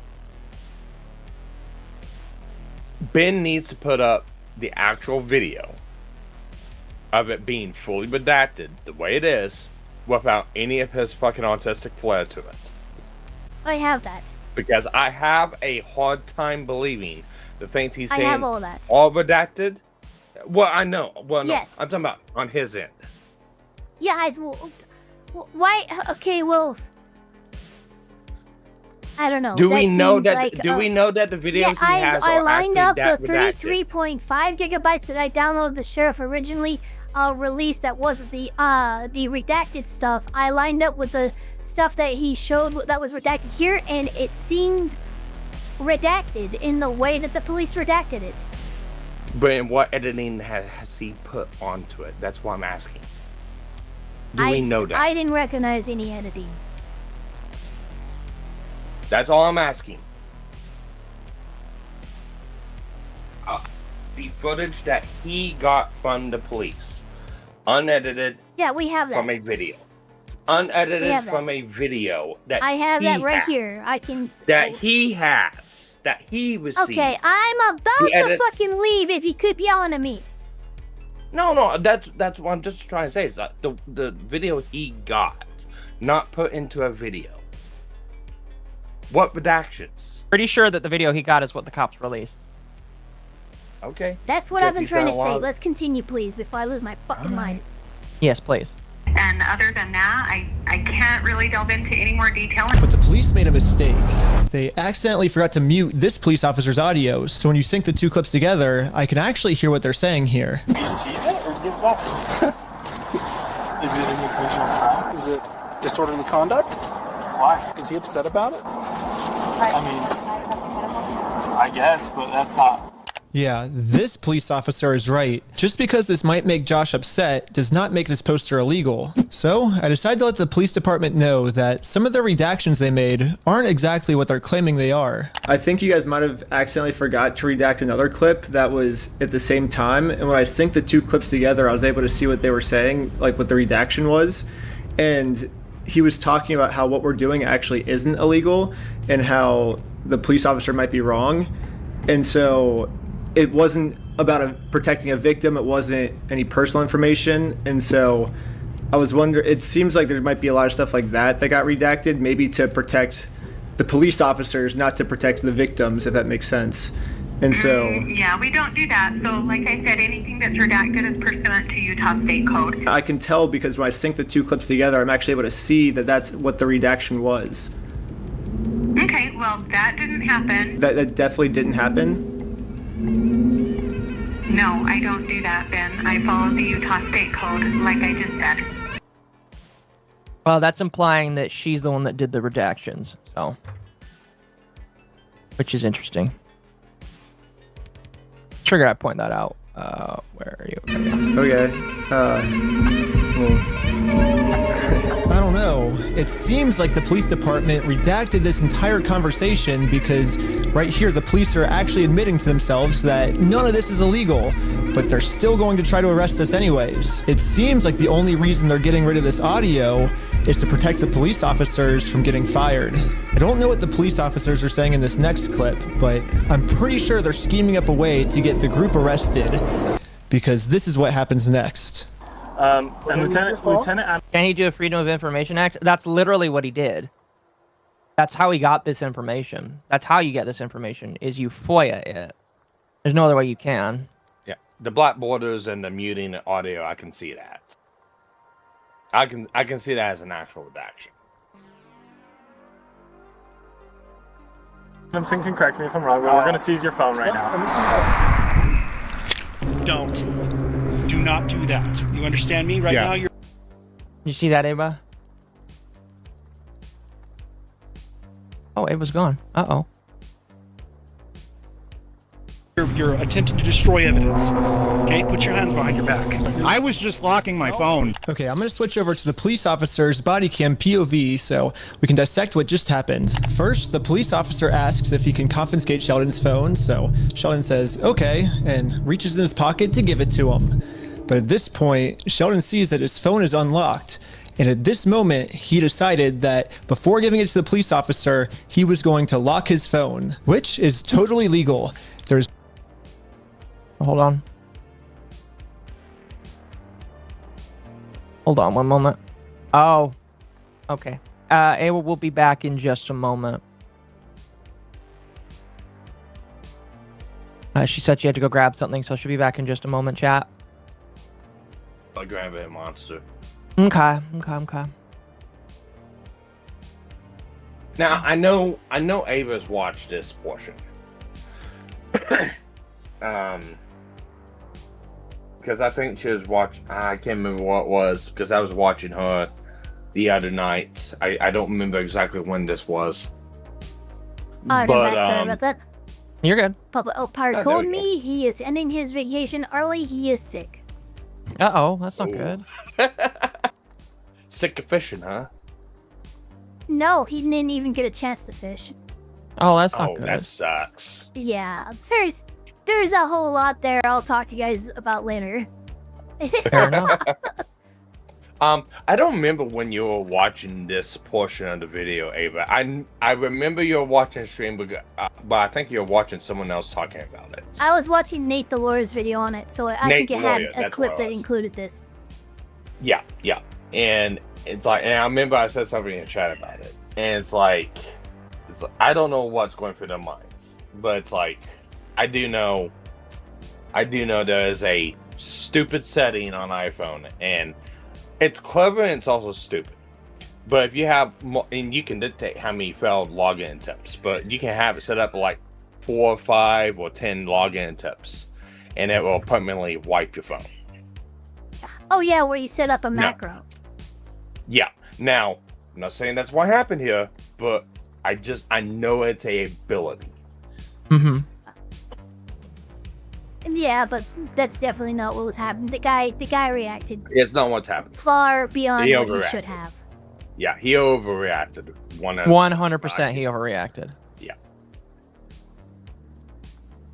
There's no search warrant, so Sheldon is legally allowed to lock his phone. But as the police officer saw Sheldon's thumb moving towards that lock button, he snatched it out of his hands. And now the police officer's claiming that because he tried to lock his phone, he's destroying evidence. Silence. Yeah, I was giving it to you. Talking. I was giving it to you. Okay. That's technically preserved. It's on my money. Look, it's on my wallet. /octopus mommy milf avatar. I'm kind of in Sparky's camp at this point. Ben's an unreliable narrator here. Wait, why is Ben telling the biased police force about their screw-up? He is too content-brained for his own good. Because it's funny. I'm going to be honest with you. It is kind of just funny. I probably wouldn't do it, but I would just be like, hey, just letting you know, you did this, and I have this information.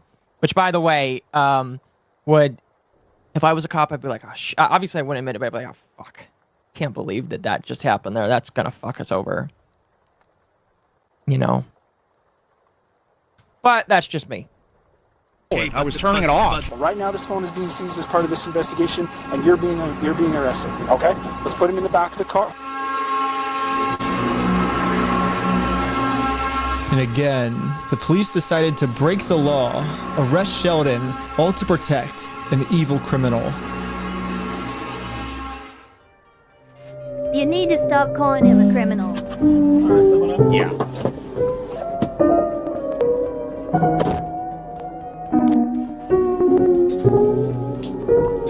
What is this music? My name's Detective Nikosha. It's Minecraft. It pissed me off. I work here at the police department. I did willingly hand over my phone, but when I handed him my phone, my wallet popped up. So I said, hold up, let me hit my power button. And I have it recorded as well. That's all I went and did. That's not obstruction of evidence. And then I let him have the phone. I wasn't trying to delete anything. In fact, it is actually impossible to delete something from an iPhone from a locked screen by hitting the power button. So in no context could I have been trying to erase something by hitting one button on my phone. Now I'm sure you have a phone as well. When you hit the power button, that doesn't delete anything, does it? I imagine it wouldn't, yeah. Yeah, so that's all I did. So I don't know how that's obstruction of evidence, but that is what it is. Bro, this guy's watch is way too tight on his wrist. Did you see it? Like, yeah, I know. It was like, God, dude. Do you enjoy pain? Loosen that thing a bit. Also, why is the process server hanging out with them past the process itself?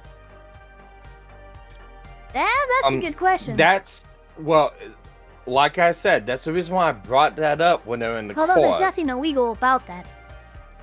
It does look once really once bad. the process server is happening, yeah, it doesn't. You can't retroactively. Oh yeah, you clearly fucking knew him. It's illegal that you process serve them. No, sorry. No, I agree. There's no law in that. It doesn't even look inappropriate because the attempt has already been made. Now she's just hanging out. I don't know why she's hanging out, but I would argue as a lawyer in this case, if someone tried to bring this up as a reason to nitpick or look into it, I'd be like, objection relevance. Yeah, that's well, I'm not a lawyer. That's fair. I bring up how do we know that they don't have no past knowledge? No, that's very fair as well. That's the thing, is it does not look good. It puts more of a burden on you to prove otherwise. That does not need to be done that way. And I would agree with you on that 100%. 100%, I would agree with you. In jail just for promoting our GoFundMe, we started doubting if we'll ever even be able to get Brian his money back for his dad's Lego collection. It's crazy that out of all the powerful organizations I've gone up against, the one company I'm not able to beat is a Lego company. I literally couldn't have imagined a worse ending for this video, but I had no clue that it was about to get way Spoiler worse. alert, it got worse.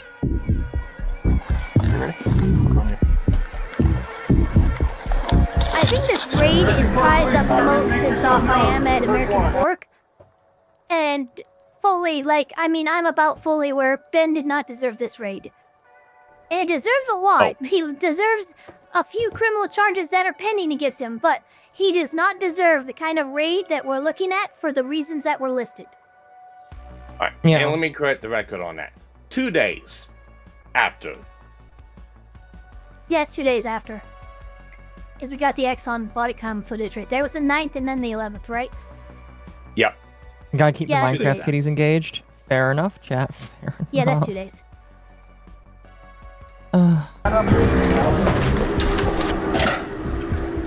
They all have their guns drawn, by the way, which is normal when you do a police raid, but holy shit. In the execution of the search warrant, it depends.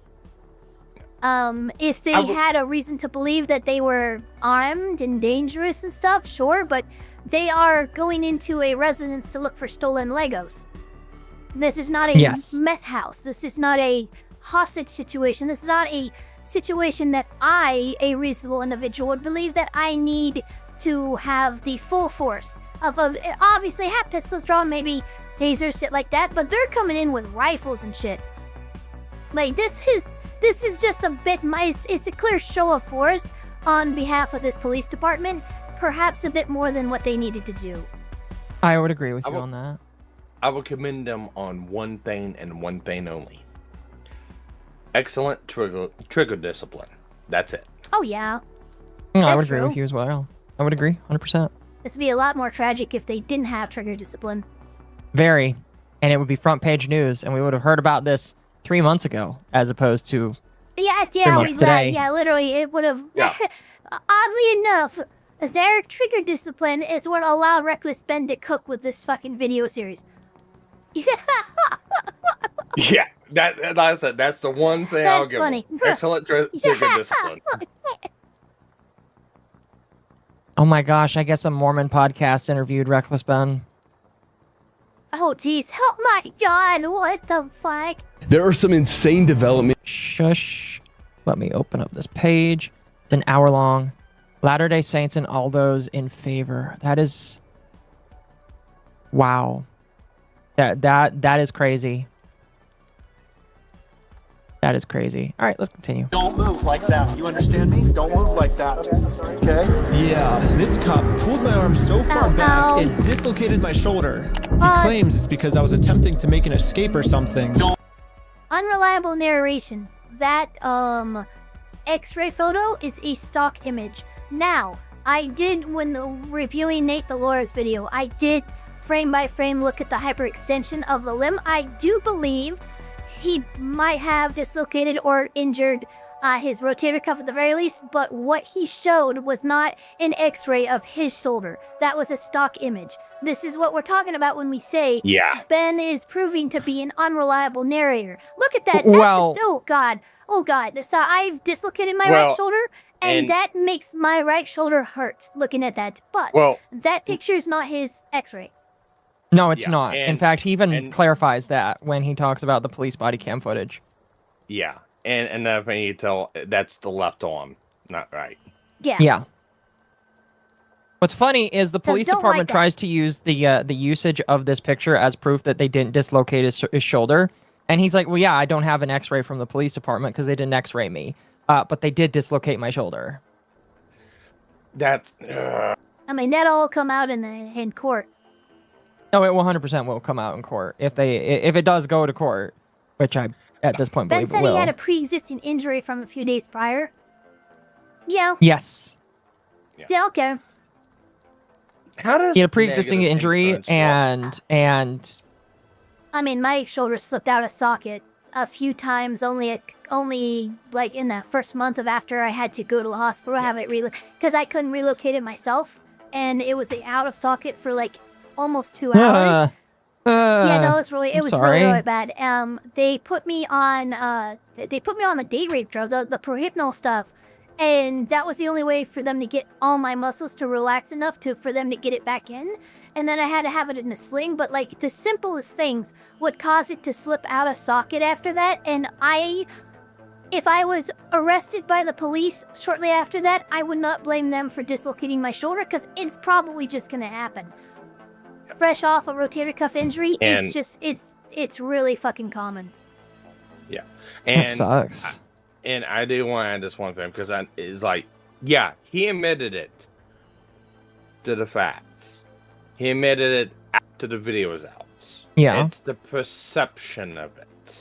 Yeah. Yeah, that'd be a disclaimer I'd include in the video. You know? No, yeah, I would agree with that. Something to do with skiing? Yeah, he got it dislocated from skiing. Utah does have some of the best skiing. Yes, they do. Oops. It's because I was attempting to make an escape or something. Don't move like that. You understand me? Don't move like that. Don't move quick. Everybody just chill. But if we go back a little bit, you can see I was being completely still when he grabbed me, and I actually made zero quick movements. So this police officer is just straight up lying, so he can give me a serious phone in his hand. I mean, pretty sure it's actually because of that. Stupid. Yeah, That's stupid. where he went to seize. Yeah. Yeah, you're right. It's because he had his phone in his hand. In the unredacted body cam footage, the cops are like, hey, by the way, these guys might be recording. Just be careful of that. And so the belief is that they grabbed his hand because he was recording, and the attempt was to stop him from recording. And they even admit we got his phone and turned his phone off. Oh, so they did not want him to be recording. That is really not. If that can be proven and that can be corroborated, that's a classic civil rights case. I would agree. I 100% would agree with you. Yeah. Yep.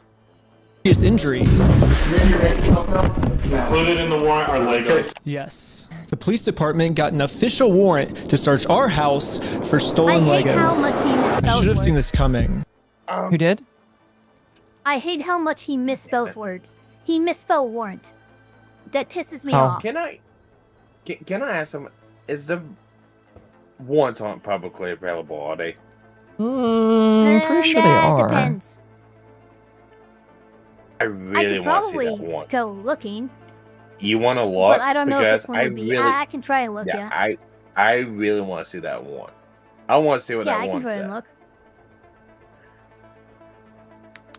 Because that makes a big difference. Because that's the difference between, okay, a judge actually signed off on this, and yeah, one of the claims is stolen Legos.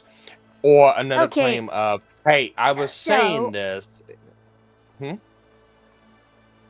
No, they're not. Okay. They Because will that makes be a made big available difference. after these cases resolve, but Utah does some weird shit. Yeah. Yeah, Utah's a little weird about that kind of stuff.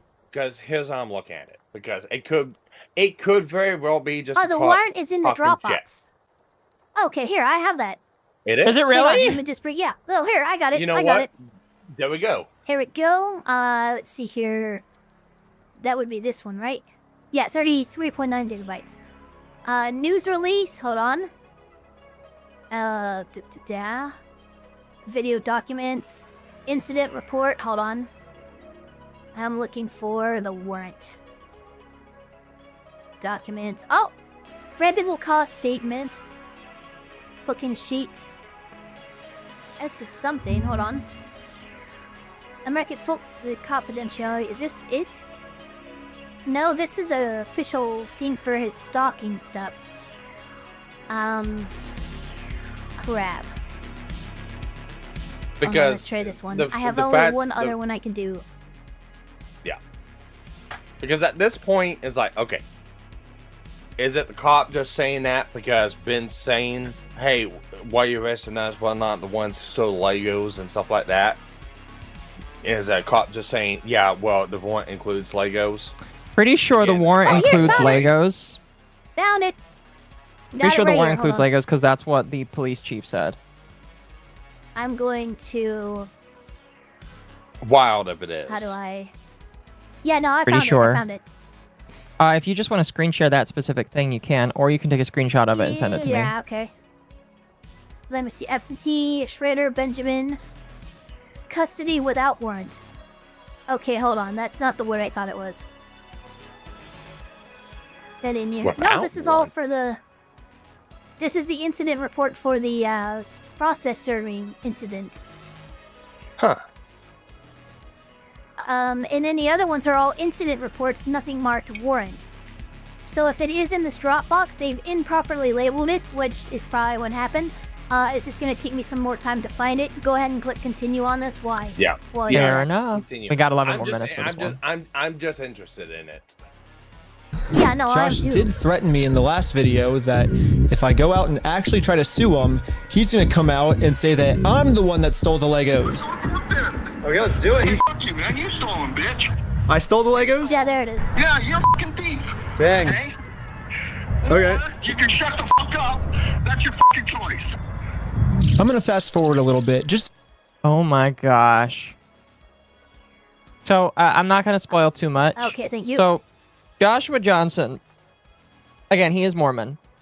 That people are saying that he was part of what is called the High Council. The High Council is a group of men in a ward or a church. It's basically like a it's basically like being in a higher class in the ward. It's not like super duper special. It's just like you're in the High Council for the ward. He was apparently released from that. He is no longer part of the High Council anymore. Oh shit! No way. Yeah, allegedly he was Goddamn. released as of June 2nd. Well, here I have something for you guys. That is crazy. All right, I so have we have the him warrant. getting. Yeah. Oh, this is so a we have Mormon him getting- influencer. Yeah, we have Where did him he getting go? released from that council. We have him getting released from the actual Bricks and Minifigs. Here, we'll add that to the list for later. Something Oh, I had remember to now. have come out. Oh, I'm sure plenty has Yes. come out. Here. Yeah, no, there's gotta be There you some guys go. I information just that came out. linked it. Thank you to Sabertall. That is the warrant that we are dealing with. All right, let me hide my screen real quick. Oh yeah, no, he's asking for Legos. Yeah, that's crazy. Wow. That's actually crazy. What does it say that at? Right here. Has been used or in possessed for the purpose being used to commit or consider. Oh no, where is it? Said Any stolen merchandise, There it is. specifically There it is. There it Lego is. merchandise. He's on it. Yeah, yeah, they actually. So you're telling me Joss actually threw that accusation out, and American Fork actually took him seriously? That's fucking crazy. No, the reason mean, why is because To be the fair, he keeps selling. You know, he keeps putting that up. Stolen Legos, selling Legos, selling listen. Legos. So. The reason why is because the Airbnb person is friends with one of the cops, and the Airbnb person claims that they heard them talking about stolen Legos, and the cops used that as really? probable cause to take it to a judge. Okay. Yeah. Okay. Which doesn't make it much better. It makes it actually a little bit worse, in my opinion. Well, I mean, they've done stupid as shit. Yeah, what the fuck is the so- Airbnb owner doing? I would say that he probably has a I duty to overheard them. report, maybe? Where, yeah, no, hell no, he's not a mandatory reporter. He doesn't have any context to why they're talking about stolen Legos. Does he see any stolen Legos in his Airbnb right now? No. Okay, no. No, this is weird. This is why did the Airbnb owner do that? That's so fucking weird. No, well, and it also brings up another question too. So, if Airbnb did this, did he really have the okay to put that sign up on the fence? Well, the Airbnb owner would have come out and said no, he wouldn't. Well, I don't think that was the Airbnb owner, because I'm pretty sure that was like right next to his. No, right that next was to a Josh's fan who lived house. nearby. That's right. Okay. And Well, I with know somebody information, said that's right. somebody in chat said it was the Airbnb. I don't think it was. See Could be here. wrong, but I Officer don't think it Koji is. Richardson of American Fork upon an oath or a written affidavits of crime. Okay.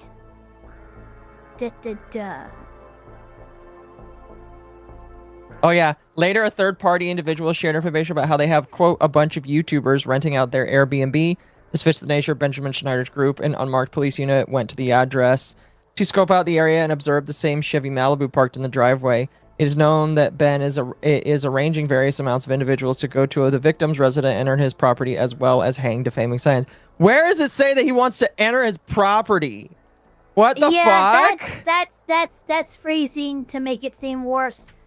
To get Well, the judge to sign. time That's out. all that is. Well, entering in what way? That is absolutely insane, man. Exactly. In what if way? That's no. This is actually kind of an important thing you've just unveiled, Sparkies. If there was a certain way that he was intending to enter the property, the cops would actually include that specific way and those details in the affidavit. The fact that it's vague indicates that they are over hyperbolizing the nature of the crimes, the alleged crimes, in order to get the judge to sign it. Yeah. That's what now, that is. looking it up, I can't find any hard state facts or anything like that, but an Airbnb can be considered the mandatory report if it's a safe and welfare of the community that person's staying. Yeah, if it's yeah. So we're not talking stolen property, but we're talking like kidnapping, trafficking, even drug dealing and stuff like that. You know, stuff that can end and endanger other people's life. Theft of property, it's not included in that. Right. Anyway, let's continue. To give you guys some context, but I actually got a copy of this warrant. The reason they were searching our house was, it says, there is now certain property or evidence described as any stolen merchandise, specifically Lego merchandise. It's evidence of illegal conduct on us that we stole the Legos. They're looking that we stole the Legos is why they stormed our house with no evidence. And this is after he's been proven to make up stories about us before. And so now he's just pulling something out of his butt. Oh, they're the ones that stole the Legos. This accusation came out after the heroin accusation. I mean, look, American Fork should not be the allegations relying on the credibility of Josh should have been shot after they found no drugs after a 3-hour search. No, I agree 100%. And for whatever reason, the police take him seriously, even though he's acting like a crazy person. Anyways, the cops probably felt pretty stupid when they searched our entire house and didn't find any stolen Legos. Again, the police illegally redacted this conversation to avoid them looking stupid, but I'm pretty sure that's what they were talking about. But instead of doing what any rational police officer would do and let us go, they're sticking to their story that we're the thieves. Stop with the analog portables. Okay, that's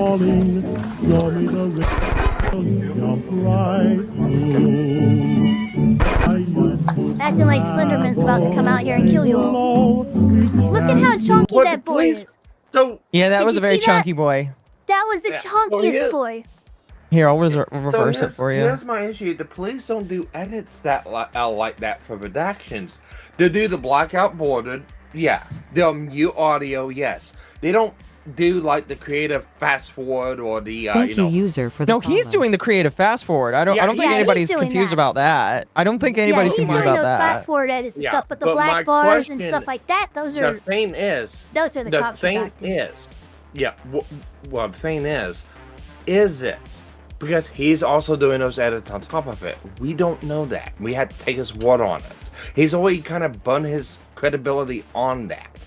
That's my question. Again, here's my thing. If the cops have already released 30 gigabytes of body cam footage to the public, we can assume that that's what he got. That's what I'm going to just assume. That what they released to the public is what we got. The unredacted stuff is what they didn't want us to see. So if you compare and contrast, there is a lot of redactions. And if you listen, if you're really saying that you don't trust the way of his style of editing, then you should go back and watch the footage that they released that they wanted the public to see, compare it to the footage that he put out there, and see if he redacted something that made him look bad. That's what I would say at that point. I don't want to look at it right now. I'm just saying that if that's the thing you're going to bring up, you're going to have to look through it yourself. I understand the point you're coming from, but like, I don't want to keep arguing about that. Yeah, I know, but I just got to make that point clear. It's like, we're taking his word on that. I'm not taking his word on it. At this point, I'm taking whatever I saw on the redacted body cam footage. Yes, and that's what we should do. And what I saw on the redacted body cam footage was really bad, and it made the cops look 10 times worse, in my personal opinion. Anyway, let's continue.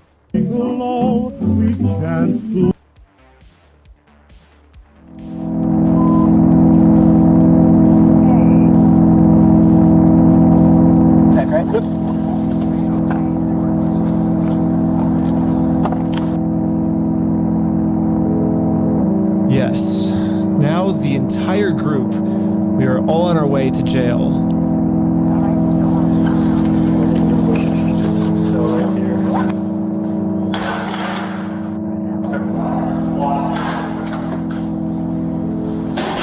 Except for me. I got taken to an interrogation room so they could find some reason to lock me up for good. Then I'm Detective Nikosha. Last time, I was able to get released on bail. But this time, they're requesting that I be held in jail a month until my court date. But there's honestly nothing for me to hide, so I went through the entire story with them to show the detective that this whole thing is just a big misunderstanding. If you think about it, 83-year-old man versus $400 million company. Even though the $400 million company's in the wrong, they're gonna win, you know? I wish we could just send him an email, like show up to court this day. That would be so easy for us. But this is how the law works. Like, that's not my fault. Like, I don't make the law. If I made the law, send him an email, and they're like, he doesn't want your papers, you just have to... You should be glad that the law doesn't work like that.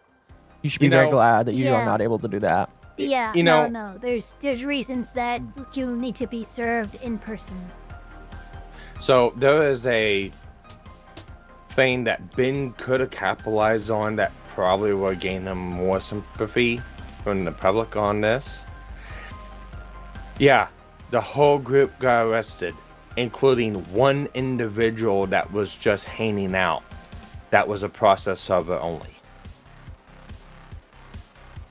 What's crazy is at the on the third page at the top of the third page of this warrant, it says, based on this information, I am requesting a search warrant at the address in order to effect the arrest of Benjamin Snyder. Remember, this is, and Sabertall brought this up, this is not an arrest warrant. This is a search warrant, but you stated your reason for the search warrant is to effect an arrest. Is to effectively arrest him. And then that was signed by a judge. Okay, we got a problem. That was signed by a judge.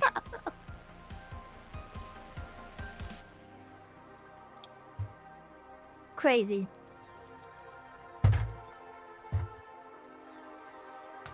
Figure out civilly. I'm like, this is the civil method, you know? Like, to do it civilly, you have to serve. They're like, well, then just sue them then. I'm like, that's what we're doing. Like, you see how this is a circle?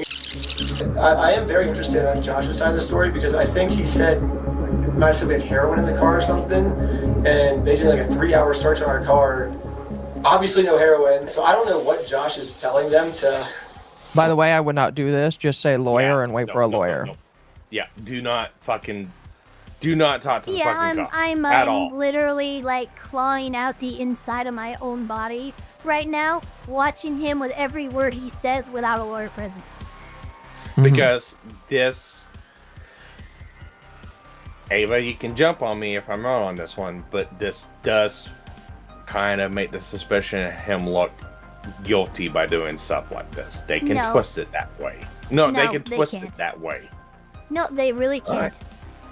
They so far what we've seen, and there's been a lot of like fast forwards and shit, but everything he is explaining is typical of what you would see for someone, you know, in a typical interrogation. Should it be happening? No, but I have not heard anything wouldn't be doing the cops could reasonably use. No, no one should be. But I have not heard anything Ben say or admit that the cops could actually utilize to make him seem guilty. That is the risk, though, that you take with talking to the cops without a lawyer. Because, yes, anything that you say, even that you think is innocent, it will be twisted. Has he managed to cross that line so far? I don't think so, but he's at risk. He's like that kid in the back of the Simpsons book. I'm in danger. Yeah, he's dancing on that fucking line. And that's the reason why I say that, is because he could say something that but Nick Rekieta says it's okay to talk to the police. Yeah, Nick Rekieta also does other things I'm not going to talk about. Let's continue. Yeah. Well, also, Nick Rekieta, too bad Nick Rekieta doesn't live in this town either. Because the body cam footage would have been released. Yeah, that was wild. They managed to get that suppressed. Yeah, and we still never have it. Suing him is not working for us. So let's do a GoFundMe. Right after I mentioned this GoFundMe, the investigator wanted to leave the room. Hang tight here, and then I'll be back with you, okay? Okay. Okay. Something about me mentioning this GoFundMe really caught his attention. All right. Good. Well, I'd just like to know more about this, like, GoFundMe. Like I said, I have no idea what's going on. Yeah, we were just trying to get, so basically what ended up happening is Ben got arrested, which we were pretty blown away he got arrested, but I'm like, all right, I'll take over now. Like, I don't want you to get in any more trouble. And he's like, yeah, I can't get in any more trouble. Like if you take over, like that, you know, that was my decision. Yeah, so I mean, I don't know. What other questions do you, like, I guess, have? Because there's not really, I guess, much else to say in the situation, to be honest. That's just the whole thing that just... What? This is a second video, right, on Ben's channel? Yep, 34 minutes in. I just want to check something. Happened. I mean, I'm honestly, like, kind of shocked to be arrested at this point, for that. Yeah, this is definitely a very strange thing to be getting interrogated about, especially considering from my angle and the evidence I've seen, the overwhelming evidence that they just blatantly stole from this guy. It's like us trying to then do a GoFundMe to get him his money back, and I'm the one, you know, getting put in cuffs. It's crazy. I guess the detective didn't get what he was looking for, so he decided to interview the rest of the group. It sounded like a great project to me. I was like, okay, like it's for a good cause. How are you doing? And for some reason, he was trying to get all of them to admit that the GoFundMe was my idea. Hello. Obviously, Ben was behind the GoFundMe idea as well, right? I don't know whose idea that was, because I kind of just started, I think they... But he was supportive of it as his channel, right? He said, oh yeah, let's do this for the channel. From my understanding.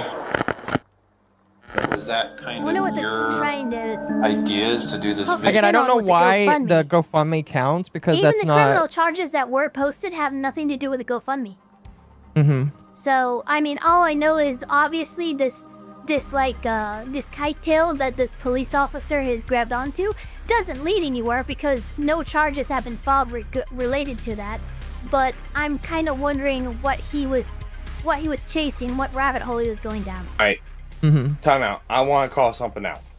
So, the way Ben framed this is he was talking to him, and then he stopped him and went to go ask the other person for the GoFundMe information, right?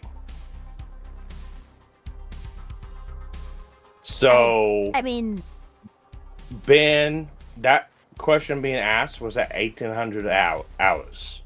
When he went to the other person, was 1,600 hours.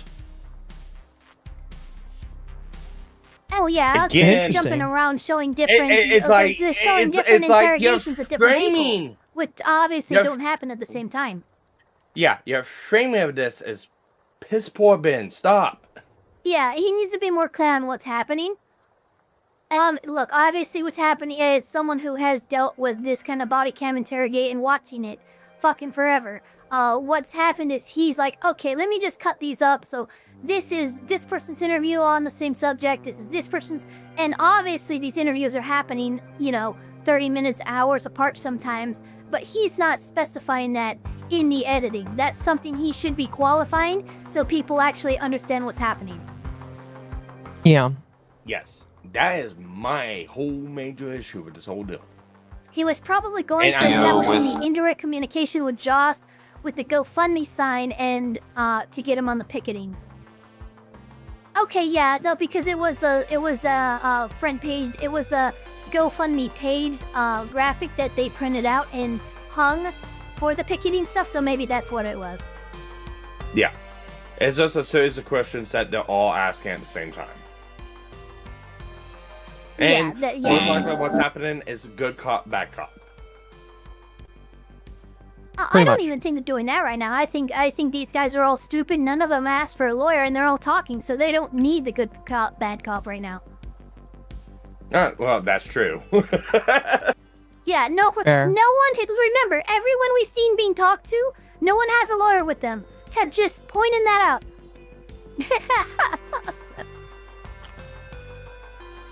Let's continue. GoFundMe and all that. But I wasn't afraid to admit that I actually made the GoFundMe for Brian because a GoFundMe is a safe, legal way to raise money for a family if they got all their stuff stolen. I should be risking nothing by admitting this. Basically, the police told me, do not take this man to court or else you'll get arrested. And so I was like, just thinking, and we're like, let's do a GoFundMe, And that was our solution. But I was wrong. We're going to book you back into the jail. Okay? The creation of the GoFundMe, right? We're blasting this person all over saying, hey, he's... So creating the GoFundMe was illegal? When I asked the detective how creating a GoFundMe was probable cause to send me to jail, this was his response. A lot of this stuff you may have to just get an attorney and fight it in the criminal side of court, right? Okay, should I go back? Yeah, go ahead and stand up. I got an officer right here that's he has cuffs for you. Will I also be able to hear Josh's side of the story? Because I think he's said a lot of lies to you guys. It'll be, and I never talked to Josh, but it'll be documented in the report as well. He might not have, but there are a lot of cops who did. Okay, thank you so much. But the detective was lying. The police have illegally redacted every single claim Josh has made about me. And when I finally go to court, I'm going to be completely blind to what I'm even being charged for. No, the worst you're part retarded. You'll get that information. Wait. So I gotta ask them. Are they really interrogating him in a room with a glass door to the outside? I mean, I imagine there's not a lot of violent crime in American Fork, so probably. They actually mentioned that there's not a lot of cells. There's not a lot of interrogation cells, and so they put him in the one place that wasn't an interrogation cell. That's because he put his hands behind his back. They come up to him, and they're from the same room. They go out that door. It's like, what? I mean, that's how like simple, that city's life. No, is. I get it. I get it. Honestly, it's almost endearing because, like, hey, at least you don't have metal detectors in like 3 freaking interrogation blocks, and that it's just funny. Mm-hmm. That's the problem. The police officers took away my bail, so now I have to wait a month in jail. No, you don't. Shut up. Well, they originally didn't allow him to post bail. That's the problem. So he would have to wait in jail. Yeah, originally, and then the attorney got that fixed because a lawyer will fix all these problems for you. Ben, you fucking dramatic bitch.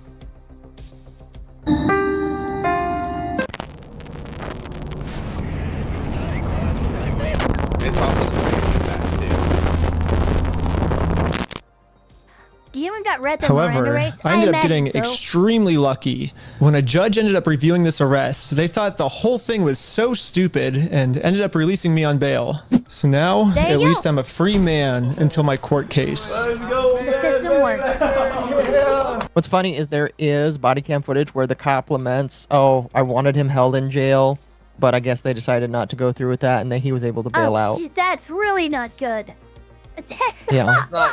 Every time I start to get on more on one person's side, the other side does some even more stupid shit. I'm like, God, you're really just keeping me smack dab in the middle of everyone's fucked. Yeah, that's not good, but at the end, that it is kind of a pride thing for cops, is like seeing a person that you arrested get released. Yeah, for sure. You get into the practice situation with Karen Reed and shit like that, which again, it's its own correct bullshit. That more information's coming out right now, but yeah, it's like, it's oh the yeah, same there thing. is, because like Karen Reed's suing and stuff. There's a lot of stuff coming out. Oh, there's a lot of shit came out against Proctor. Fun fact. The American Fork Police Department have re-enabled the Dropbox link for the Reckless Ben footage. The total download size now is 33 gigabytes instead of the 48 gigabytes that they had on June 3rd. So they've removed the footage. Because I have 88 gigabyte download from the archived stuff. So they're being dishonest on every level of what they had. Because they initially released 33.9 gigabytes, and then they released 82.8 or something like that. So it would depend on what they redacted too. Yeah, it would. So if they redacted it further, what the fuck did you get it to get it back down into the 30s? They probably just removed all of the unredacted stuff, honestly. Probably. It sounds similar size to the original redacted files. Well, why in the fuck would they re-enable that link? Make a new fucking link, put shit in.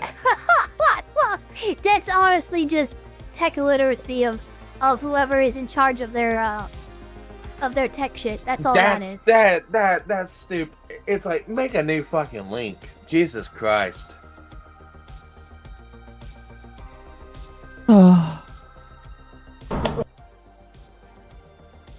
The illegal act that I committed was mentioning that Josh stole the Legos in our GoFundMe. So if you say who the thief is, then that is illegal for us to do that. Now, I just have to wait for court. And honestly, I'm not excited.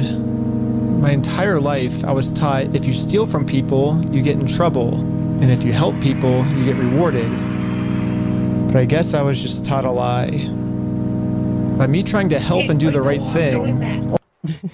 No, you're correct. You can't break the law doing that. Frankly, you can't break the law doing that. Sparky, if you hadn't said it, I would have. So I'm glad you said it. All I did was just screw oh my God! Stop everything being the up. victim. Chunky cat. Chunky cat. I love that cat. Chunky cat. And get all of my friends in trouble. I couldn't fix anything, and now with all the charges I got in this video, I'm looking at least 5 years in jail. But I finally accept my fate. I failed, and now it's time to go home.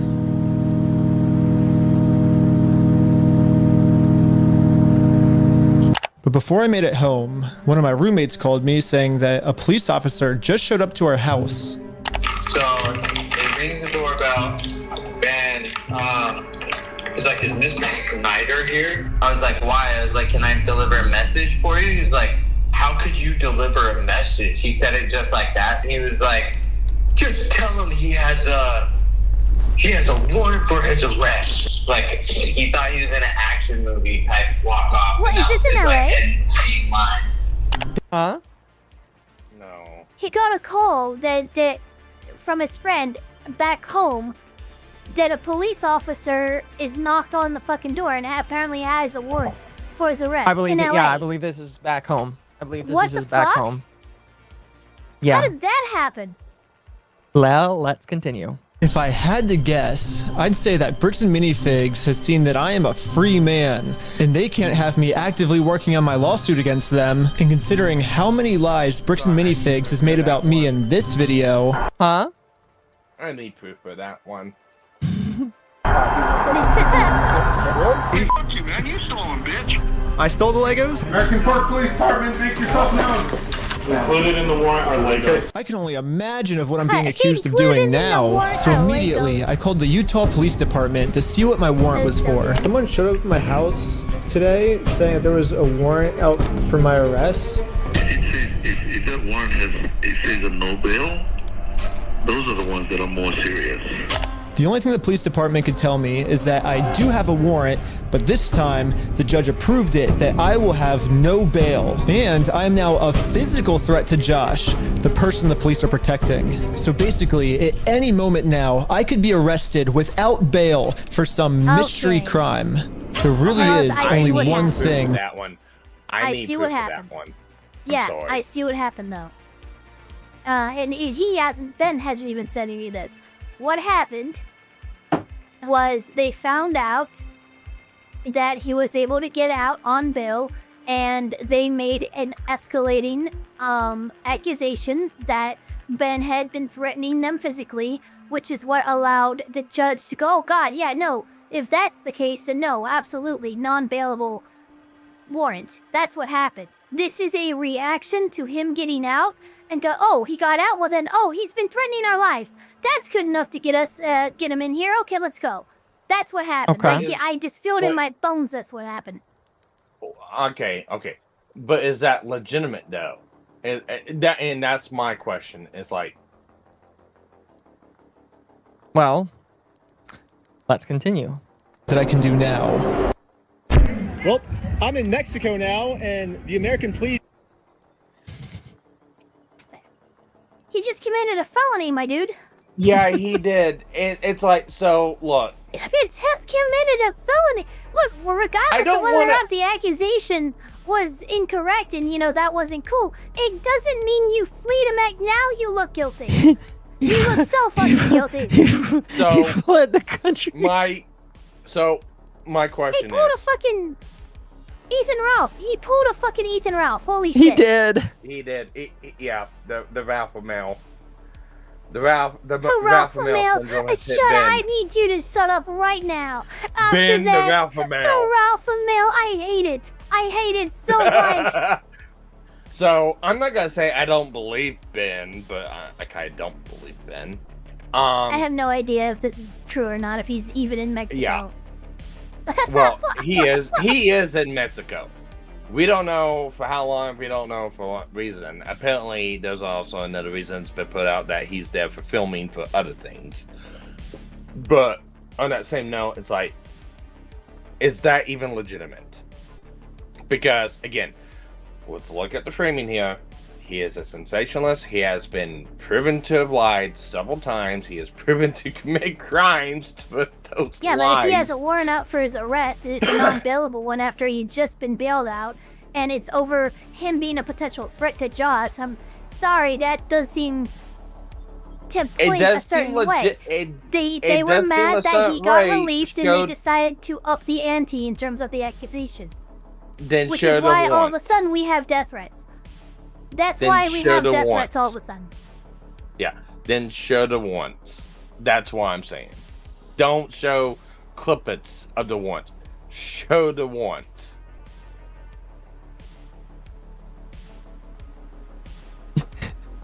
Let's continue. Have no authority. I was like, okay, I have to make sure I pause at him saying, well, I'm in Mexico now. I was like, oh, I was gonna love this. Yeah, that did something. I think I can't take any more Tylenol, but I can feel my migraine. Like, it's not like bad, but it's right there under the edge of bad. And I've reached my autism pill for the day.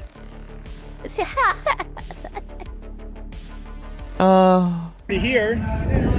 Oh, what's going on? What the heck is that thing? Can you get on that? Oh, that's a blob. But at this moment, I realized what I had to do. Bricks and Minifigs thinks they can just bully anyone who tries to stop them in committing their crimes. And what's the only way to stop a bully? To stand up to them. If me posting this picture online once got the city this upset where they had to arrest me, just think about how upset they'd be if thousands of people started wearing it. Which is why the picture that got me It's now a t-shirt! Well, that's just really dumb. Christ. It is really dumb. That's just really fucking dumb. Alright, I need to know from chat, or I need to know from someone. Is this the portion So, okay, of the so video this is that Mama Akko's Runkle testimony, went nuts and on? the only thing I know is that she just gave me $20. So obviously, I agree with everything she. No, Sparky is channeling my incandescent rage toward Ben's. Oh, poor me. I am an innocent victim. Shtick after the nonsense he's pulled. I screamed at the, so I fled to Mexico, run, and I knew it was coming. Yeah. Honestly, I have not watched this video yet. I'm glad you didn't. I've watched all of this, and I was like, "Holy shit, this is amazing." So here's my reasoning. And a lot of people say, well, have you seen the body cam footage? Have you seen the body cam? No, I haven't. Why? That is a police thing. And that's also a police thing with, okay, other things not related. Related, but not related to this. My whole focus has been on this whole fucking accusation. Not everything after the fact. Oh, how has natural selection not picked the tart off? I don't know. It's a good question. I think the thing that's absolutely amazing to me is how he's gotten away with all of this. And if like this is what's happening here, it kind of make like and this is kind of like really like crazy like advertising for his own channel. It makes me wonder what the fuck he's done in his other videos, because he's admitted in a live stream he's been sued by a lot of other people for his coverage in other videos. And I'm like, I want to know what you got sued for in those other videos. What was that on the H3H3 podcast where he admitted that? No. But it's just like, bro. Because I've seen a clip of him on H3H3 and Ethan gave him really solid fucking advice I think he needs to fucking listen to. What is it? Shut up and do nothing? Get a lawyer, buddy. No, Get that's a lawyer, fair. buddy. Yeah, that's just fucking fair. But yeah, this is amazing. This is absolutely fucking amazing. It's in his name. It is in his name. Arrested? I'm putting that picture on a shirt. And you can buy this merch at WeStealFromOldPeople.com. So go right now. It's gonna be sick. And yeah, all of the law enforcement that's protecting Bricks and Minifigs is gonna be pissed. Do you think if I buy that shirt, I'll get in legal trouble? Do you think? Do you think my manager will be okay with me buying that shirt? Purchasing. As purchasing. I'll tell Dylan I want that shirt. The stuff is not good. No, it's the person who produces the shirt. Chat, So, can we requisition "We Steal from Old People" shirt? Honestly, I kind of want the brick by brick T-shirt. I do but it's too, yeah. $36 fucking dollars, and that's ridiculous. Discovery That is Court. ridiculous fucking price for a T-shirt. Yeah, so here's another thing that I can't remember if it was potential criminal or Runkle or someone else. It might have been Nate. I don't remember. But here's the crazy thing about that whole deal. He needs to stop doing this shit. Because the picture he used is a picture of a private citizen. Well, no, the picture that he used of the Bricks and Minifigures. No, it wasn't AI. It had the actual trademark logo. It had the trademark logo on it. And it still had the TM. Oh, that's even funnier. I didn't notice that, but yeah, if that's true, that's fine. Yeah. Is there gonna be another stream tonight? Chat, Chat, the stream that's on right now will last until I am going to bed. We've still got multiple other videos we need to watch here. Until all of my co-stars go to bed and I'm done, we're still going. Yeah, but it's like he's putting this stuff out. This stuff is still on his site. The Bricks and Minifigures still has the trademark logo, little TM behind it. Now I'm tempted to get the shirt for that reason. Now, regardless or not, if he says that, oh well, this is not trade, he still includes a trademark picture with that logo behind it. It's still a trademark. I'm tempted to get it just for that reason. That sounds absolutely hilarious. I shouldn't even believe a damn word Ben is saying. I mean, like, you can believe him or not.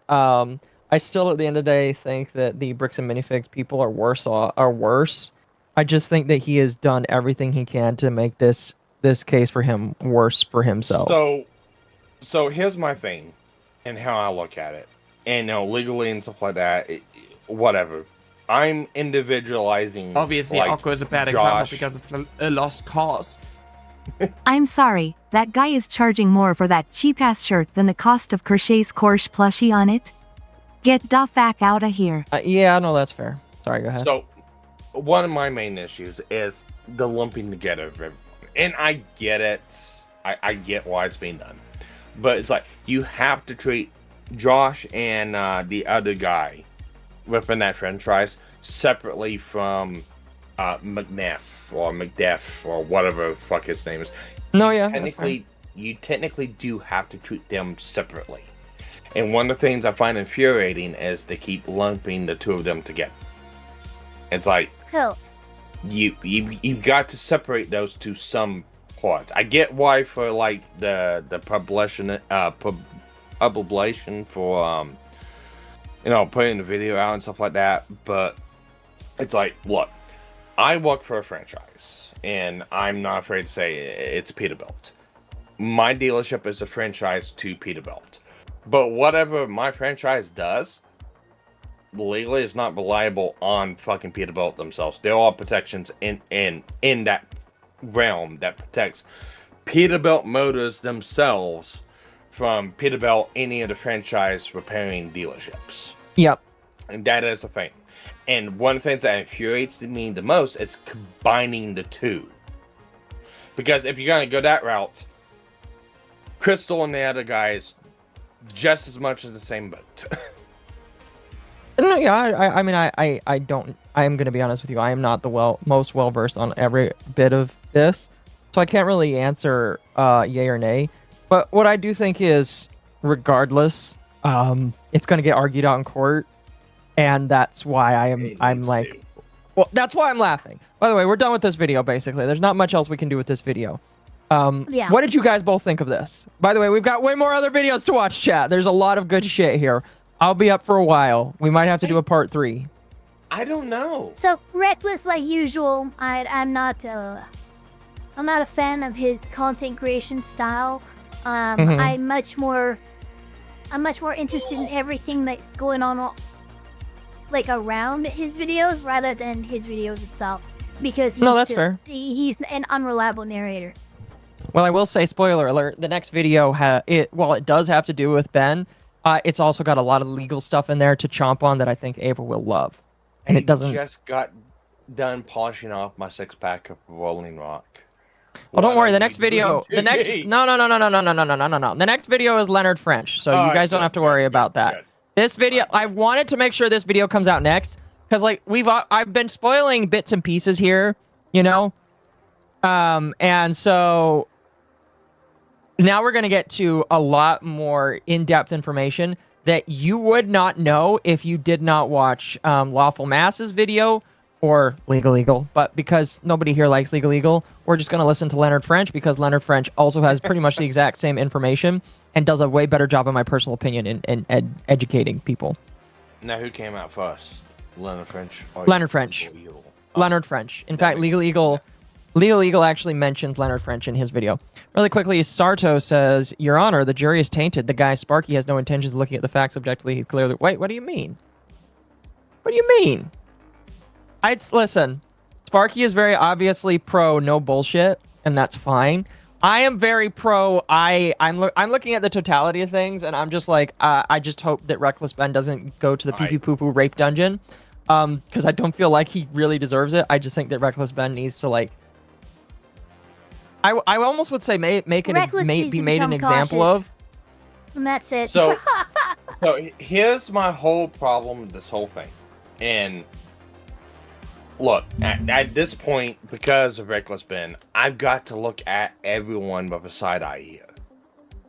And that's just the way it is. Because Ben has misrepresented stuff from all parties, including the former owners, Crystal and stuff like that. The other issue I have with this is these people do have the ability, they have the limelight on them. They have the ability to come out and go, yeah, no, this information is twisted out of context or not exactly as it's being characterized. They have not done that to this point. And then everything with Bricks and Minifigs, yeah, they're shit too. Everyone in this is shit. No, yeah, listen. What to believe and who to believe. Listen. I'm just calling it out. Let me grab something real quick. Because I do have a co-host that is also streaming. I feel like this would be more appropriate. Give me one second.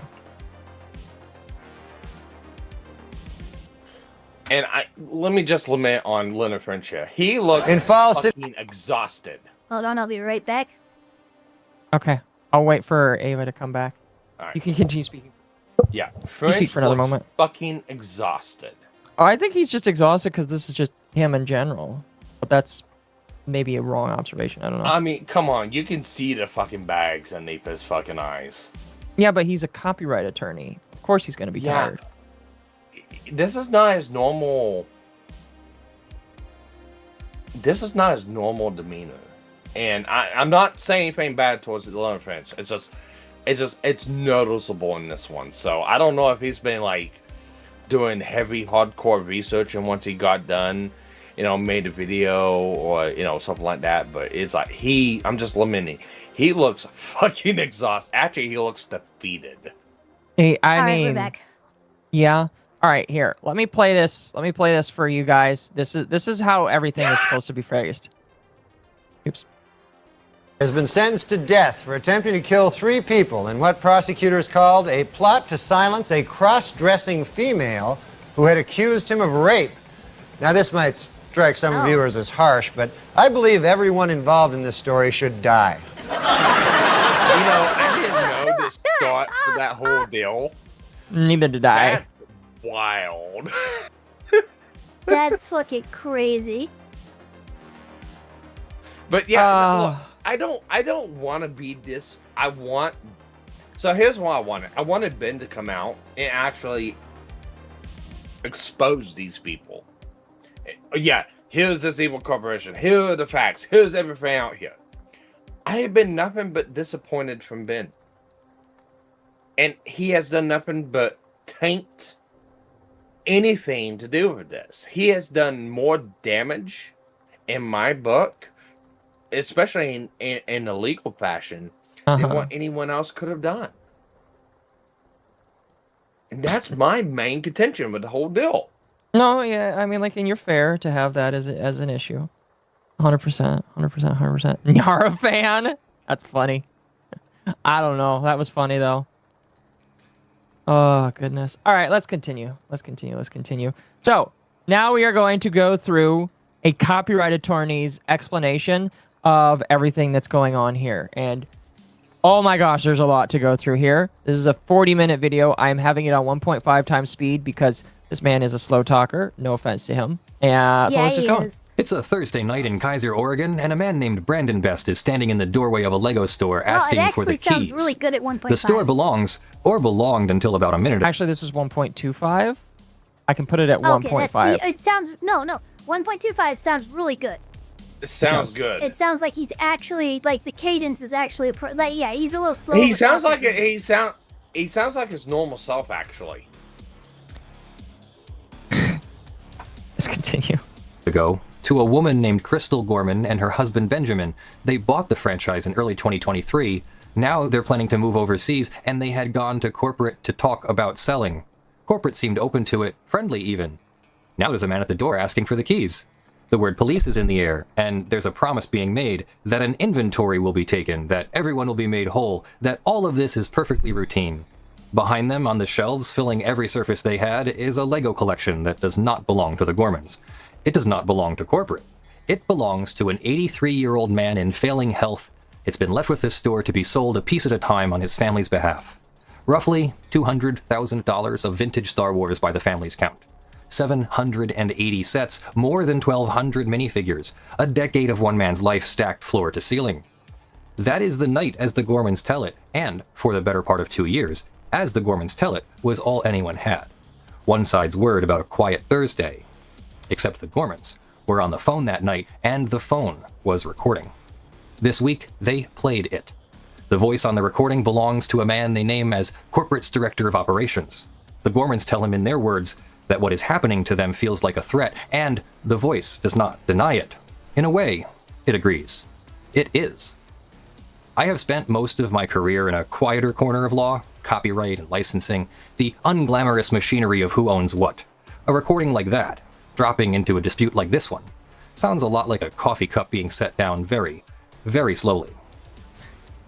What he's essentially saying is, I have never heard somebody make a statement this retarded in my entire life, and this is something that I dream of hearing when going to court with somebody, because it allows me to put my big dick on the table and say you're fucked. That's what he's essentially saying. Really, yeah. That's kind of the big thing. Is there's several things and several things we have on camera that make this go, oh, I don't want to have to, but if I do make this argument, you all need to duck because I'm about to turn left and I don't want to hit you with my dick. Yeah, pretty much. One thing once, so I don't keep repeating it. Nothing here has been decided by a court. A complaint is one side talking. A recording is evidence only once somebody proves it's real. I'll say alleged where it matters and trust you to remember it everywhere else. What happened this week is that the story moved indoors into courtrooms. There are now 2 lawsuits pointing in opposite directions, and a court order I'll get to that I read twice to be sure I had it right. Nearly every chapter that follows is the same. When you have to read a court order, well, I mean, you should just read a court order twice before you make comments on it to begin with. But him saying that is just like, yeah, I had to read this twice because, holy shit, this is kind of insane. Yeah, it's pretty insane. Shape. Somebody convinced they were winning made a choice that made things worse. Part 1. The recording and the people who made it. The reason that recording carries a weight is the reason it almost didn't exist. Until this week, the claim that corporate, not a local franchisee, but Bricks and Minifigs corporate, the entity called BAM Franchising, had its hands on that store reached us through one channel, Reckless Ben, the YouTuber. And Ben, whatever you make of him... Colonel Compachi is wondering how much the new franchise owners, which would have been Josh and Brandon, have sold of the collection, and the answer is 0. They have not sold anything. They didn't even have really much of a chance to take control of the store and run it appropriately before it was shut down as a method of avoiding paying out the default judgments that Ben did secure against that franchise. So Josh, if he does we don't know. have possession of the collection, has likely not sold any of it through Bricks and Minifigs. We don't really know yet. That we know of, because that we know of. That we know of. That we know of, because the thing is, like I said, and a lot of people are not pointing this out. A settlement was made. There was a information disclosure to them that they had sets, but what we do not know is when that was done. Exactly. So a settlement was made a while ago. Sets and stuff like that was, there's these sets with markings on them. We don't know what they are. We don't know when that was done. So we don't know if they sold anything or not. But we do know by Crystal's own wording and their lawsuit, over half of them were already sold.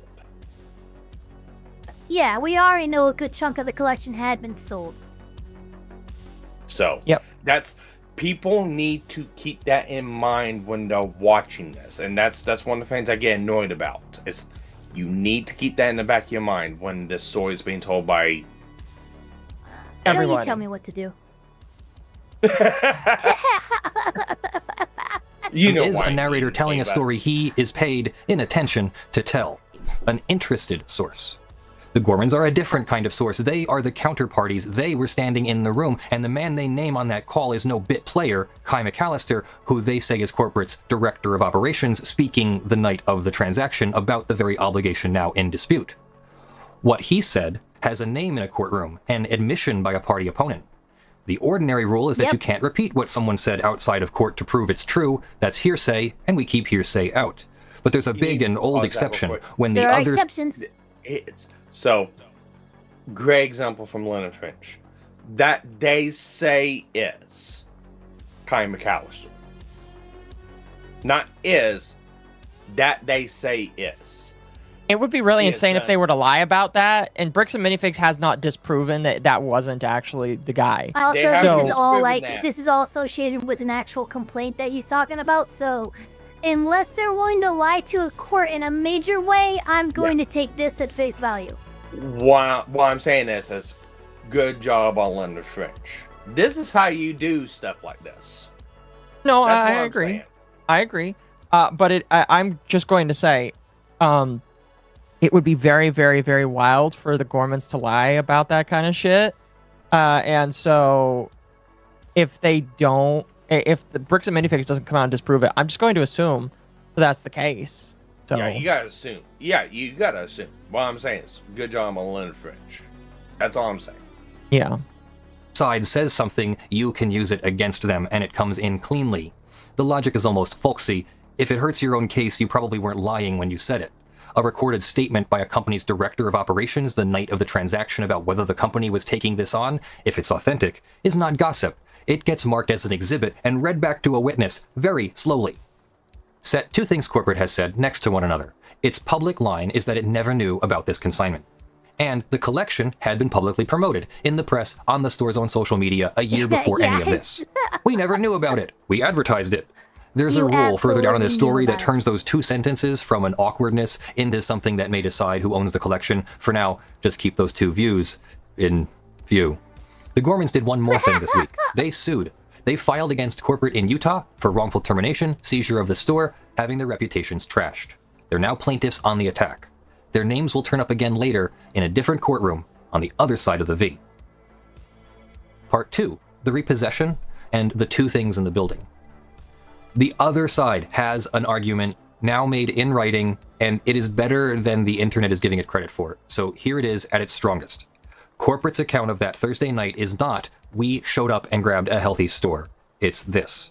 The Gormans were in default, behind on the payments to buy the location, behind on royalties for months, owing tens of thousands more. The complaint puts the total north of $175,000. On that account, what happened wasn't a heist, it was a repossession, a franchisor enforcing its contract against an operator who stopped paying. And if that's true, the repossession may be perfectly lawful. Franchise agreement. Yeah. Just a little weird of a time. And you would send corporate to do it, not the new franchise owners, to avoid things like this. I'm not saying that they're not... Look, I'm just saying as skeptically as we look at Reckless Ben and that site's claims, we have to also do the same with BAM, because they're trying to say shit that we know is untrue. And then trying to assert extra stuff here and expecting me to believe it. But I thought it was the new franchisee owners that reclaimed it. The BAM is trying to claim that the old franchise owners didn't just call them up to talk about leaving and how we would sell the franchise and shit. No, they were defaulting and owed almost $200,000 in dues and fees to the franchise owner, to corporate. Which I'm like, oh yeah, so this wildly successful Salem, Oregon franchise location that has the world's most extensive collection of Star Wars figurines and Legos that have been consistently sold for the last year to about a tune of $60,000 to $100,000, and you're telling me they defaulted? I'm sorry, you guys argue for a moment. You're gonna I will have be to right really, back. yeah, no worries. You're gonna really have to fucking bring some receipts for me to believe that claim. But what I'm saying is, I thought it was like Josh or the other person that actually was there that got the store back from. Brandon Best showed up. Yeah, Brandon Best showed up on that Thursday night, sent by corporate to seize the store and take the keys and shit like that. We have video of that. Yeah, but then they took control of But they didn't, and that's the weird thing too, actually, that you mentioned that, because in that video that we do see, we didn't see any, like, there's... if it's going to be a default or something, like, Brandon would probably show up with the police and it would be stated as a reason. You wouldn't be going over existing consignment contracts and taking over liability and all of that. It wouldn't be nearly as cordial as we saw if it was a true default and it was a takeover in that respect. I have a hard time believing BAM when they try to claim that. Well, no, I get where you're coming from on that too, but again, it kind of goes back to what I said earlier. It's like, it's the fact of not separating the actual, like, name brand itself from the actual franchisees. Now, we don't know exactee Well, and that's another thing too, right? Why would corporate send in the next franchisee owner to handle default and seizing of inventory and repossession? No, corporate's gonna handle that, not the new franchise owner. That even by how that's supposed to work, their claims don't make sense because you would not have Yeah. sent Brandon I down get there to do that. Yeah, I get that. It's like, again, it's like that's like a big piece of the puzzle that's missing right now. That we don't know what exactly happened. And it's, yeah, strange as fuck. And if it's connected to that's exactly what happened, yeah, 100%. But again, we don't really have that. We have a claim of that. All I know is It's strange. I get it.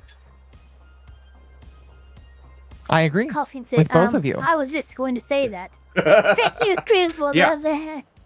I beat you to I was it. just gonna That's say good. I am keeping my eyes glued to the Utah courts right now because I want to see how this I'm resolves. I'm still fucking befuddled by the claim of butt cooking. Mhm. I've got my eye butt cookie. glued on that one. What? Book cooking? That sounds like butt cooking to there's me. a claim of book cooking. Yeah, there's a claim that Crystal kept 3 different logs of books of the Lego sets. Oh There's yeah, some- I do seem to recall that as well. It's I can't wait for the courts to sort out this mess so we can take a look back after it's all done and dusted and gone, okay, so that's what happened. Yeah, that's what I'm really interested in. Like I said, and that's another thing. It's like, all right, we gotta look at everything carefully here because there's way more that's going on. That's what's being told from everyone. I agree. I really like his pictures, by the way. The monkey just staring at us is kind of freaky. All right, time but- out. No, all right, time out. All right, Ava, do you know What? the origin story behind that monkey? No, why would I? Okay, that monkey was in a copyright lawsuit about copyright. Oh, wait a minute, that's because right. the monkey. That's right. The I do monkey remember took that story. Its own selfie. Yeah, the monkey took the picture, and then the photographer tried to. Yeah, I remember that whole story. Was he Yeah, involved with? Was he that's what counsel in that case? He wasn't counsel. He talked about that case. Okay, But, okay. Yeah, that is a really good case. Yeah. In the story, the guy never got copyright on it because the guy Yeah. didn't make the copyright because the monkey took its own picture. Right. Yep. Anyway, tangent over. Let's continue so this man can open his other eye. Let a franchisor terminate and take back a defaulting store. Taking your store back because you didn't pay for it is not theft. On the store itself, they may be standing on solid ground. But there were 2 different things in that building on Thursday night, and the law treats them completely differently. The first is the store, the fixtures, the franchise, the business. Corporate may be entitled to take that back. The second is the old man's Lego collection, and that was never the Gormans to lose. Start with the oldest analogy there is. You hand your coat to the coat check at a restaurant. You still own the coat. The restaurant is just holding it. There's a word for that, bailment. And the holder has duties. Keep it safe, give it back. What it cannot do is treat your coat as its own and sell it. If it does, that's a tort with an old name, conversion. Exercising ownership over a thing that isn't yours. And consignment is a bailment in commercial clothes. The family's Legos were the coat, the store was the coat check. That's the family's side of it. Corporate has now added a layer. In its lawsuit, it doesn't just say we repossessed a store, it says it held a signed security agreement that when the Gormans bought the franchise, they pledged the store's entire inventory to corporate as collateral, the way you pledge a house to the bank when you take a mortgage. And it says that when it repossessed, it took those assets as what the law calls a bona fide purchaser, a good faith buyer for value, without notice of anybody else's claim. There's one more piece of machinery, and it's the piece almost nobody outside the profession knows about. When you hand goods to a store on consignment, the law does not simply protect you on trust. Under the commercial code, in a lot of cases you are expected to file a notice, a 1-page public document called a financing statement, a UCC-1, announcing to the world these goods in that store are mine. It costs about $20. It exists for exactly this situation. If you file it, the store's other creditors are on notice, and they can't sweep up your goods when the store goes under. If you don't file it, then in many circumstances, a creditor or good faith buyer who didn't know about your consignment can take your goods free and clear, and your only recourse is to chase the person who put them there. So the whole case may turn on a $20 piece of paper that, as far as anyone has shown, no one filed. That is corporate's real argument, stripped of the press release language. We were the secured creditor, we took the inventory in good faith, without notice of any consignment. An unfiled, undisclosed consignment doesn't beat us. As a matter of doctrine, that's not frivolous. It's the kind of argument that could win a case. But it runs into two problems. Here's the first, and it's where those two sentences from a few minutes ago come back. Corporate's secured creditor argument depends on the phrase, without notice. They didn't know. But the rule has an exception. A buyer or creditor who actually knew the consignment doesn't get the protection. And corporate, a year before any of this, promoted the collection, put it in the press, posted it. A plaintiff's lawyer stands up, plays that marketing back, and asks how a company can have notice and not have notice at the same. Uh-oh. Am I here? Uh-oh. I'm here. I think Akko died. Oh, no. Oku's internet just went down. Oh. Akko died. Oh, you're back. Hello? Yeah, you can hear me, right? You're back. Yeah, we can hear you. There you go, and you popped back in YouTube studio, too. Wow, that was just a little... Yep. You just had a little hiccup there. Is my stream dead? The Romans are attacking Akko. Is I my don't know, stream dead? Let me check. It's buffering. Oh gosh, might have my went stream is... down. Oh, yeah, I'm not seeing you. Hold on. Oh my gosh, why is my stream dying? What the fuck? Wait, no, you went down. Doesn't No, get you're the here. protection. And corporate. Hello? Yeah. Oh, but it's like... Yeah, YouTube screwing up. F. Oh, you're back. Yep. Okay, What's cool. going Looks on like with you're back. my... It's still trying to recover. Oh, I saw that. But it was having an issue here. I'm gonna look at my internet activity. Hold on a moment. Okay. Ports, flows. You guys shouldn't be able to see my... We don't see nothing. I can see everything. No, I'm kidding. So, whether for streaming or not, let me ask you something, Ava.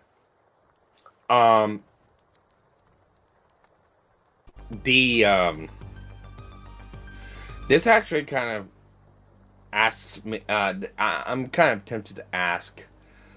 So, the cooking book still is the puppet out for Bricks and Minifigs. Because yeah, which is kind of why. Because here's my theory on this. And hey, everyone in chat's gonna like it because hey, I'm gonna be on side of everyone else and go against Bricks and Minifigs on this one. Hey, but if the cooking the books thing came up and it's a convenient excuse, that means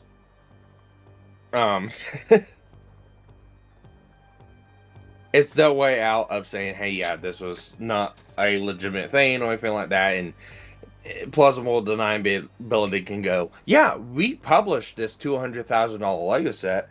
We were under the assumption it was already sold. I haven't seen that argument yet. I haven't seen that argument yet, but it's out there because when they did this, it was a year before everything happened. Because because everything was going decent for that year, yeah. and that's kind of what's crazy to me is to say that they're cooking the books. So we have the collateral, we have the inventory, we have the receipts for how much was sold of that Lego set. We have all the advertising. You're telling me that a Bricks and Minifigs franchise location that has more marketing and visibility than most under your umbrella defaulted? I'm sorry, what? Yeah, and that's another thing too. And that's kind of that is kind of a take against Crystal and her husband on that one. Well, it depends. They're gonna have to show proof that happened. It's gonna have to go through court and stuff like that, and they're gonna have to show proof of it. They should have notice of contract termination or notice of default or so. Like honestly, Bricks and Minifigs with that statement, if they had just included the letter they sent of notice of default, which has no fucking legal fucking exposing stuff, that could have been so simple. Oh look, yeah, they did default, and here's a fucking like what Mythic did. With who ended up with what was his name? Miskiff? Miskiff. I think, but they showed remember when Miskiff included in his own filing the fact that he had done a bunch of shit against the fucking contracty stuff and that's why they were dropping him, and he included that freaking notice. Like, if Bricks and Minifigs had included their notice that they should have sent to them about default, alongside the accusation of them defaulting, well, guess what? That cooked book series suddenly becomes much more viable because we have proof to corroborate your accusation. Yeah. My issue is BAM has all these things they're saying and not a shred of proof with it. True. But also, in the other sense, would you put that out to the public, or would you save that for a court case? For right now, for like damages and stuff like that, there's plenty that you can get them on the court case while still revealing the fact that, yes, this couple defaulted on their franchise, and that's why we seized it. Yeah. Yeah, I would be, as a lawyer, I'd be like, absolutely pull that trigger, make that reveal, because then not only is the court of public opinion more on your side, it frees you up from trying to respond to all the fucking death threats and shit and actually focus on the lawsuit. So yes, absolutely reveal that Crystal was a piece of shit, because then everyone's going to focus on her as the cause of this mess rather than Bricks and Minifigs. Yeah. Yeah. Now, I'm not saying that it's anything like that, or regardless. Yeah, neither am I, because we have no... we have no context to that.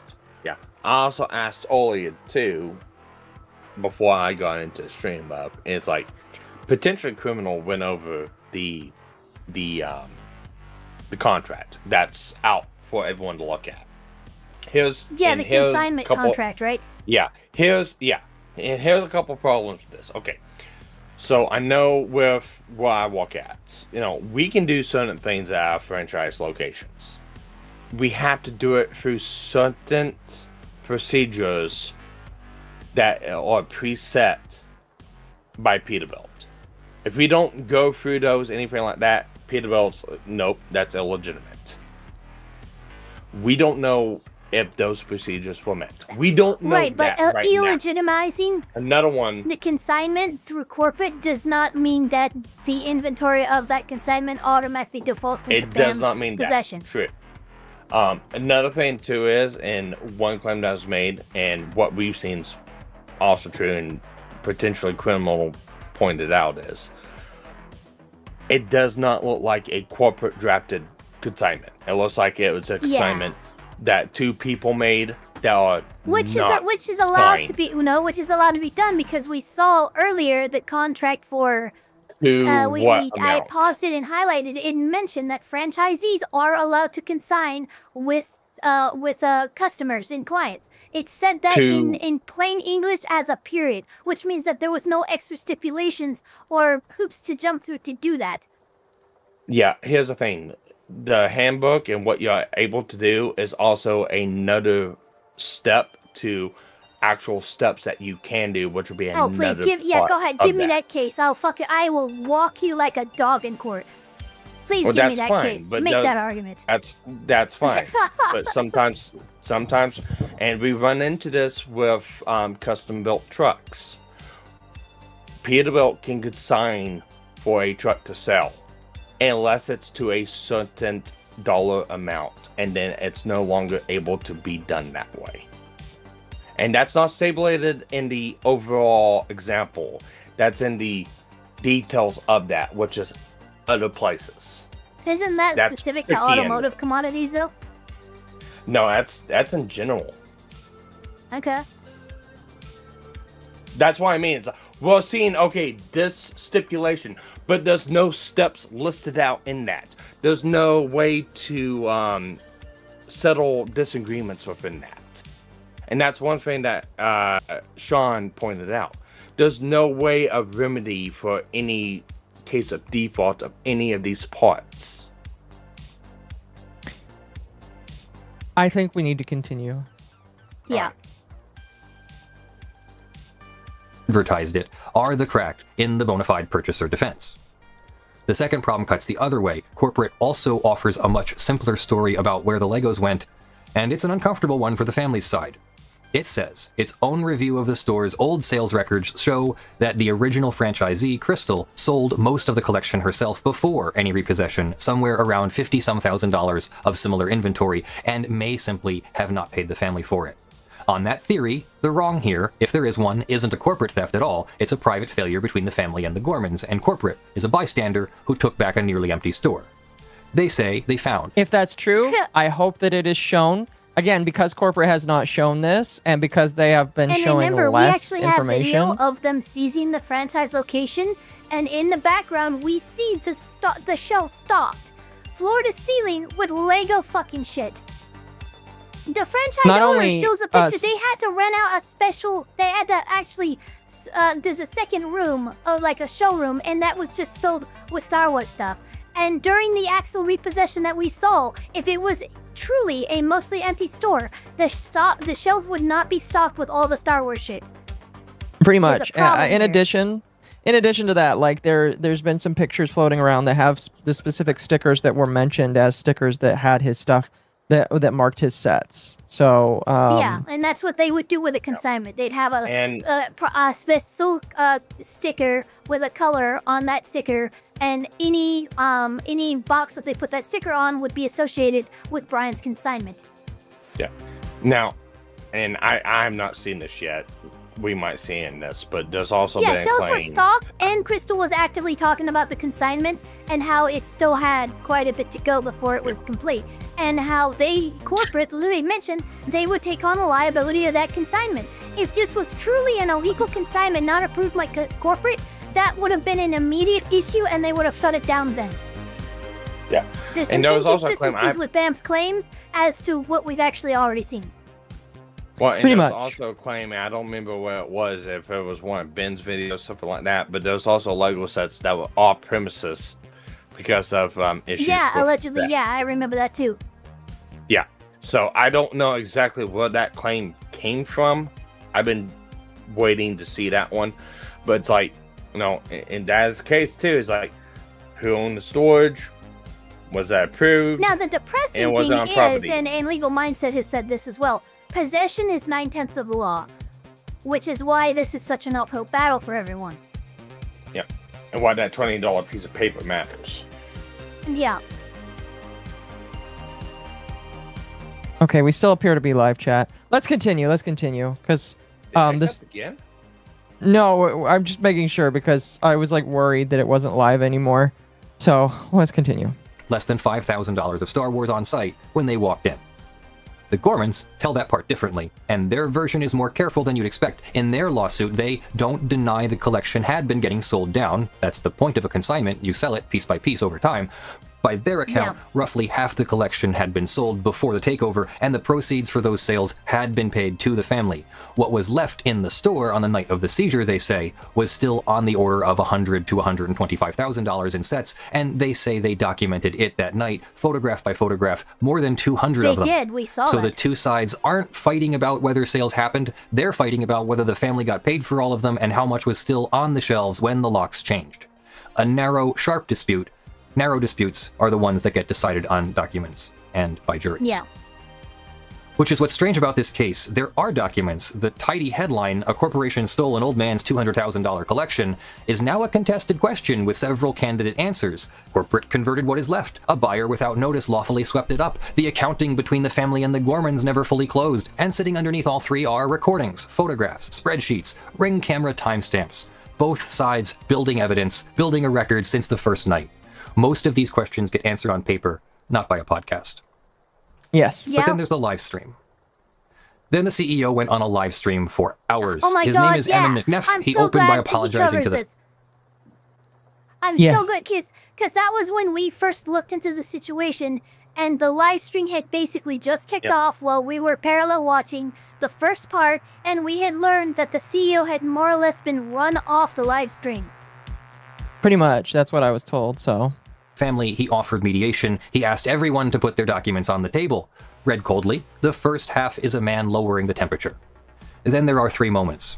The first is the consignment. There's that recording of a corporate figure appearing to take it on. McNeff's move is to reclassify that person as a low-level employee whose offhand comment can't bind the company. On the principle, he's right. A stock clerk's stray remark usually can't rewrite a company's contract, but the Gormans say that person isn't a clerk. He's the director of operations. The defense now rests on a fact. This man was junior, that the other side says it can break with an org chart. A defense resting on a fact the other side can disprove is not a place you want to be. I looked at the LinkedIn, and the second is the photo. Unless he's lying, he's in a pretty high position at BAM. Which would say that they're just trying to. I don't know why they would lie about that, but yeah, he was in a decently high position. That's a very the lie there is very clear, and it's well, a junior associate couldn't make that kind of a claim or couldn't make that kind of assurance, but absolutely senior management of any kind could, and that's what they're trying to separate from. Yeah, that's fair. Graphs. The hosts pressed him on timestamp images that appear to show the collection in the store at the relevant time. His answer was roughly, these are old promotional photos, and anyway, images can be doctored, and in the same breath that he wasn't sure he'd even seen the specific images. That evidence is unreliable, and I haven't looked at the evidence. Cannot share a sentence. You can... VTuber with a jester / octopus mommy MILF avatar. Hang on a second. Wasn't Ben going on about how Brian was owed $200,000 this whole time? If Crystal said that they'd been paying Brian's family for part of the consignment sold, something isn't adding up. Let me say this. Okay. Let me say this. When somebody's being sensationalized, they're gonna say the most sensational thing ever. The total price. Yeah. Yeah. And the total price. And Ben frequently said that it was $200,000 worth of Legos, and it had already been said in Ben's videos even that yes, some of this consignment was being paid out and stuff like that, but it's fucking Ben. Ben's being a fucking unreliable narrator by sensationalizing things. That's all that is. Yeah. And there's 3 parts that hold to.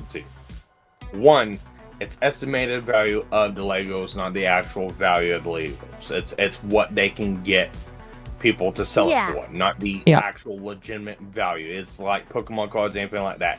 You might have a $500 Pokemon card, but you might get 100 for it. So it's not the actual value of this. Damn, only 20%. That's insane. It happens all the time, Marco, and you know that. I know. Second one, over half the sets have been sold according to the previous owner, so it's not that. And then the third one, Brian's only guaranteed 60% of the sales, so only 60% of that estimated 200,000. So you got all those calculations to go through of what the actual value could actually be. Mm-hmm. Yeah, that's for looking into the inventory and stuff too, because they could have sold half the collection, but it could have been the less expensive half of the collection. So maybe they made $75,000-$80,000 out of, the purported. Because I think I remember it was like, it's anywhere between 120 to 250 on the high end. Like there was a spectrum of what could possibly be gotten for these Lego sets, and all of this would need to be looked into with a fine-tooth comb by an auditor or something to see, exactly where these lines split. And one other thing I want to point out, and it's a little bit of an accusation, don't shoot me for this one, but it's one of those obvious ones.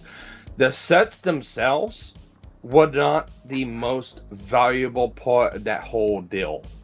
It was a lot of the minifigs. Yeah, that could the be figurines taken out were in a really... pus. Yeah, that could be taken out in a pus. So that's another thing people need to understand. A purse. Oh, in a purse. Okay, let's be real. Let's not. They stole all the figurines in the. No, I'm not the figurines saying were that. shoplifted. I'm not saying that. But I'm saying that it's one of those things that Ben's mischaracterizing the value and what he's trying to portray. That's what I'm trying to say. Well, look, I know Ben's going to undervalue the value of the collection. I know Ben is going to overvalue it. Yeah. So I said Bam as in bricks and minifigs. Ben's going to undervalue it. Ben is going to overvalue it. So we can reasonably land somewhere in the middle of that number. But more importantly, we have to remember the better part of $500,000 has been raised for Brian and his family. He has made a reasonably 5 times as much as what he could have recouped from the remaining of his Lego sets. And you have to remember that is something important when looking at courts, because courts look at damages, and if you have recouped your damages, you don't have standing. Yeah, and like I said, 200,000. If you just go as is, he recouped it, but he only got 60% of that, and that was estimated value. Yeah, we're dealing with. He's made back the what he was missing or what he was damaged by, by a factor of 3 or 4 at minimum. Pretty much. And then you have the other one up. He was already made whole before this too. That whole rigmarole that Nate and all them kind of brought up. Let's move on, because again, we still have quite a long ways to go, and I am getting the feeling that I might have to do another video on this, but it would have to be later because I already have tomorrow slotted out. So this is gonna be going on for a while. Yeah, and I don't want to take all of Ava's time. Like, I joked about, like, 12 hours, but, I don't want to take all of Ava's time. I'm sure that she wants to do other things tonight. So I want to try and get through at least this video. We have Ben's video where he responds to the police for body cam footage. Then we have Lawful Masses with Leonard French again, where he talks about why Patreon is not taking down the Patreon account. And then we've got Ben talking about the unredacted police footage. Oh my god. Yeah, okay, that's fair. We have a lot. We have so much to go through, and I haven't even gotten... We don't even have a third video yet where he talks about the felonies that they're trying to put on him. So, let's continue. Can attack a piece of... By the way, I'm not complaining. I'm just stating there's a lot of shit to go through here. Evidence, or you can admit you haven't examined it. Both at once reads as a guess. The third, they asked him a simple question. Knowing what you know now, would you settle, pay the family, make it go away, for the sake of the franchisees getting hammered? He wouldn't answer. He gave a speech about integrity. When there's litigation in the air, the reason a lawyer keeps a client off of live, unscripted interviews isn't a belief that the client is guilty. It's that everything said becomes evidence, and evidence runs in one direction, against the speaker. You don't win a lawsuit on a podcast, but you can lose one. A few days later, corporate put out a written statement that made the same settlement point cleanly. A lawyerly version of "we won't pay off a campaign we believe is built on harassment." Same idea the CEO fumbled live. The difference is that a lawyer wrote the second one, and nobody can write a live stream in advance, because that's not what a live stream is. The written statement wasn't the whole plan, though. The lawyers weren't only drafting press releases. The countersuit. Set aside for a moment who's right. Look at the decisions as decisions. By the family's account, this was a consignment. Corporate never paid for the collection. Returning it would cost essentially nothing. Against that near-zero downside, a brand that by its own press releases did over $95 million in revenue, now buried under videos with millions of views, review bombing, franchisees reportedly threatened, a leaked internal memo. For weeks, the company looked like it was choosing the expensive road over the free one for no reason a lawyer could see. That reason arrived this week. Corporate didn't just defend, it has now sued. The case is BAM Franchising and others versus Benjamin Schneider and others, filed in Utah's 4th District Court in Provo, and by Dentons, one of the largest law firms on the planet. You don't put Dentons on a Lego dispute unless you intend to spend. The party list tells its own story. Are you familiar with those lawyers? That's a big law firm. Yeah. Well, I was trying to tell you this the other day. I don't know if you were seeing my messages or not, but yeah, no, BAM's got like one of the most biggest and most reputable law firms on this whole fucking deal on the side. They are paying a lot. I mean, a lot. Doesn't really look good for them. And the reason why I say that is only because of the recording we have. We're gonna drag this out. It'll be so it'll be so expensive for you. It's not worth it. Well, it looks like you are staying true to task, BAM. Yeah. Because that whole case that they got, which questionable if they're gonna drop other people in it, but they're offering to drop Brian on it. Yeah, which they'll have to withdraw that complaint or submit an amended complaint. It's something that could happen, but they can't just, okay, we're only gonna say, okay, well, if you're gonna do that, procedurally, you have to do some things. You can't just decide to drop someone from a lawsuit. It involves refiling or doing something involving dropping it and then amending it or whatever. It just, you can't just, I'm gonna... It's kind of weird because the only time someone would do this is right now at the like the starting line of this lawsuit. Yeah. Any sooner... What happened? Or any Don't worry, later, I'll bring it up again. Just give me a moment. Give me a moment. Alright. I Just thought give me a moment. Went offline again. Nope. Sorry. I am gonna be honest with you. I am activating my ADHD. And so there will be no difference for you guys that are watching, but for my chat, I'll be playing a game in the background now as we continue talking. I gotcha. So, anyway, let's continue. Unless you guys wanted to add anything else to what you were saying. Elliot. No, the only thing I got at is like they're going for attorney's fees also. Yes, Yeah, and that would be really rough. It's really rough if Reckless Ben loses. And it's not looking good for Ben. Is Leonard French gay? Not that I know of. I think he's just gay positive. He's married. He actually married, I think, a gun for France or something. Is he actually gay? He's not gay. No, he married a girl in okay. girl in France. He actually he last time I knew, he moved to another country to marry this girl. Okay. Well, then my assumption is going to be that he is just friendly towards gay shit, basically. Some of these people are chat. It just is what it is. Who cares? I don't really care about that for this. Anyway, let's continue. I love how people on the plaintiff's side, focus the corporate in on that sometimes. It just makes me giggle. It's like, look, and I focus on it too. I get upset with them for being as obsessed with it as they are, but to go the other way and be just as obsessed with it, but obsessed with looking for it to hate on it, you're just as fucking weird, man.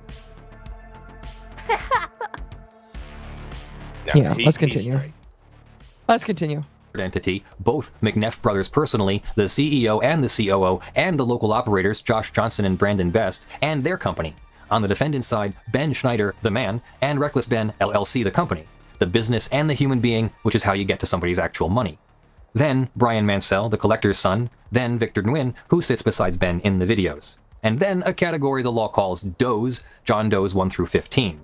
A John Doe defendant is a placeholder, a blank seat at the table for someone the plaintiff means to name later, once discovery reveals who they are. You sue the Does to hold the door open. The complaint is specific about who it expects to walk through it. It defines a collective it calls the Schneider Group, which is Ben's crew, his contractors, the people in the costumes and behind the cameras, some of the Does. And it names as potential Does 1 through 15, Crystal and Benjamin Gorman. The Gormans sued Corporate this week. Corporate this week named the Gormans as future defendants in its own suit. The same two people are plaintiffs in one courtroom and targets in the one next door. Everyone in this has now sued or been sued by nearly everyone. Then there's the claim itself, and it corrects something, including what I said in the last installment and maybe what you've been assuming. For weeks, the word in the air was racketeering, RICO. Against a YouTuber, it sounded absurd, a cannon at a slap fight. And when the actual criminal charges came out, there was no racketeering in them, so racketeering looked dead. But now it's the lead count in Corporate's new lawsuit. The first cause of action is civil RICO. RICO comes in two... Which, by the way, is one of the most insane things I have ever heard. RICO is one of those things that you hear about RICO very seldomly because it is something that, like, nobody uses. RICO. It's never RICO, exactly. It's always downgraded. The shit was brought about trying to break up the mafia families. So... Yeah, I giggled when I heard it. I'm like, oh my god. Yeah, I'm like, holy shit, civil RICO? Okay, then. But if you actually you better look have at every it and piece think of about evidence under the goddamn sun if you want to prove Yeah. civil RICO. Like, come on. Yeah, but if you look at it, everything's happened in the coordination, it damn near fits. You have an almost. argument. Yeah, you'd have an argument. It's like one of those things where if somebody says, hey, we're suing you for RICO, civil RICO, I'm like, oh boy, I hope that they're wrong. I want to put this out there. If Ben didn't put his videos out, they probably would not have that claim. No, probably not. No, the videos are just enough evidence that RICO could exist, and, you know, they'll be able to obtain that through discovery. Yeah, anyway, let's continue. Flavors. Criminal RICO is the prosecutor charging you with prison on the table, the mob statute everyone pictures. Civil RICO is a private party suing you for money over the same kind of conduct. Same family of law, but different posture entirely. The prosecutor here brought small misdemeanors. The company brought the big civil RICO suit. Civil RICO is a fearsome thing to have pointed at you because if it lands, the damages are automatically tripled and the loser pays. Which is absolutely fucking insane in my personal opinion. Triple damages? Yeah, triple damages because it's meant to discourage RICO from happening, because one of the worst things And one of the most devastating things that can happen is racketeering. Well-organized racketeering and conspiracy on that level can fucking take control of small cities without anyone being the wiser. So we need to absolutely do something in the way of damages that will discourage anyone from fucking conducting themselves in that manner. And a little word of advice for people too. That's going, BAM's gonna be done for. They're gonna lose everything. They're gonna close down. And hundreds of thousands of millions of people saying that. Like a $400 million company, they're not closing down. No. Yeah, well, but what I'm saying is hundreds of thousands of millions of people saying that in defense of this whole deal does not help Ben. I mean, it doesn't hurt him either. Yeah. Not as a pays judge the will winner's look at it attorney's anyway. fees. It's built into it on purpose. To win, you show an enterprise, a group associated together, running a pattern of underlying crimes. A YouTuber group. It's a very funny thing to pair that under, but you know what? Where's our homeboy Tater at? He's back home. You want to see Tater, chat? I'll show you Tater. See the Tater. Corporate's complaint is maximalist. It lists predicate act after predicate act: extortion, fraud, forgery, criminal simulation, deceptive business practices, obstruction of justice. 10 causes of action in all. The RICO claim, then defamation, false light, civil conspiracy, tortious interference, civil stalking, nuisance, and trespass, each asking $250,000 or more before the AAA. The ammunition is Ben's own videos. They're attached to the complaint as exhibits. So they are going to use Ben Schneider's videos against him. Yep. I mean, they lay out surprising. everything that Rico could. They lay out everything that Rico can name, and I don't remember if BAM does end up losing. I don't think it gets reversed. It only goes one way on that. Yeah.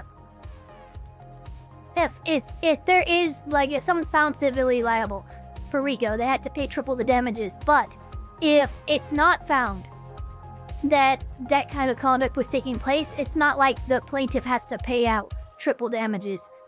It's not like a win-lose kind of thing. It's kind of a either pay a shitload of money or you weren't found in RICO. You mean the thumbnail with... Chat says that you mean the thumbnail with the big red "they're done for" doesn't mean a thing.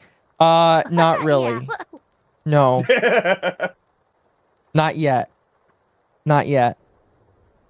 I don't know who's saying they're done for. Have I put it on my thumbnail? If I have, I'll probably need to change it. There's a ton of fucking people that are saying that right now. A ton of...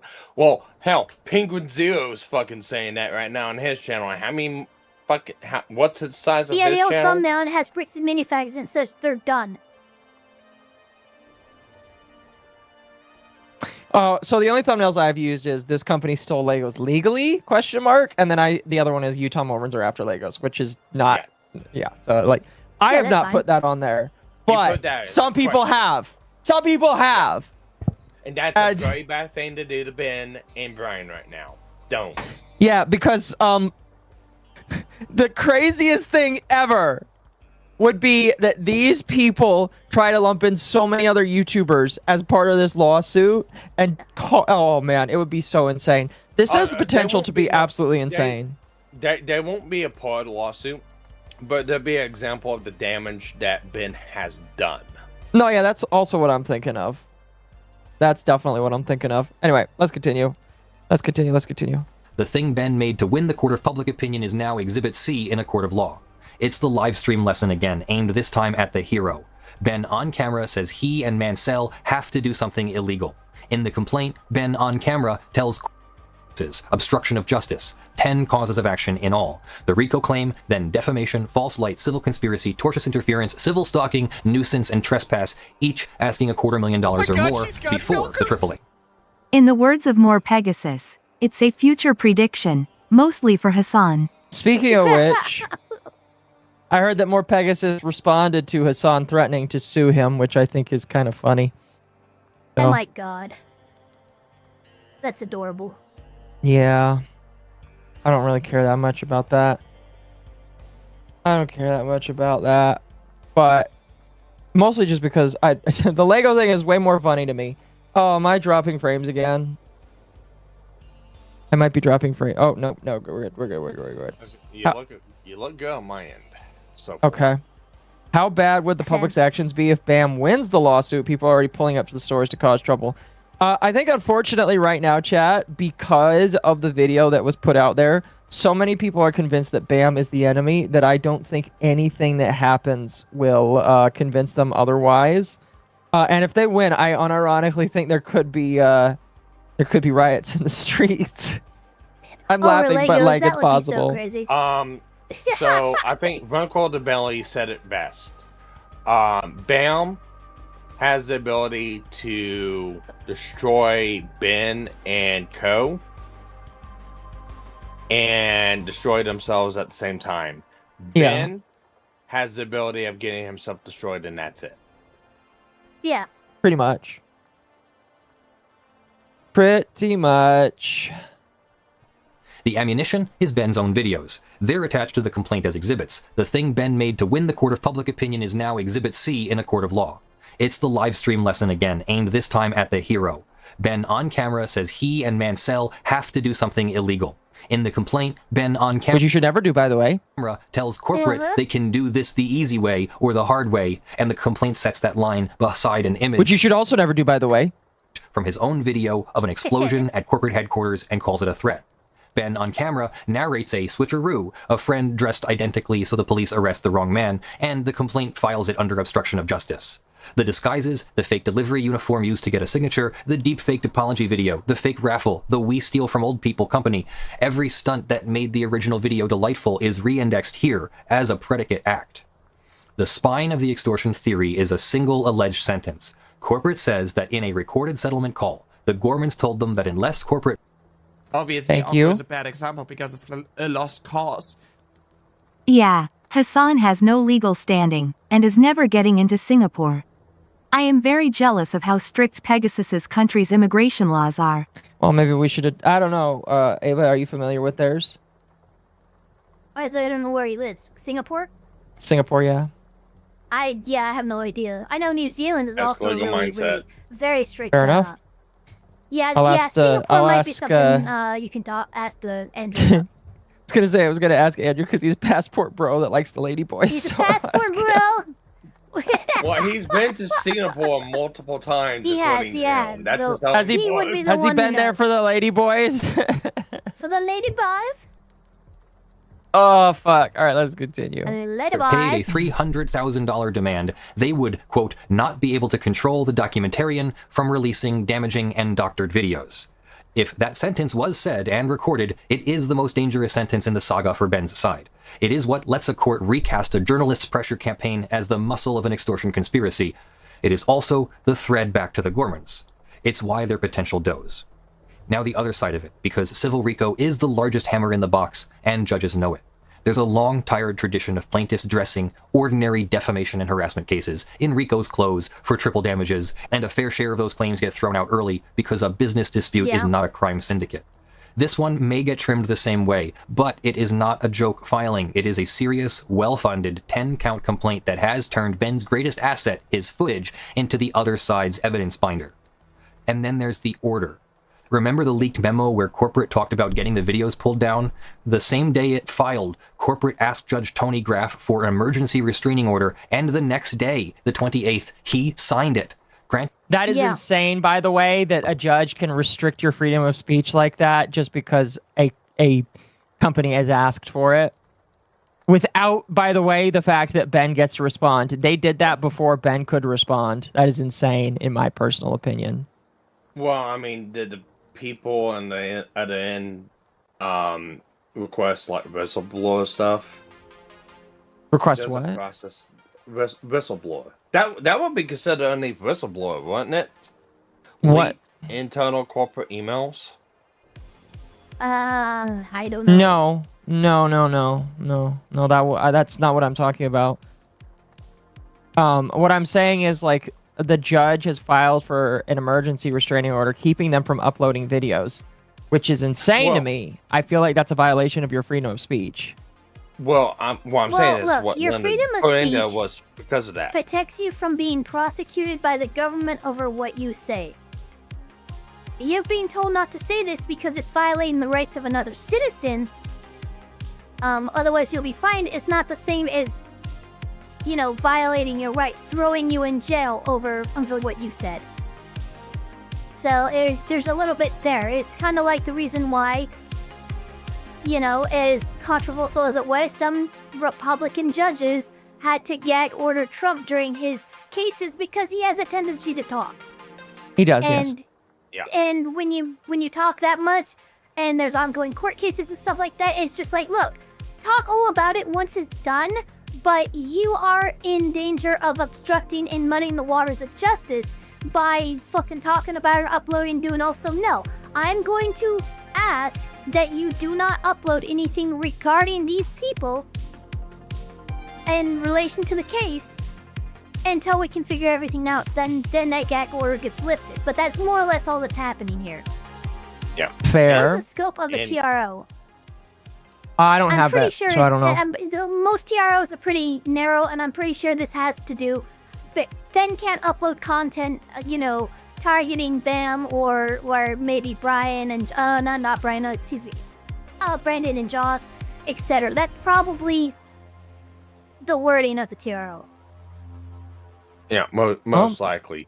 But what I'm saying is what Linda French said and how that came about. Is like, after the leaking of internal emails from the company, that's when it went to a judge and then they ruled on it. Which, again, a corporation is considered its own entity and they do have just as much rights as a regular person. Yeah, judges recently ruled, I forgot where, but corporations are allowed to vote now.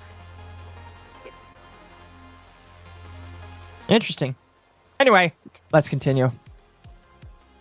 Before Ben's side ever entered the room, which is what ex parte means. One side in an emergency before the other side is heard.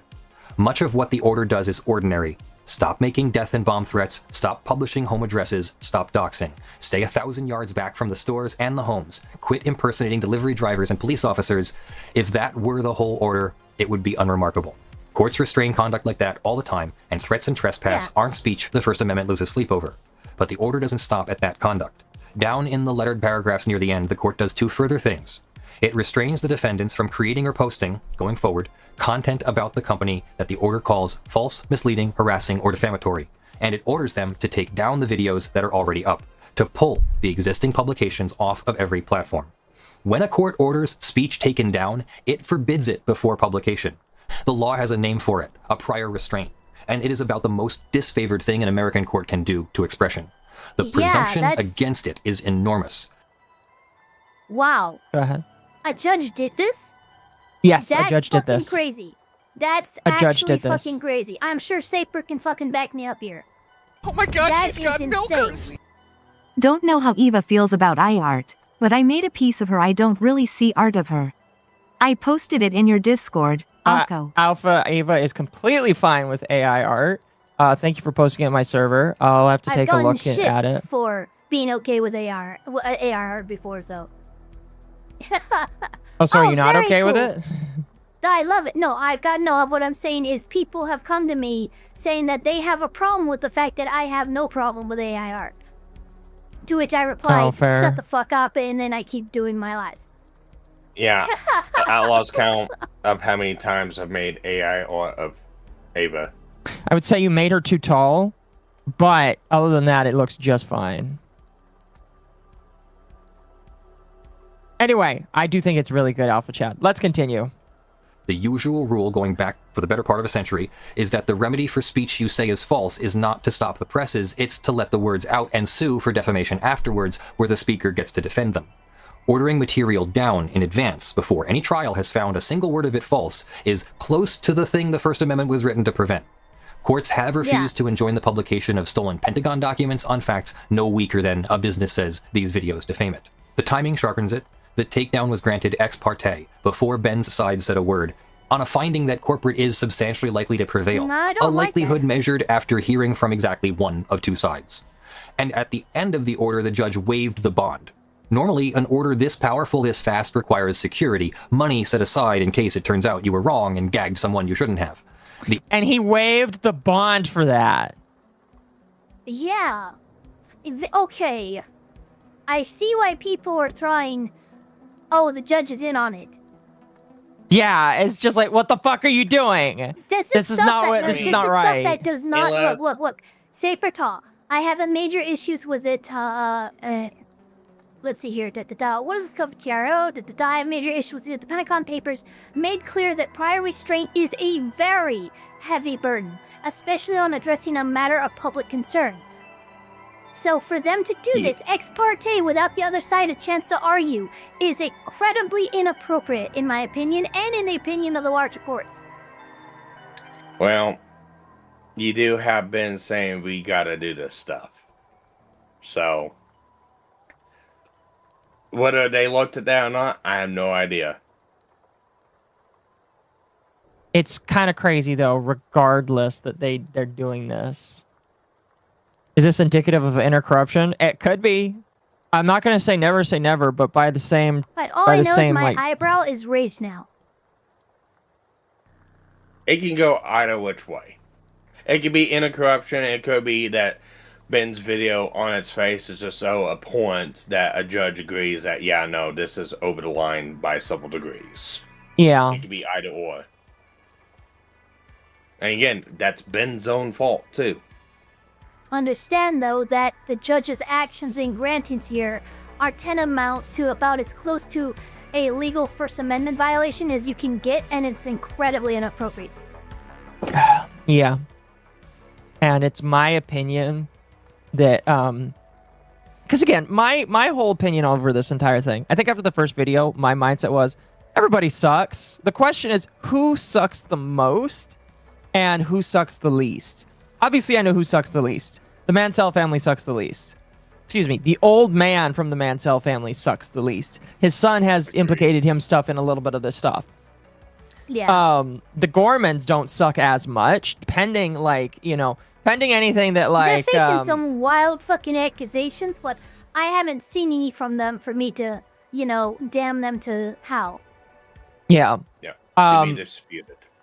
Unless, there's proof that they have fucked up, I'm going to say they're probably one of the also, innocent parties in a lot of this. Reckless Ben and Bricks and Minifigs are kind of competing for who, is doing some of the worst harm to themselves. I'm going to say still that I believe that the Bricks and Minifigs is still winning that because they have done so much stuff to not...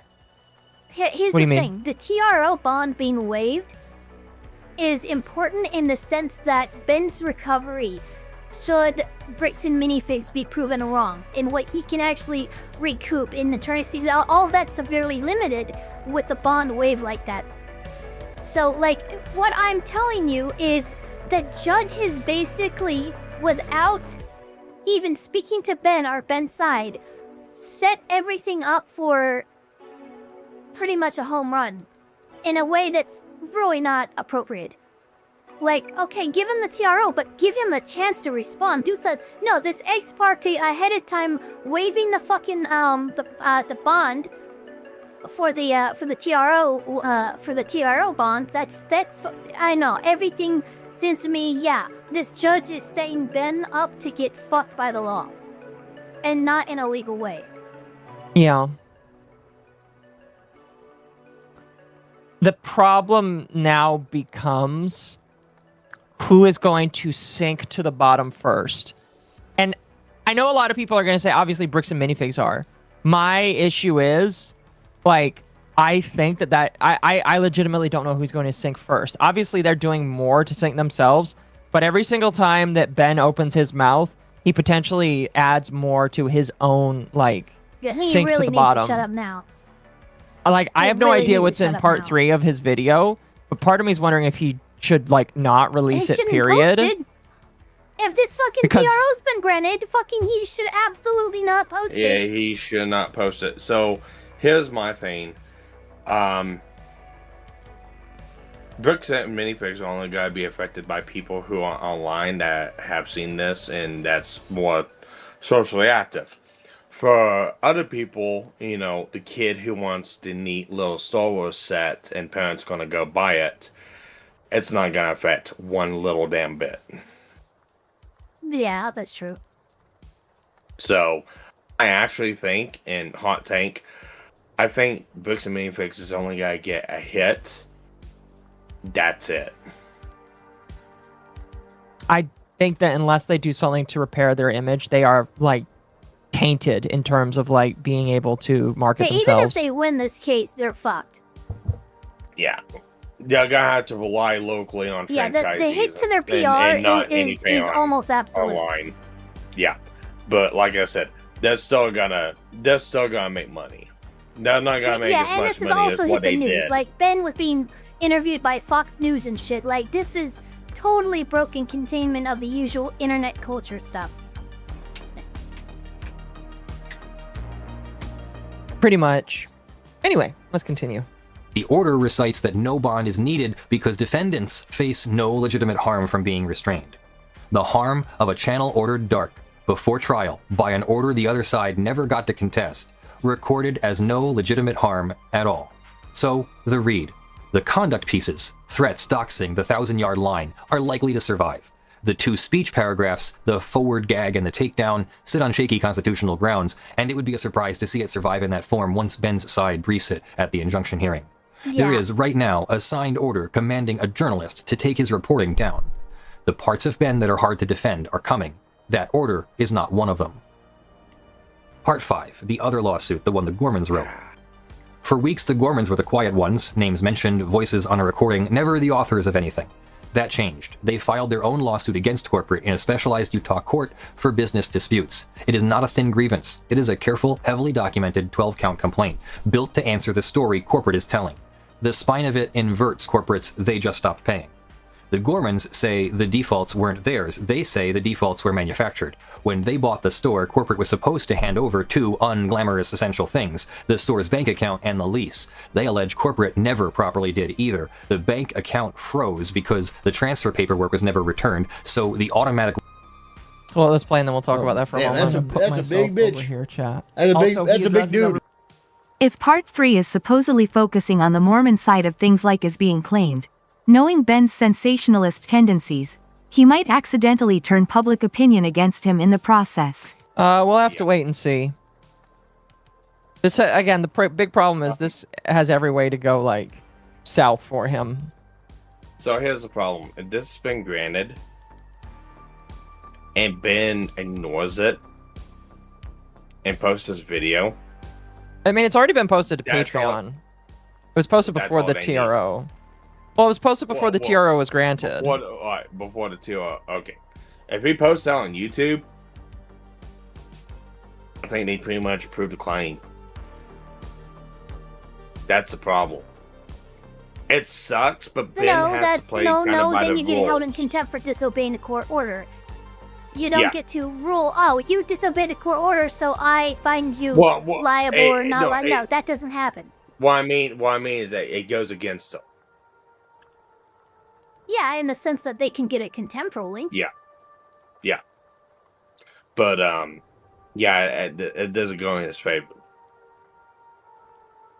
It does not, no. Watching this on 2 times to catch up was an experience. How's chat going? It's going good. How are you doing, Grigori? I could just imagine it. Many more people believe Ben than there are skeptics. I mean, I'm not saying not. What I'm saying is, like, he's really got a thin line. You know he's got what? Carrie. I do believe that, but amongst the skeptics are the smartest amongst us. That doesn't mean necessarily that you're right. It just means that there's a bunch of people that are of the lawyers, smart. a lot of the professionals, a lot of the people who made their life on this kind of stuff. Like Legal Mindset, he's got a 30-minute breakdown. He was a corporate lawyer. This shit he has seen through and through. These are the people who have skepticisms that are worth noticing, because guess what? The internet as a whole, I'm sorry, we're all kind of a little bit retarded. So I'm going to look to people who are able to cut through the chaff in terms of their intelligence, and I will rely on those testimonies a little bit more than, some guy named, Do Gutter 69. Yeah. I had to think of something that wasn't actually anyone in our chat, so he didn't feel called out. No, fair. You could just send my name. I don't care.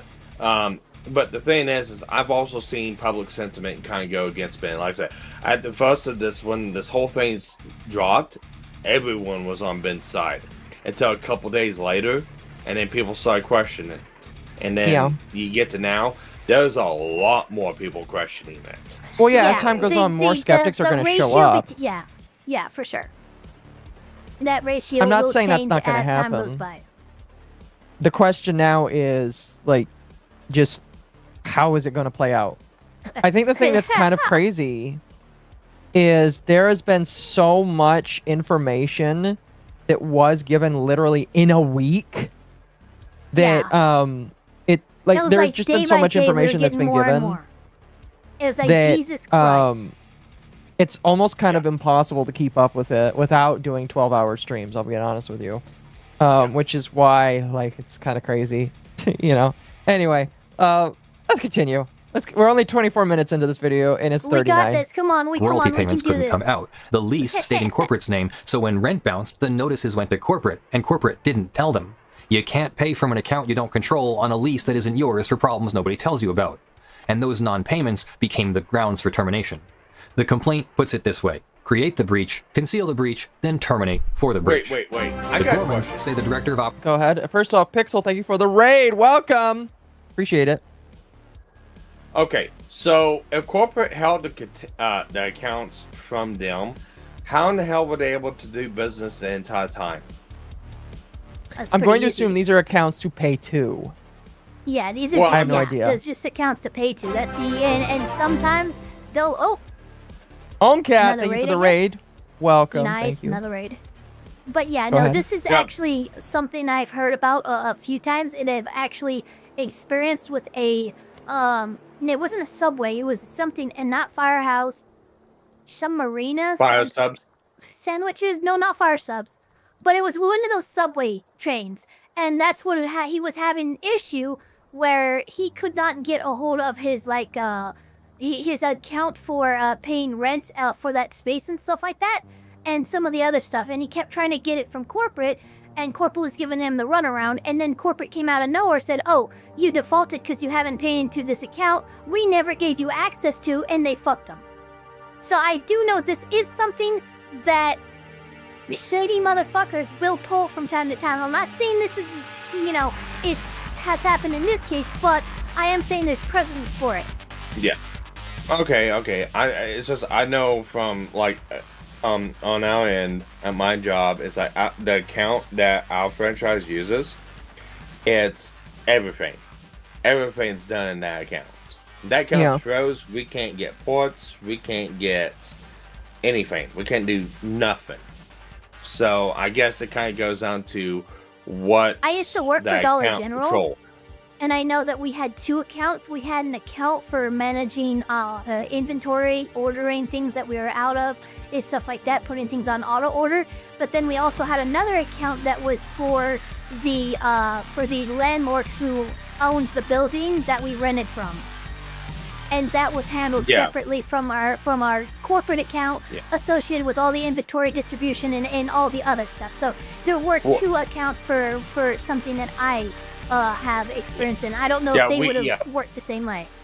Yeah, we have an account for like business, and we have an account for building overhead. Excuse me. And the business and the building overhead can't be interchanged and all that other good shit. So it kind of comes down to what that account's used for. Anyway, let's move on.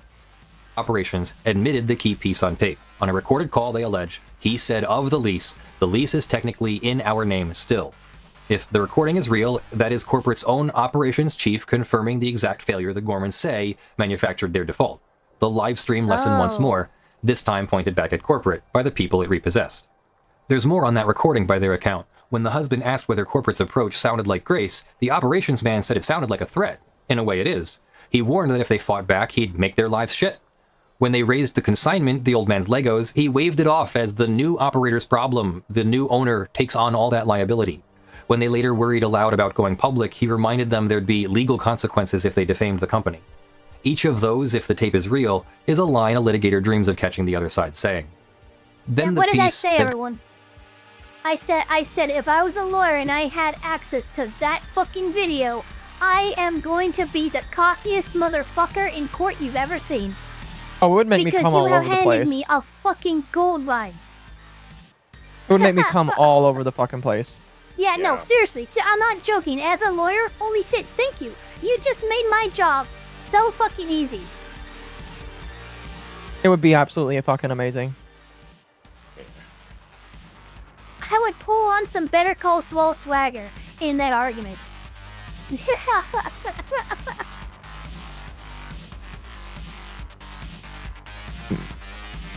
It goes at corporate's favorite defense. Corporate's secured creditor argument leans on being a legitimate operator who took the inventory in good faith. The Gormans go further upstream. They say the whole franchise was sold to them on a false representation that Bricks and Minifigs stores were authorized LEGO resellers. And they attach the receipt, a written reply from LEGO customer service dated February of last year, stating that Bricks and Minifigs isn't affiliated with the LEGO group in any way, that LEGO has no control over what they do. Corporate's own franchise disclosure document, the Gormans note, admits LEGO does not sponsor, authorize, or endorse the chain, while the marketing out front sold the opposite. That's the foundation of their fraud claim, that they spent their savings on a LEGO franchise LEGO never blessed. It's also why the careful habit for you and me has been to write LEGO dispute lowercase and to keep the actual LEGO group outside of the frame. They've now said in writing that they belong outside of it. On the collection, their complaint is the most precise account we have. They say it started around $250,000, that about half had been sold and paid out before the takeover, that what remained the night the locks were changed was roughly $100,000 to $125,000 in sets. The consignor, they say, had tagged every consigned item with his own identifying stickers, and after the takeover, the new operators peeled those stickers off. They pled that as intent. You don't remove the ownership tags unless you'd rather... Which, by the way... Oh, no! Hell no, that is so not okay. If Bam did that, holy fucking shit. I think, again, it goes without saying, all of the parties in this are so dumb. Everybody is just retarded in this conversation. Like, again, I am willing to just say everybody deserves to burn, metaphorically, in Minecraft. The amount of retardation from all parties. It's just, unfortunately for Bam, they are the most retarded out of all of them, in my personal opinion. And so, because of that, like, every single time you're like, oh, but Reckless Ben did this, Reckless Ben did this. Then when you listen to this, you're like, I kind of just want them all to burn, you know? I don't really, like, if Reckless Ben gets charges for the stuff he did, that's fine. He admitted he was going to do illegal shit. We all can acknowledge that. Fine. But, like, hearing this shit, you then go, you know, I kind of just want everybody to burn equally then. Agreed. I'm like, in my head, I'm just like, you know, I'm kind of just fine with everybody burning. I don't want people to break the law in order to, like, make the law whole. That's not how the law works. But by the same token, I kind of just want the Bricks and Minifigs people to burn. A brick by brick. It's brick, exactly. Brick by brick, I want them to burn. Metaphorically, in Minecraft. Brick does have an ignition point. I don't feel like that's an unfair thing for me to say. I feel like all sides have just been absolutely insane. And it's really just who is going to sue each other. Who's going to sue each other into the ground first. Anyway, let's continue. Either no one could tell whose goods they were, and they make Corporate's accusation in reverse, that Corporate told the consignor the Gormans had stolen the sets, and that a recording catches a new operator saying he'd just called Corporate in Utah and been told to make exactly that accusation. The slander they allege was scripted from headquarters. Which, by the way, is absolutely insane as well. If they actually caught on footage of the Corporate saying to do that, the amount of shit that allegedly is caught on camera by the Gormans is so insane that if any of it is at, like, I mean, there's already enough shit where I feel like Bricks and Minifigs have toasted themselves with the footage they have. But if a lot of this shit is, like, actually recorded, if I was... Yeah, if I mean, what we've seen so far, I'm already kind of, like, on, you know, Crystal and them side, regardless of how weird they decide to do their piercings. But regardless of that, I'm sorry to say, like, what I've seen produced by them is already on a mark of like, oh yeah, I'm seeing a shady corpo doing shady corpo shit, and you're telling me you have more in a form of a complaint, which means you're gonna have to produce it. Oh fuck yes, let's see it. Yeah. Now this might strike. This might strike girls harsh, but I believe everybody in this situation should die. Yeah, no, I agree 100% on that one. How did they get a hold of the footage, though? It sounds like it was footage that they recorded themselves. They have like ring cameras and shit all up in their store. It's part of why we have what we do have that they released. Insert norm clip, yes. Wouldn't they have access to that same footage, or is that their own like security system? No, that's all. Yeah, that's their own. Yeah, that's their own security system that they installed at the thing. They probably have their own login and stuff to access the footage from the cloud or whatever. That's I'm guessing what happened, and corporate wouldn't have access to those codes. Litigation is tiring to think about. So much procedural crap, so much bureaucracy, so much to think about. It's tiring when the case is so open and shut. Incredible what money can buy. I know, right? This is why I just don't antagonize people, because I just don't want to get sued by fucking retards. Exactly. Anyway, let's continue. Carl Jobs is knocking. Now this is the Gorman's own telling, not a finding, and some of its strains. Their fraud theory has to thread a real needle because the law is wary of fraud claims that are breach of contract claims in costume. There's a doctrine called the economic loss rule built to stop exactly that, and they spend pages getting around it, which tells you they see it coming. And a procedural cloud sits over the whole case. The franchise agreement has an arbitration clause, a promise to resolve disputes privately before an arbitrator instead of open court. The Gormans filed in court anyway and offer 6 separate arguments for why that clause shouldn't bind them. So the first fight in their case may not be about Legos at all. It may be about where the fight happens, in a public courtroom or behind the closed doors of private arbitration. Almost everything anyone has been able to see. 100%. If they can take it behind closed doors to arbitration. Yeah, they have an arbitration clause. Yeah, they're gonna fucking lean hard on that in arguments. Mm-hmm. Yep. In this saga, they've been able to see because it was made public, like in court. So set the two complaints side by side. Corporate says the Gormans defaulted, abandoned the store, and conspired with a YouTuber to extort them. The Gormans say corporate sabotaged them, manufactured the default, seized a collection it knew wasn't the Gormans, and scripted the lie that they stole it. Same nights, same recordings, opposite stories. And the same two people are the plaintiffs here and the named and waiting defendants down the hall, suing and being sued over one identical set of Thursday night facts. That's not a normal posture, that's a head-on collision. Now turning the camera on Ben. The skeptical eye has been on corporate for a while because corporate filed the loudest documents this week. Now it belongs on the hero of the original story too. First, the 2 RICOs, because the headlines blurred them. Corporate's civil suit leads with racketeering, the big money lawsuit. But the criminal charges, the ones that could put Ben in a cell, are something much smaller. 4 misdemeanors: stalking, targeted residential picketing, disorderly conduct, criminal trespass, no criminal racketeering at all. One is a company chasing money, the other is a prosecutor who can take your freedom, and the prosecutor did not bring RICO. Look at what the criminal charges are about, not the Legos, not the theft, but the manner of the pursuit. Conduct aimed at one man's house over several days. There's a statute built for that, targeted residential picketing, repeatedly focusing activity directed at a particular residence.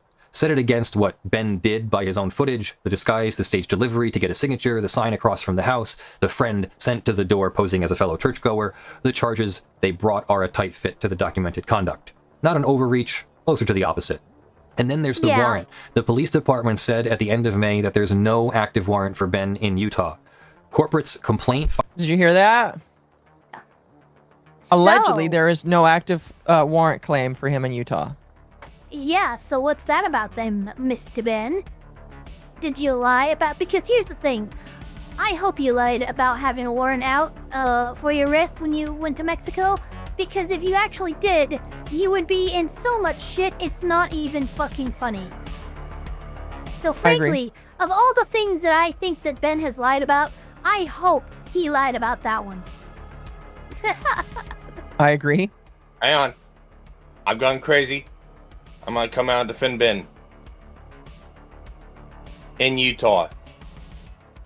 Was that one in California? In Utah, yeah, that's true. There was apparently one in LA. Yeah, you're right. That's true. Okay, that's fair. That's right. That's That's right. fair. Yeah, okay. People can't fucking say I'm just fucking biased to one side. There you go. Don't say I didn't defend Ben, goddammit. Holy Everybody shit. gets one and he just Spider-Man's away. What the fuck? Lamau. Filed days earlier alleges that back in late March, Ben missed a court date and a warrant was issued.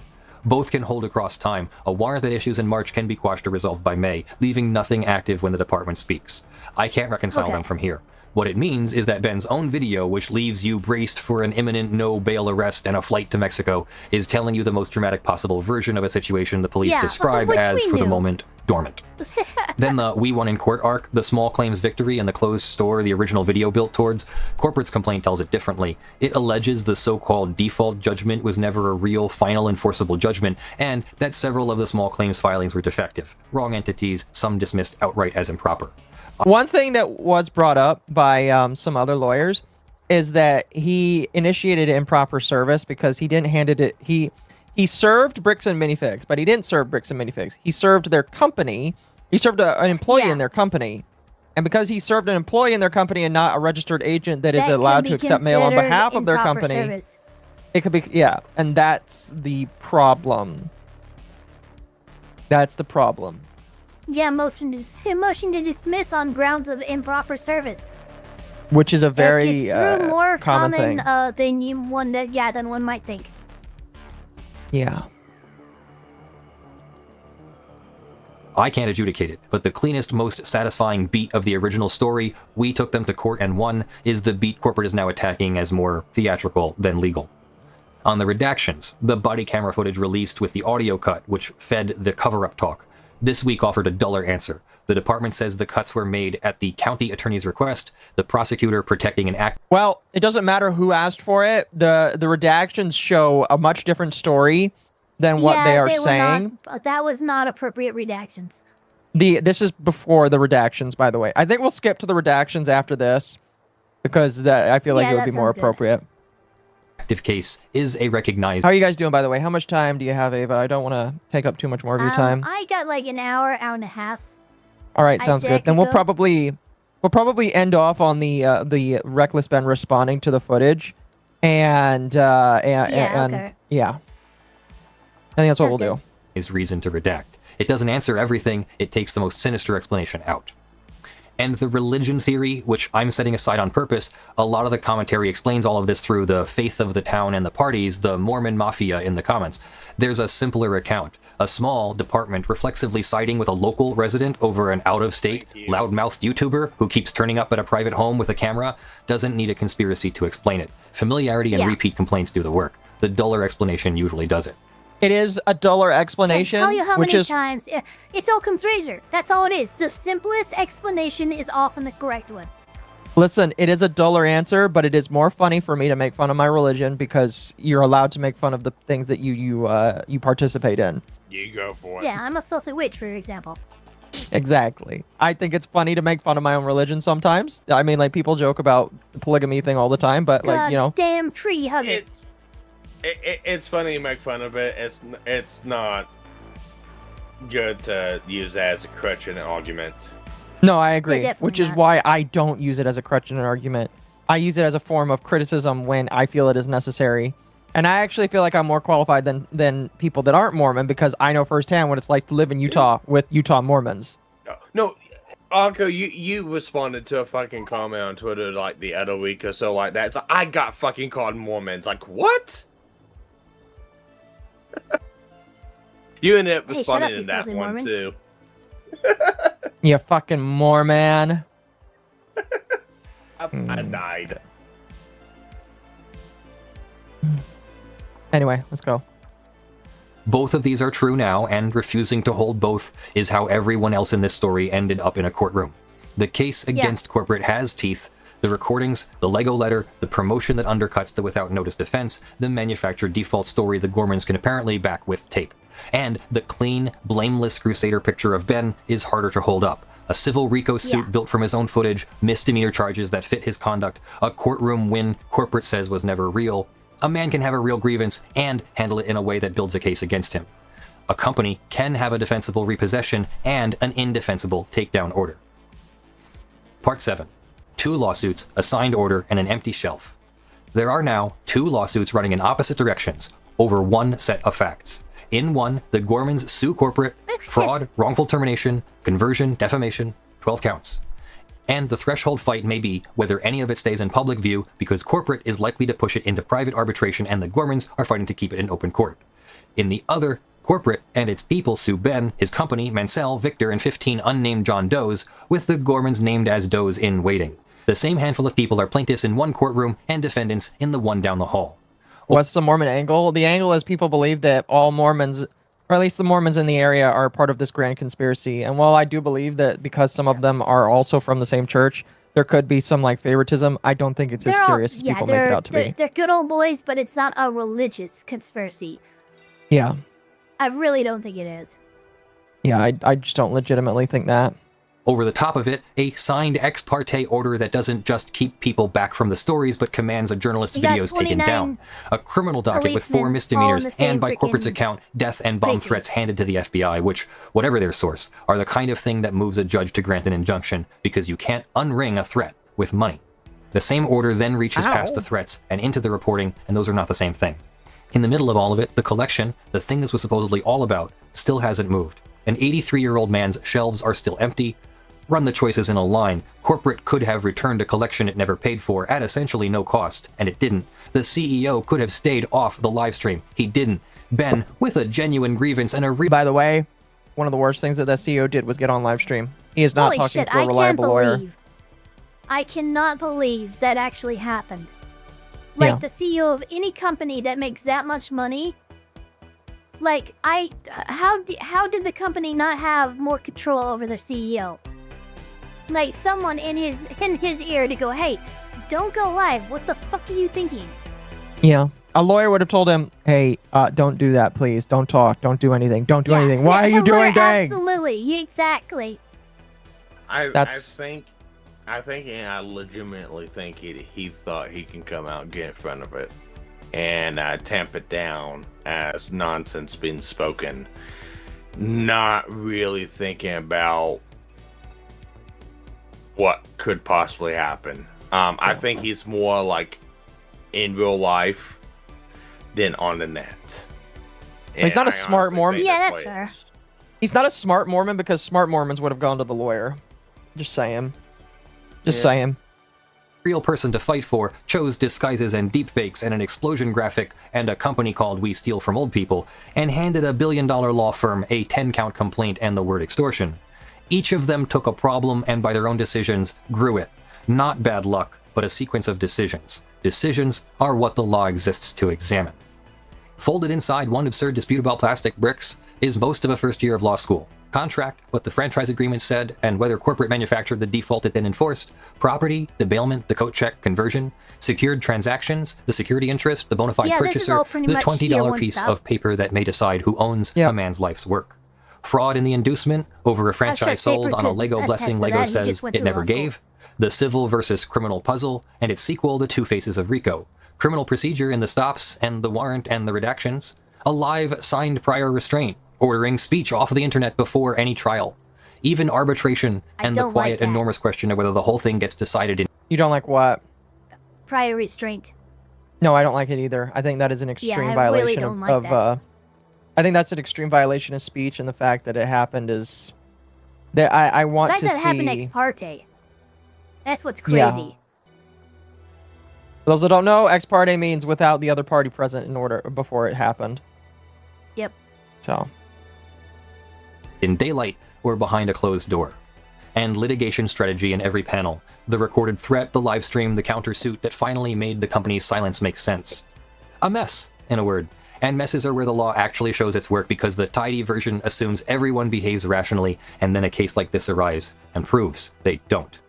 None of it is decided. The two lawsuits point in opposite directions. The takedown order is signed but heading to a hearing where for the first time the other side gets to speak. The criminal docket is open. The collection still hasn't gone home. And the one party everyone keeps waiting on, the actual Lego group, has stayed out of it. The only thing which it has they said, should, as far as the record shows, a short note confirming that it has nothing to do with any of these people. That's the beginning of the story, not the end. And I'll keep following it, mostly because I can't help myself. Thanks for watching. I'm Leonard French, your favorite copper. Yeah, that's the thing about this entire situation. situation. To other fucking topics, I can't. It's crazy. Can you imagine fighting him in copyright court? If this is the production of his videos. Please no. Yeah. So what do you think overall? What do you think overall, Ava? Pretty good. I mean, like we got. That was a very good video. Oh yeah, I love Leonard French. He's a really down. good attorney. Like I said, he's one of the oldest attorneys I've ever seen on YouTube, and I've basically like listened to him for quite a few years. He was before the Ricadas and before all of the other people, so I like listening to him. Yeah, I came across Leonard French through Sid Alpha and stuff like that. When I really got to know Leonard French is going over the Imago Softworks versus Alex Maurer, the MCA debacle bullshit that happened back in like 2017. 1,000 times better than Eagle. I would agree with that. Yeah, So here's what I'll say. Legal Eagle made a video, and he really doesn't add much more to the entire thing. He phoned it in. He fucking phoned it in is what happened. The only thing that he added... the variety of the topic, and he just... Hey, he just hit the main points. The big thing I will mention is he says that it is alleged that Crystal had some of the Lego sets in her home, which she returned when that was found out. But there is now the idea that Crystal might have taken these Lego sets and not said anything about it. But she ended up returning it when it was brought up. So it's unknown at the current moment. That is something that came out in his video. Well, you also have the claim of it being in locked storage too, not on the premises. And that didn't come from him. That was... I don't know exactly where that came from, but that's been poking up and it's been relevant recently. Yeah, I have no idea. Yeah, but no, Leonard French has been screwed over I don't know how many times. He's been around before. He was around before before anyone even knew of fucking Nick Rekieta. Hell, that's how I knew of Uncivil Law before Nick Rekieta, because Uncivil Law was good friends with Leonard French a long fucking time ago. And he's just mild-mannered and he keeps to himself. He doesn't get out there do drama and bullshit like that, but he's still like real far back, and he's How much not do you think that microphone's worth? That? I don't know. That's a good question. It's probably he's in Mexico, so who knows? Yeah. Oh yeah. Why does he look like fucking Rod Stewart? I don't know, man. I don't know, but it's really funny. He's using a backdrop. I feel That's like not I'm an watching. actual room. Look at the I lower feel right like hand, so you can see the crinkles in the backdrop. green screen. Yeah. Yeah. Anyway, so this will be the final video for the evening, unless we can jump through it. And then my goal is to read through this, and then I want to read the Bricks and Minifigs statement where, spoiler alert, chat, they decided to part ways with Brandon Best and Joshua Johnson. So Joshua Johnson is no longer they are allegedly no longer a part of Bricks and Minifigs as a franchise. Their agreement, it sounds like, has been mutually terminated. They have actually, let's say Bricks and Minifigs has re-LLC'd the Salem, Oregon location, which would indicate that yes, they have fully separated Joss and Brandon from the franchises in general. Yeah.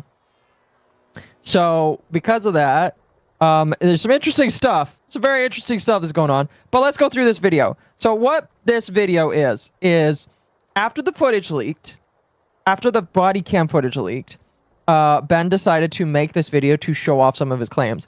There is multiple hours of body cam footage. We are not going to go through all multiple hours of body cam footage. I'm not really interested in doing that.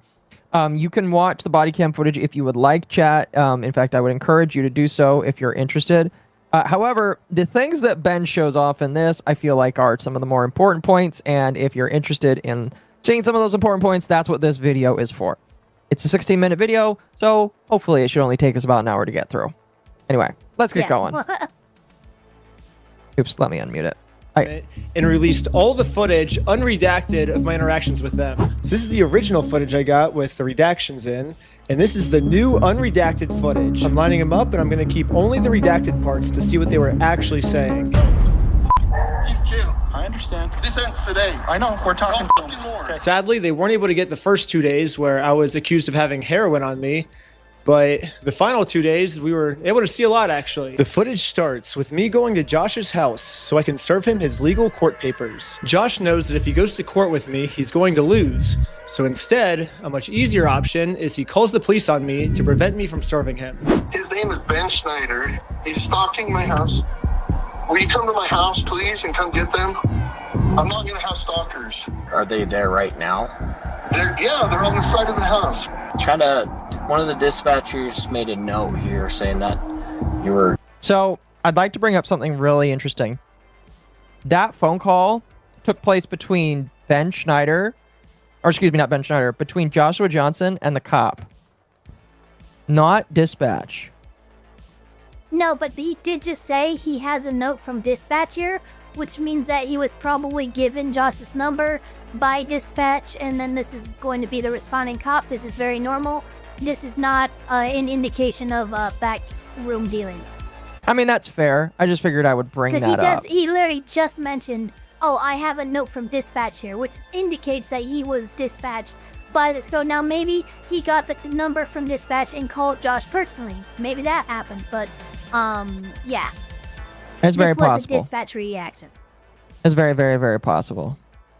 We're gonna shoot someone? I'm done with this. Officer, can you please help me and my family and make this stop? The dispatch made a note that you were going to shoot someone. And he has not been arrested. Okay, so the only person I have as stated as making any kind of physical threat is you, Josh. Not Ben, not any of them, but we just fucking heard the dispatch made a note when you fucking made this call to the cops that you were prepared to shoot someone. Yeah, okay. It's kind of crazy, isn't it? Yeah. Kind of crazy that they'd be like, listen, if somebody's saying that you're threatening to shoot somebody, I kind of feel like he should be investigated too. But like, I mean, his state of mind, because if he feels threatened and stuff like that, and I'm sure Utah have castle doctrine, stand your ground and stuff like that. So there is some leeway a dispatcher will give. You know, they're not going, hey, he's threatening to kill somebody because they're on this road. No, the dispatch is like, hey, look, this guy's really upset. He's so upset he's threatened to shoot somebody. It's just a note that dispatch wants to make so the cop isn't going in blind. Yeah. Well, and you also gotta look. This is 3 months ago. How many more months before commit this a crime was unless this you charge them with a crime. It's like, no, I'm gonna shoot somebody if you don't get these people off my residence and stop them from doing this. It's like, we know they're not on his residence. They're around the corner. And they live in California too. Josh is speaking in a manner in which he should not be to the cops. I think we can all agree with that. I can agree with that one, but I can also get his desperation too if this has been going on for I understand his state of mind 100%, and his lawyer would have a good, argument there. I'm just saying, his personal advice, Josh, don't threaten to shoot anybody to the cops. That's probably the last person you want to say, I'm about to shoot somebody too. That's not a good thing to do. I It does make you agree. Yeah, bye. I agree. Deal with a guy named Brian Mansell. A year and a half, almost 2 years, she had this consignment deal with him and she never paid him. So right away, Josh is lying to the police, which we can easily verify with all of the metadata timestamps pictures that show that the Lego sets were in the store when Josh took it over. He's hired this YouTuber. Yeah. His name is Ben Schneider. He's Reckless Ben. They sent people in saying they're going to murder our manager. I'm done. I want proof of that. I hope he's got proof of that. Otherwise, it is hearsay. I mean, if they called in, we could get the phone records. So we are. Yeah, that's why I'm saying I want proof of it. What the fuck? Yeah, that's. Look, and that seems that seems some Josh Brandon hyperbole there. As we have Ben Brandon hyperbole, we have Josh Brandon hyperbole. Mm-hmm. Yeah. I just need Josh it. is just as bad as Ben. Yeah. No. Yeah. 100%. We're in a court case with them, and we have to serve them legal papers. She is a process server, and she's trying to serve you papers. She's not a process server. Okay. Get the papers. They're fake papers. They're fake. Go get the papers. Okay. You're okay if I bring those over to you? Absolutely. Okay. They're fake. Okay. And He's like, they're fake part. papers. They're fake papers. Okay, can I bring them to you? Yeah, sure. Bro, you're accepting service at that point.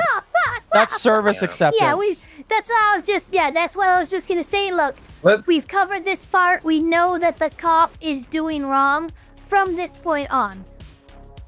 Well, let's also be fair here. They've also been served a lawsuit that wasn't to them, that they get defaulted. Look, as soon as he accepts the paper, it's the law. The cop has to hand over and process served. I get it. There is no justification or defense for that one. I can also get why Josh is saying that. Bad on the police. He should have served them. I get why Josh is saying. Even if they're fake, still serve them. Yeah. If they're fake, you have nothing to worry about. Just throw 100%. them away then, Josh, if they're fake. Yeah. Pretty much. Those papers? Yeah. So this is what you're trying to serve them with? Yes. I wish we could just send them an email. I wish we could just send them a phone call, or the court could just send it to them, but this is what we're required to do from the United States court. So we're just following the instructions of the government. He thinks if I just call the cops on me, he can get away with it, but we're showing him, like, we're not going to let him get away with his crime, so. Okay. You okay if I give these papers to him? Yeah, for sure. Okay. Hang tight. Are you okay if she just gives you the papers so we can just get her? Do what? He wasn't asked. He offered it. Yeah, he did. Which he should have. Which makes his reversal so fucking dumbfounding. Like you have the papers in your hand at this point because you've been served. You can drop it at his feet. He doesn't even have to touch it. But the one thing you can't do is return the papers to the process server. No. You can tell this is a small town. Yeah, they don't understand it. It's fine. I get it. You can tell. They've not had to deal with this.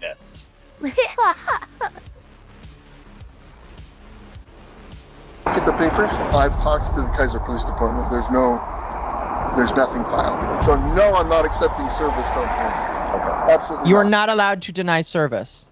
And the fact that they don't correct him. Super funny. Yeah, he's not allowed to deny service for one. For two, you can call a police department to find out if there's an ongoing civil case. No, you have to call the courthouse. The court clerk. Yeah, exactly. So already, I can tell you with 100% certainty, without beyond a shadow of a doubt, that Josh is lying through his fucking teeth here. Yep. Sorry, I was taking a drink. It's fake. Okay. It's not real. That's completely fine. You have that right. Yeah. Literally all this. You do not have the right. You do not have the right. You do not have the right to deny service. You have the right to. If you know you don't. No, you don't. Oh, holy man. shit. Holy shit. These cops suck, man. I hate them. How does he know it was in Kaiser if it was fake? Yeah, it's a good question too. I mean, that's where Why story is. Brought up all the bullshit that's happened up to this point. He's like, hey, they've tried to get my employees to sign a fake documents. He should have rattled all that off. That would made it if at he'd least done that, that would have made legitimate. this argument better. You're right. Yeah, if he had, but no, it's fake and I refuse service is not it's not a compelling argument. Yeah. Police officer has to do is be like, you are served, and then he doesn't even have to accept them. He can literally just drop them. Yeah. But as long as you say you are served, that counts as illegal serving. So why doesn't this cop just do that? Like this whole thing could be solved in literally 3 seconds. Like here, I'll time it. You've been served. Yeah, like literally 1.5 seconds, and this could be solved. This could literally be solved in 1.5 seconds. And this police officer is just purposely choosing to make this way more complicated than it has to be. Hold on. All right. What are you wanting done today? Besides, obviously, talk to... As much as you humanly possibly can. I don't like that they're like, what do you want done today? Yeah, that's what do you really mean? not... What do you mean? You can't ask him that. Yeah, he's not your boss. What are you doing reporting to him? You can't ask him that. Actually, no. You can ask him that. It's up to the cops to not fucking do that shit. Yeah. Yeah, no, you as a person can ask that things be done, but the cop doesn't walk up to you and ask an open-ended question like that when he clearly has nothing to get them on. That's why he's come to do, what do you want done? Well, fucking if what was needed to be done was obvious, you wouldn't be asking Josh what you need to do. Yeah. Did Ben put that background up to try and hide the fact he's in Mexico? You're funny. Oh. Screen charges. I'm open to screening charges through our attorney. Yeah. Instead of serving these court papers like the police officer promised me he would, this officer would rather screen all possible charges for me to see what random stuff they can make up about me. I'm gonna go talk with him, give him his paper back, since you do not want this. Can I just peek at it? What was that? Can I peek at At this moment, the officer should have been like, here you go, you've been served. At that moment, that should have happened. Can I peek at it? Here you go. You've been served. Here you go. You've been served. That's what should have happened. But instead, what's about to happen is perhaps one of the most egregious betrayals of this police officer's duties that I've seen. Yeah. So far. Yeah, pretty much. it? It kind of puts me in a little bit of a bind. It's fake. There's no lawsuit anymore. Okay. If it's fake, then why are you so apprehensive It to like kind of just puts take me it? in a bind. Excuse me, Mr. O'Fuck. You're already in a bind, and you're choosing to ignore it. I don't know what the fuck's going on. You should have already handed in these papers. By the way, according to the police department, the district attorney's office wanted this censored. The district attorney thought that this needed to be censored. Is that true? I wonder why. I wonder why. Because this literally will get the entire city sued. I hope this entire city gets sued. I hope all of these people lose their fucking jobs. Level, these guys are being retarded.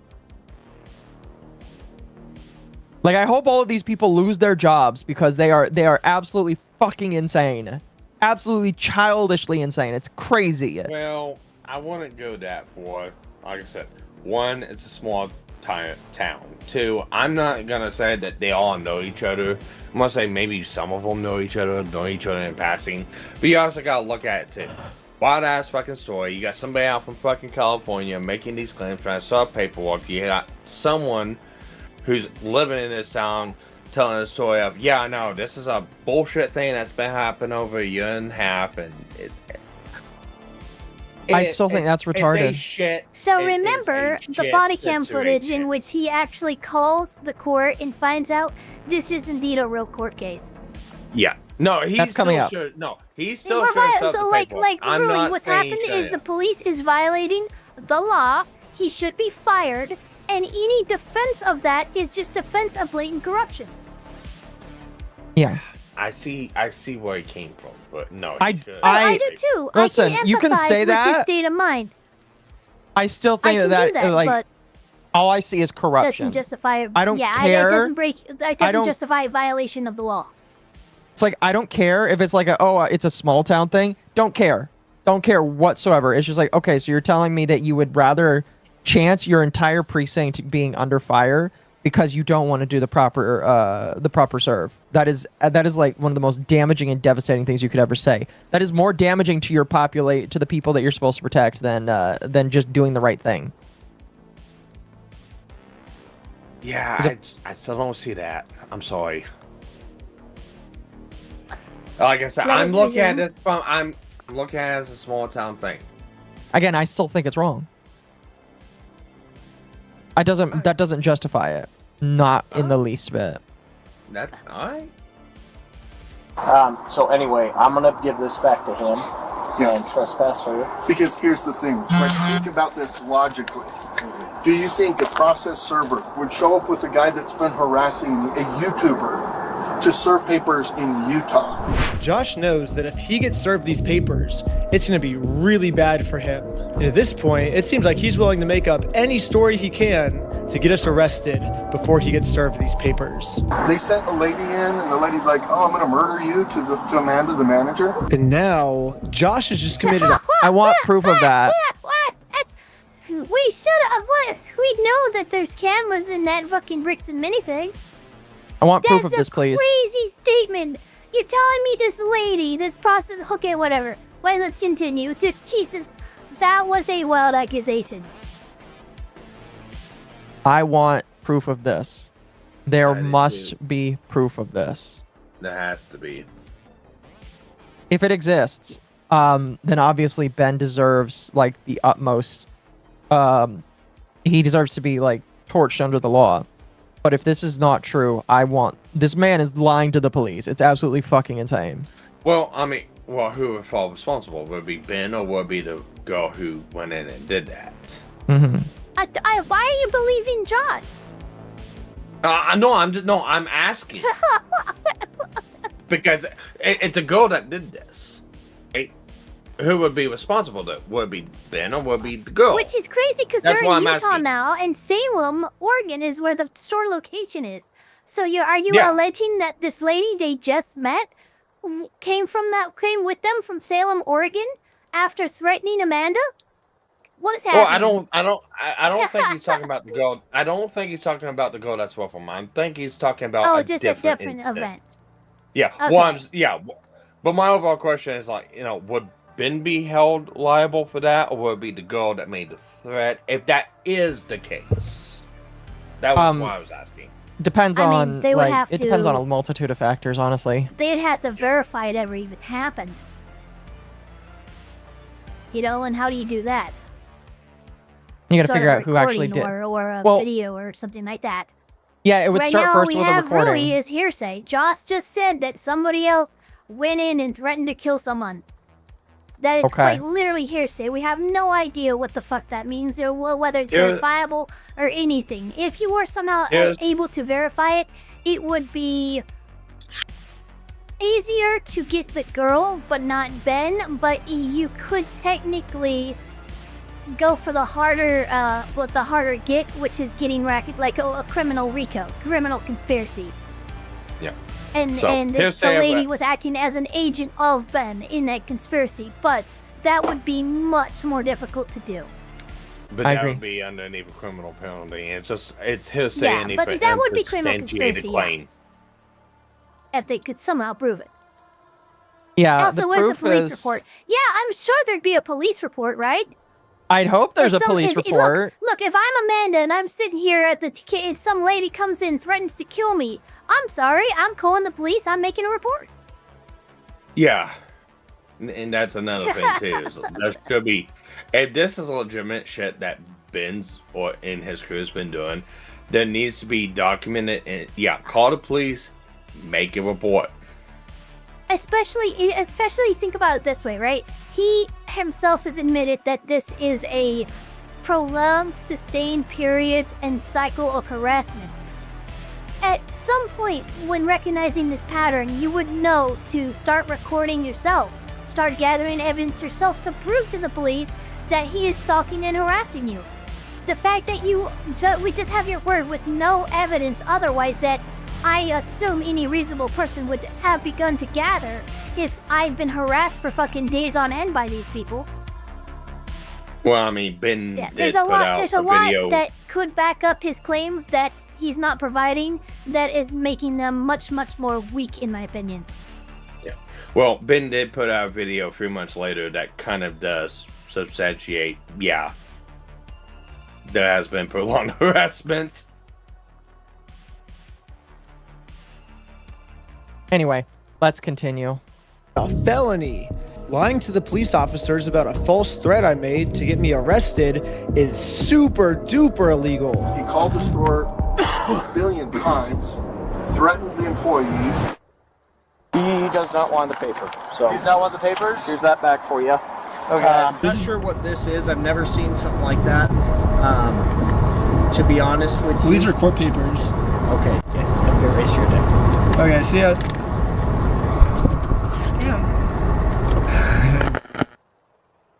Yeah, process server's really gonna ride with the YouTuber. I mean, how stupid does he think I am? It's not. It sounds like you're huffing cope. Listen, it's not well, I'm not gonna say it's common, but I'm also gonna say that like that's not like there's nothing saying that you can't do that. It's just legally dubious. Well, you're not supposed to be Yeah, there and anyway. it's a way. And look, apparently this girl thinks this guy's dangerous or whatever. Josh, I think that's kind of stupid. I haven't seen anyone throwing bows at anybody else in this yet. So I think her over apprehension. Oh, I think he's dangerous. Can you come with me for my safety? Oh yeah, that's fucking stupid. That's just cope to allow the YouTuber to be there when he really shouldn't be legally. So I think that's all kind of retarded, but I think these false accusations are just as retarded. Yeah, no, I would agree with that. Yep. Dubious. They have fake Well, service he's papers. just seething. And the Did you girl guys was like, see that? oh no, I He gotta serve him literally these had his papers. arms Like they crossed, printed he up was a fake seething. lawsuit, you know? And I'm like, oh yeah, do you think the process server would really be riding with the YouTube guy to deliver papers to a guy that he's been harassing? I'm like, do you think I'm stupid? I don't know what to do, Do man. you think you're stupid? So, did you call the police again? I just don't know what to do, man. I'm done with these guys. What you do is you sue them. We're ready and willing to arrest these individuals for Utah statutes for cyberbullying and digital stalking because they're using electronic means for What do you think you're willing communication to and arrest? coordinating their stalking. Oh, it's digital stalking, not stalking. It's all of the above. Okay, got it. But Ben's shenanigans have included vandalism and harassment, but nothing we've seen so far points to death threats. Is anyone a reliable narrator here? No. Yeah, that's kind of the problem. Yeah. And I'm going to come into defense a little bit of the CEO. Because, alright, us as viewers of watching all this kind of unfold, we're getting like a story of what everyone's kind of putting out. You gotta look at it from the perspective too, from these people, including the CEO. He's getting phone calls from Josh, probably. He's getting phone calls from the other person. He's had interactions with Josh themselves, and it's a lot of bullshit going around. I guarantee the CEO probably doesn't even fully comprehend what the fuck's going on. Oh, he does. Oh, he does. No, I saw his reaction. I saw some of the claims he made, including, "Oh, that store gets a lot of break-ins. I don't even know if the Legos are still in there." No, the CEO has his hands fucking dirty as fuck with this shit. No, I'm talking about this conversation right here. Oh, with this conversation, what was weird to me is like I think he meant he wants to call for the arrest of them for these things, but he said we're going to arrest them like but you and what, the Pinkertons? I know what he meant. I just say it was funny how it came out phrasing. I was gonna say that claim kind of backs up the other claim that came out, and I don't remember where the fuck it came from. I want to see where the fuck it came from. That's the reason why Crystal moved the inventory to the fucking storage warehouses, because it had a habit of getting broken into. Again, we'll have to see. Yeah, that's one of those. Yeah, one of those. I just know when the pieces of CEO has made multiple claims about the existence of the inventory, not having it, swearing to God that they'll return it, or then, oh shit, there's a lot of break-ins, we don't even know if it's still there. But when you switch your fucking excuses that often, I don't fucking believe you. No, I would agree with that.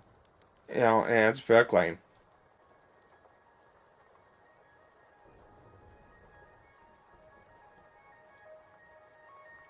Anyway, let's continue.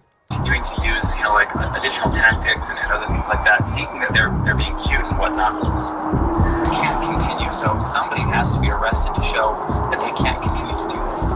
No, we're just kind of wanting to know what you want done on this. As much as we humanly possibly can. He's going to submit, have it screened for charges with our prosecutors, right, with our city prosecutors. He is very adamant that he wants to serve you with papers, okay? That's fake. That's illegal. You can't pretend to be a process server. So, you can't. It's illegal. Why not? In the state of Utah, to be a Ava, what is the requirements for process serving, at least where you live? Where I live, it's pretty simple. You have to be 18 years old. You can't be a party of the case. And, I'd have to look up the other thing. I think those might be, like, some of the only requirements in my state. Okay. Yeah, it doesn't take a lot to be a process server. Fair enough. process server, all you have to do is be over the age of 18 years old. You got to be not affiliated with the case, there you go, and you can't be an attorney. And this girl meets all three. She is over 18 years old. I literally met her. I didn't include it. That's fair. Like 10 minutes before we showed up here, and she's okay. So Ben's claim is he has met this woman 10 minutes before everything started. So if that's actually true, then in my personal opinion, well, that would even count. matter. She's not a party to the case, and she's not an attorney for the party of the case. So he could have known her since fucking kindergarten. It doesn't fucking matter. She's not a party to the case. She meets the criteria to be a process server. My only issue would just be, why are you riding with her? But again, if she wanted him to ride with her, then fair. For safety, whatever the fuck. I think that's bullshit, but yeah, that's what she said. Other thing I would bring up is, and I don't think this is a good enough argument, the other thing to bring up would be, oh, I need you with me so you can point out who he is so that I know exactly who to give it to. You could obviously get a picture of that, obviously, that kind of stuff. Like that, yeah. But like that's another argument I could see being given. It's illegal for him to be there with the process server, because you can't be present as a party of the case for a survey like that. That's actually illegal. Yeah. Well, and the other thing too is, before all this, you know, they were shown looking up his information, his picture and stuff like that to identify him beforehand. The Internet Zen Master also makes an appropriate point. Josh wouldn't have been able to avoid the papers if he hadn't been in the car. Josh wouldn't have known it was coming. I think he would have been paranoid. He was already on high alert. Probably would be more paranoid about it, and I don't think, if he tried calling the cops and everything, though, I think the cops would have ended up having to serve him with the papers, because there's no argument that can be made that, oh, Ben's here, Ben's stalking, but no. With Ben not there, there's really nowhere else to fall to in terms of avoiding serving Josh those papers. So really, that's the fatal mistake here in this instance, is Ben going with that process server. You fucked up big time there, and you probably, that's the reason why you were arrested and why all of this kind of spiraled. Yeah. True, I would agree. We know he got trespassed from the other guy's property. Do we actually know? Yeah, but he was on the side street. So trespass wouldn't be appropriate charge there. It would then fall to stalking, unlawful surveillance, stuff like that. Yeah, well.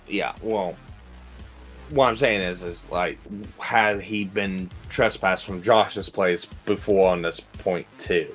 Because he may not have been on the property, but that's just, again, everything else on top of that. Yeah, I think we can all agree he shouldn't have been there. He was probably there because of the virality of it, and plus this girl was afraid of it. In my personal opinion, he shouldn't have been there. Obviously, I don't think he should have been there. I think that was a mistake. With that in mind, if these are the requirements needed for process, if these are the requirements for a process server in Utah, then he is totally within the right to have her go do it for him, and she should have been able to serve the papers. 100%. And Joshua Johnson should have been served, in my personal opinion. Really quickly, chat. I'm fighting legal eagles. Isn't that funny? It's funny to me. Anyway, let's continue. Not an attorney. So legally, in the state of Utah, this woman is a process server. And I already explained this to the police. So anyone can be a process server. You have to be 18 years old, and you have to be not affiliated with the case. So she is not affiliated with the case. She's over 18 years old. That qualifies as a process server. Okay. Well, maybe just have someone not affiliated with you. That's her. Yeah, she's. We have no relationship. That's why she's here. Yeah. That's why she's here. We have no relationship, and that is who she is, the exact person that you're describing. Oh, that could like it. How so? Well, she was arrested the next day, Waffle. I mean, again, we'll have to wait and see. We will have to wait and see. Yeah. I am not willing to throw malice in there until it's proven guilty. Yeah. Well, in the overall scheme, no, it should have stopped him from getting some of the papers. But, looking at it later down the road, it's like, it looks bad. I'm not going to disagree with you. That's fake. It is a lie. She's impersonating a process server. So for this girl to be impersonating a process server in the state of Utah, she must either be under 18, which the cops took her ID and verified she's not under 18. Do you have an ID or anything like that on you? She has to be related to this case, which Josh says he's never seen her before, so she can't be related to this case. You know what? That's a good point. If you state that you've never seen that girl before, that's actually not a bad point to make. Josh has verified that, and so the only option left is Josh must assume that she's an attorney. But if Josh has never heard of her before, how does he know she's an attorney?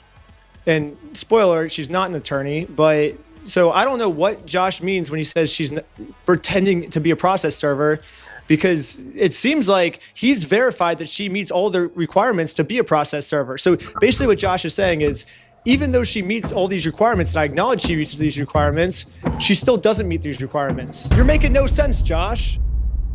Impersonating an officer of the court, that carries it's pretty significant, Yeah, you can't pretend to be a process server. He's not pretending to be a lawyer. Listen. Oh, you're okay. A process server is an officer of the court. Okay.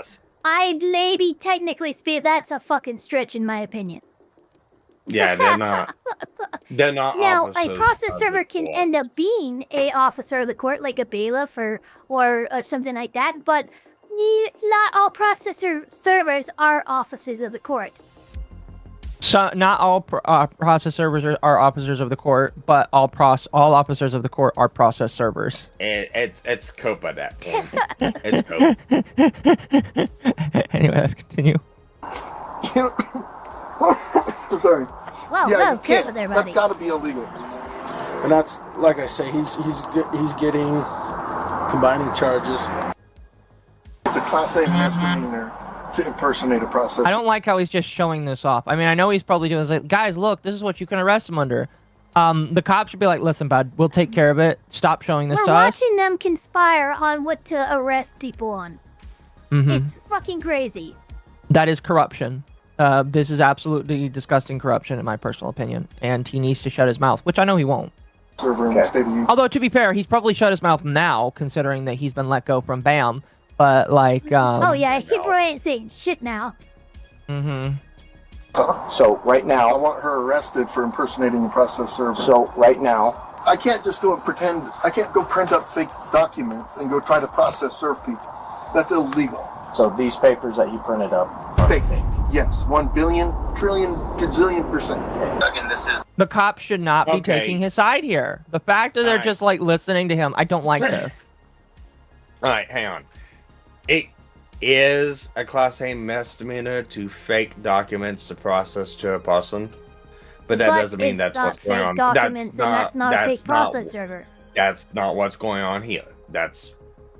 It is, but that's not what this. Yeah, it is if they were, but they're not, so it's not. Yeah, it's not. Brick by brick, chat. Brazilian levels of corruption. Yes, chat. This is Ammon. I'm with the corporate office. He's the CEO. Oh, hi. So, what's happened is we had a former franchisee. Mr. Schneider is just a YouTuber that got a hold of the story and then went to this guy and said, hey, if I can harass these guys and if I can do some stuff and get some money out of them, will you pay me some of that money? I would like to know where they got proof that this is the transaction that went down. This is obviously hearsay. Wild speculation. It is wild speculation and hearsay that they would say something like that, and it could get them in trouble. Maybe. I don't know. It is technically lying to the officer, but, you know. That's what they're trying to do, is the individual who actually owes the money left the United States. And now Eamon has just committed obstruction by lying to the police officers. He created a fake contract, forged a manager's signature up there, threatened to kill her. I'd like proof of that. No agreement. Well, again, with the threaten to kill her thing. Stupid agreement. I like how he can just lie to you guys. He's a straight face. Oh, he owes me $200,000. Oh, that's so ironic. I'll check with the court, see if it's a valid civil case that he's trying Okay, this pisses me off a lot. So now the cop is like, I'm going to go check and see. Why did you check and see if it was an accurate thing in the first place, fucker? You should have done that. That's what you should have been doing. You should have been like, what? I'm glad he's doing it, but like, I am upset it took him this long to get to that conclusion. Like, legitimately, he should have been like, I'm going to go check the efficacy of this before going to Joshua Johnson. Once he confirms it, he should be like, hey, Joshua Johnson, I've confirmed that this is real. Congratulations. You have been served. And then it should have been like, do you want me to trespass him? I'll tell him to go away, but I can't do anything about this. You got to go show up in court. Accusation, yeah. No, it's pretty out of left field.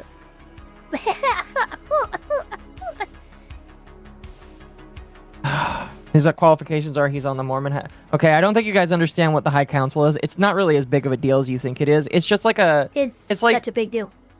It's not really a big deal at all.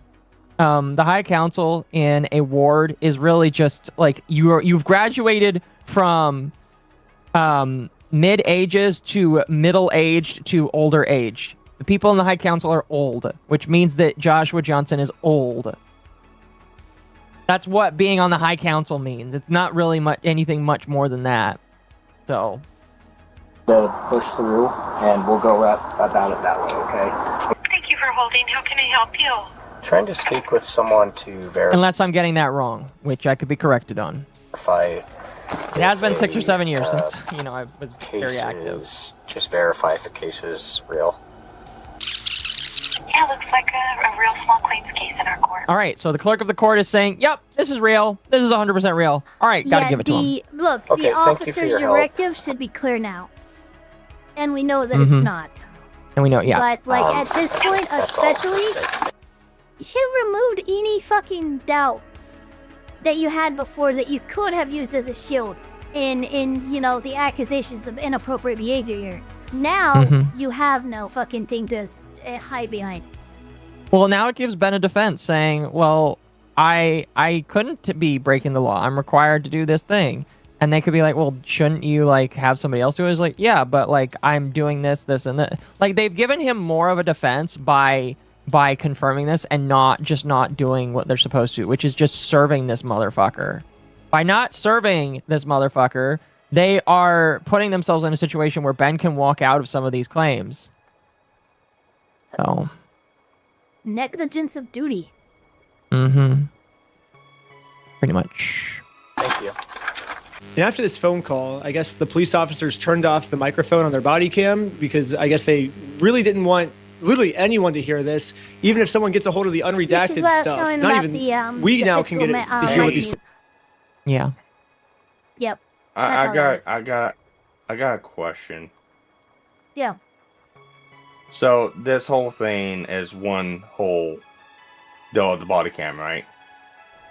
Yeah, this is I think this is like a 2 hours stop or something like that. Why is that video show that Ben's showing, he is in a Chevy. When you look at the actual body cam footage, he's in a Ford. So he's probably switching between different officers' perspective. I did see that in the files. It has I can send you this. Okay. It has in the files a key, because it actually has a whole thing breakdown where it's like, okay, this is body cam 1, this is whose officer that belongs to, this is body cam this, and it has like this whole fucking okay. Hold on, where is it? Yeah. Yeah. It's probably just a different officer. Yeah, because unfortunately he uses Ken just fucking meowed in my face. What the fuck? He came right up and just meowed in my ear, like, ow. Meow, motherfucker. Hurt. Meow. Yeah, he did it. He would just said meow. Well, and that's what I'm wondering, because I'm looking at one of the videos. Okay, here it is. shows him going back into his video. I got you. Going back to his unit, and it shows he's in a Ford of the body cam of chat? what we just saw. Yeah. So most And then I can moved believe it that over one. here. All right. Oh wait, was Thank that right? you. No, that wasn't right. I know that. I forgot I have to extract That this. was the Yeah, no, deal you're you good. I posted got earlier. this. All right, let's continue. Here is the officer body cam dash cam list. Gotcha. So that'll give you Thank you. your view and your contact. Oh, thank you. Fair. Police officers are saying. But anyways, the police officer ends up going back to talk to Josh. They're screening some charges, okay? Yeah. But we're just kind of working through. It looks like this is a real case. It just hasn't gone to court. Look at his face. He's like, what the fuck? What do you mean it's a real case? He seems genuinely surprised. This is the face chat of a You mean fucker this that is a knows real he's case? fucked. Yeah. Look at this face. He's like, God, why have you forsaken me? Oh man. Oh, fuck. Well, if this is the consequences of my own actions. I know, right? Okay. It's a real case. Who's it against? Against You. him versus you. Ben Snyder? Mm-hmm. What an idiot. So. He's just racking up the charges, and we're working together. So basically the consensus is, we were all wrong here. However, let's just arrest Ben anyways. Like, letting him go cannot be an option. No, legitimately. Okay, I found it. Legitimately. Holy okay, shit. I found it. No, that's on the 9th. On which one? The one where he confirms the court case. In the Chevy, that's on the 9th. Okay. This is the 10th. So you're saying that the cops already knew that this was real? What? And just went him through that Are you rigmarole? saying that, like, the cops, like, totally knew this was already real and they did not If you go Yeah, to... this makes it way worse for the cops. Yeah, if you... Well, that's fine. You go to time marker 2030 in that video I just posted. That says it's 3/9/2026.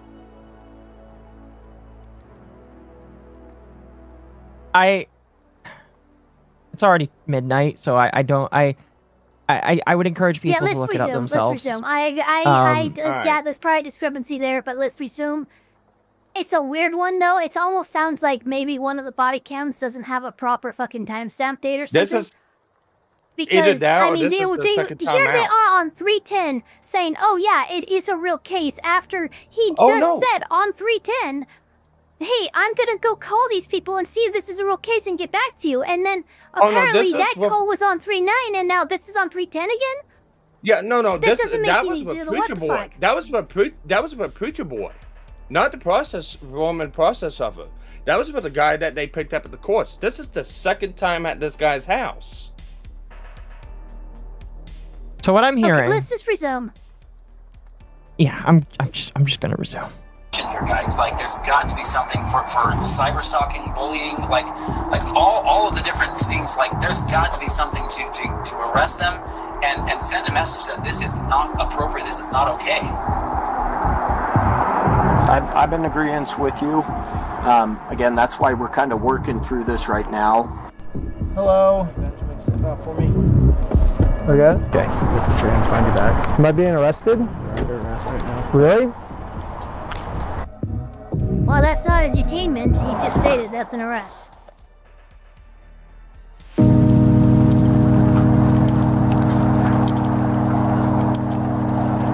I love you. I love you. Oh, There we go. I love you. Okay, I love you. I love you. Is it any wonder why all of this footage was censored? Is it any wonder? Yeah, I'm not I see surprised. why. I'm not I surprised. See why. This is really bad. Now you come back to get the attaboy from him? For fucking, oh my god, let's just continue. Dear God. I am not surprised.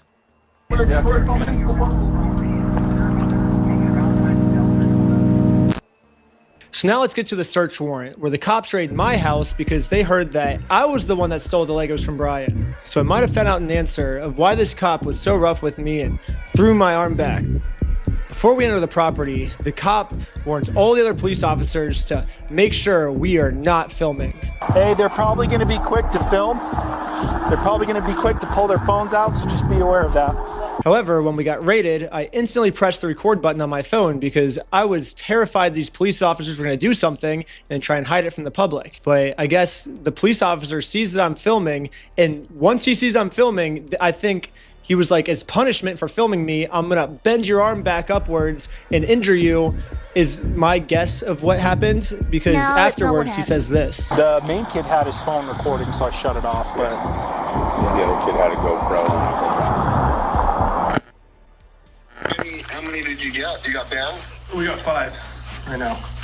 Including Ben Schneider? Yes. Sweet, that's good. Next, we got some unredacted. Is it normal? Is it normal? Josh. No, he did not. Yeah. No, he did not. Oh, It sounded Jesus like Christ, that is so bad. What Yeah. the fuck are you? No. Yeah. Yeah. Yes, Ava. Yes, that is exactly what happened. That is legitimately what happened right there. This is fucking wild. This is If fucking Ben wild. hasn't sued, he is leaving money on the table. First These of all, cops the need civil to be rights attorney fucking is up sued. with him. Trust me. He's gonna get something on this. If these are the violations that we're looking at, holy fuck. Yeah, this is bad. This is now at a level where I'm treating it differently than the bricks and minifig stuff like now. Because like holy shit, this police department's actions are way over the line. That was Josh, but Josh was not even the person who gave the stolen Lego information. You're right. It was a neighbor who rented an Airbnb out who made the accusation. So conspiracy? the fact that Yeah. Josh was called at all here is insane. No, I would agree. I am just like, it's absolutely fucking baffling in my personal opinion. Absolutely fucking baffling. Footage of me using the bathroom. Which they are required to do, by the way.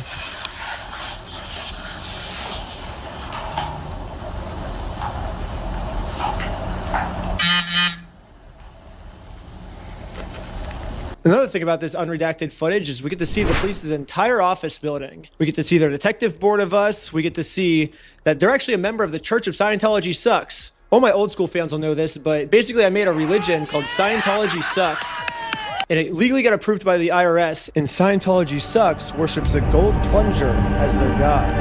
Oh my I even got God. it tattooed on my wrist right here. It's like a plunger cross on my wrist. I guess the American Fork Police Department is active members of the Church of Scientology Sucks because they literally put my god on their desk. That's exciting. We have a felony stalking case right now. Felonies. Everyone's facing felonies. That's pretty serious shit. It's super serious. I know that you've been told all of, oh, it's a fundraiser. This guy stole $200,000. Yeah. If that was the case, that guy would be in jail. That's a good question. I don't know who the old man is. I haven't watched any of this man's videos, so there's a chance it's like his dad or something. I have no idea though. It's a good question who the old man shouldn't is. be allowed in the fucking room. That's the that's why I'm questioning it. Maybe it's his attorney, who's just really casual right now. It's a possibility. Who knows? If that's his attorney, this is the smartest Did he man spot out you? of the entire fucking group.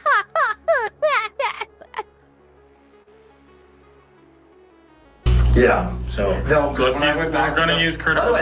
Anyways, we're going to fast forward a bunch. So this is basically a spoiler for episode 3, but basically this Bricks and Minifigs company has non-stop been making fake bomb threats, fake fire threats, fake murder threats in my name that I'm going to murder them. The only problem is obviously these are all fake threats. I would never do something like that. I hope. But I hope and pray. I hope and pray that's true.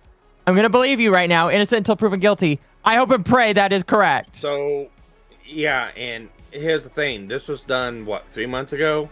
So it wasn't before, it was before the sensationalized video. Yeah. Again, I still hope and pray. That's all I'm going to say. Police think that these are real threats. So now the police from Los Angeles, from Utah, they're all working together now to catch me. Here's a phone call from just a few days ago of the Los Angeles police calling the Utah police of them scheming of a way to get me arrested for all these mystery threats that I've been making. Paul, we got a complaint from a guy in Provo about this guy Schneider. Okay. And so it seems like I talked to the guys in Sandy police too, and then trying to get a hold of Provo police. So it seems like, yeah, Schneider's kind of all over the place. Yeah. Basically, so he called me and he's just like, this guy's crazy. He's like making threats against us, my employees, our business, etc., etc. It seems like this guy might live in LA, or his last known address is in LA. Okay. So I guess I'm just trying to track down like what you guys are doing, if anything. I know, like, at least I've been told that there's technically a couple open cases. This guy's already being charged in Utah by 3 different places. Like, what are we doing? Mm-hmm. Any idea where he actually is? No idea. I know we had asked to hold him until we had further, but I'm guessing they just let him bond out. So. Okay. The only problem is I'm in a place the American police have no jurisdiction over, so they're never gonna catch me here. Yeah, no American police in sight. Good luck finding me. You are never gonna find me, police officers. That is, oh God. Okay. That was 2 days before his video dropped. Yeah, it was. Here, hold on.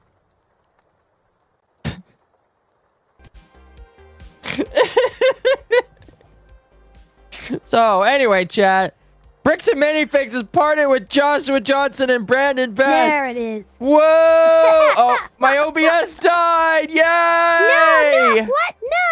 No! That's a funny time to die. I'm gonna be honest with you. Holy shit! Oh wow! Your OBS could not handle the retardation anymore. I have a 40-second delay. Holy shit! Oh my god! Am I still live? For 7.5 hours. I know. We'll be done here soon. We'll be done soon. But chat.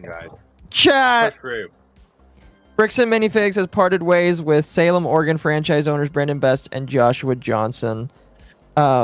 This took place 2 days ago. Well, excuse me, this place technically 1 day ago. And whoa, congratulations, I guess. Now, we still do not know if the RICO lawsuit is still going on. Probably still is. But like, as of right now, they have parted ways with the two figures that have, in my personal opinion, done some of the most damage to their company. Now, to be fair, the CEO is also, in my opinion, just as bad. It's just as bad, in my personal opinion. But they have parted, in my personal opinion, with some of the worst individuals of the company. And provided that this is actually them being done, then this is cool. This is cool. What do you think, Ava? I think this is the single smartest things that Bricks and Minifigs could have possibly done. I agree. So I'm gonna go. How much you want to bet the two people left on their own accord just to get away from the bullshit? I don't know. It's a good question. It could be a mutual thing. I am going to read this, and then we'll cap it off. Bricks and Minifigs, an authorized Lego reseller specializing in buying, trading, and selling Lego products, announces the permanent closure of its Salem, Oregon store, as well as a mutual agreement to part ways with the franchise owners Brandon Best and Joshua Johnson due to a devastating social media campaign. While fact investigation continues, BAM's current state of its investigation has uncovered significant evidence of gross negligence in how the store was previously operated by the prior owner, as well as operational gaps during the transition and the subsequent management of document recovery. More importantly, BAM leadership has personally reached out to Brian Mansell and family to meet, review documentation, and revealed in the investigation and come to a mutual positive resolution. The findings directly related to an ongoing situation involve collector Brian Mansell, whose father's storage Lego collection was part of an unauthorized, they're still saying unauthorized, and private consignment side deal in the same location that predated Brandon and Joshua's ownership of the store. Quote, we've been asking for documentation for a long time. We asked Mr. Mansell and others and did not receive enough to give us a clear picture until recently. Thanks to internal and external operations assistants and those who continue to stand with us, and we finally have enough to proceed with the resolution, unquote, said Ammon McNeff, CEO. Quote, and now that we do, Brian, we continue our offer to sit down with you and prepare to discuss dropping the lawsuit against you. Let's go through the spreadsheets and POS data together and ensure you are made whole monetarily, ensure that whatever Star Wars Lego was or remains in the Salem store, whether you identify it as yours or not, you can have it. We will ensure you are compensated for anything unaccounted for, including what Mrs. Law/Gorman failed to compensate you for. Your knowledge, we are ready when you are, unquote. So they're still saying that it's the Gorman's fault. They are not taking accountability. Oh, yeah, of course not. Yeah, they're doing that, but they're also topping it off with, we will pay you for that. So yeah, we're going to make you right. Yes, pretty much. Well, you know, I said this in the beginning. I really could give a fuck about Bricks and Minifigs, about Ben, about any of these people, except for Brian and his family. Pretty much. Those are the two, like, even the old franchise owners. I really could not care, so long as Brian and his family get what's due to them. Yep, pretty much. The investigation also produced new documentation that dramatically challenges the speculative social media narrative around the Mansell collection. Evidence shows that there were 3 sets of books being managed by the previous owner, Mrs. Law Gorman, regarding the collection, all with different accounts of what was sold and more reliable high-end market values for the entire collection, which is more accurately estimated at $95,000 to $100,000, consistent with what Brian himself stated publicly on Collecting Weekly podcast in April of 2025, and consistent with the $80,000 in products and or cash he saw when he visited the store on or around November 21st of 24. Additionally, a review of the POS data between September 23 and November 24, during the time Mrs. Law Gorman confirmed she was exclusively storing and managing and presumably insuring Mr. Mansell's collection under the undisclosed side agreement, a signed copy of which BAM still does not have, is currently underway. So they're claiming they don't even have the agreement. I mean, I don't know why they kept refusing to accept it when it was being offered to you. My problem is like, pretty much. The $200,000 figure circulated publicly by Mansell on his personal Facebook page and Mrs. Gorman on the Salem, Oregon Facebook page was never a documented value, simply the promotional value they used to bring excitement for the public viewing in November of 23, an event in which Ed Mansell, father Brian Mansell, was documented by both parties as present. Quote, due to our commitment to the heightened level of due diligence in our investigation and lack of formal documentation produced by Mr. Mansell and the former franchisees, Mrs. Gorman, we have found critical data, including 3 separate Star Wars lot spreadsheets. These include unknown but accessible these included an unknown but accessible email account maintained by Mrs. Gorman. This evidence confirmed the new incoming franchisees who took over the location were not aware of nor prepared for the responsibilities of taking over a store from a forensic accounting review standpoint. This led to due diligence issues in coming to resolution with Mr. Mansell, said McNeff, Holy shit. COO. They are actually blaming everyone but them. They are, 100%, yes. Quote, first, an ex-franchisee still had connections to, and in one instance, ownership of company marked data through a small personal email account. When a collector came in, identified himself, and he believed to be a formal, albeit undisclosed, relationship with a former franchisee, it is unfortunate that Mrs. Gorman was not upfront about it. We are disappointed the situation was not made explicitly clear. That should have happened much sooner than today. That is not acceptable, and we are not going to pretend otherwise. Crystal Law Gorman entered directly into an unauthorized consignment agreement with Mr. Mansell, yet never made a formal introduction between BAM Corporate nor the new incoming franchisees. That's not true. They technically did, based off of that footage alone.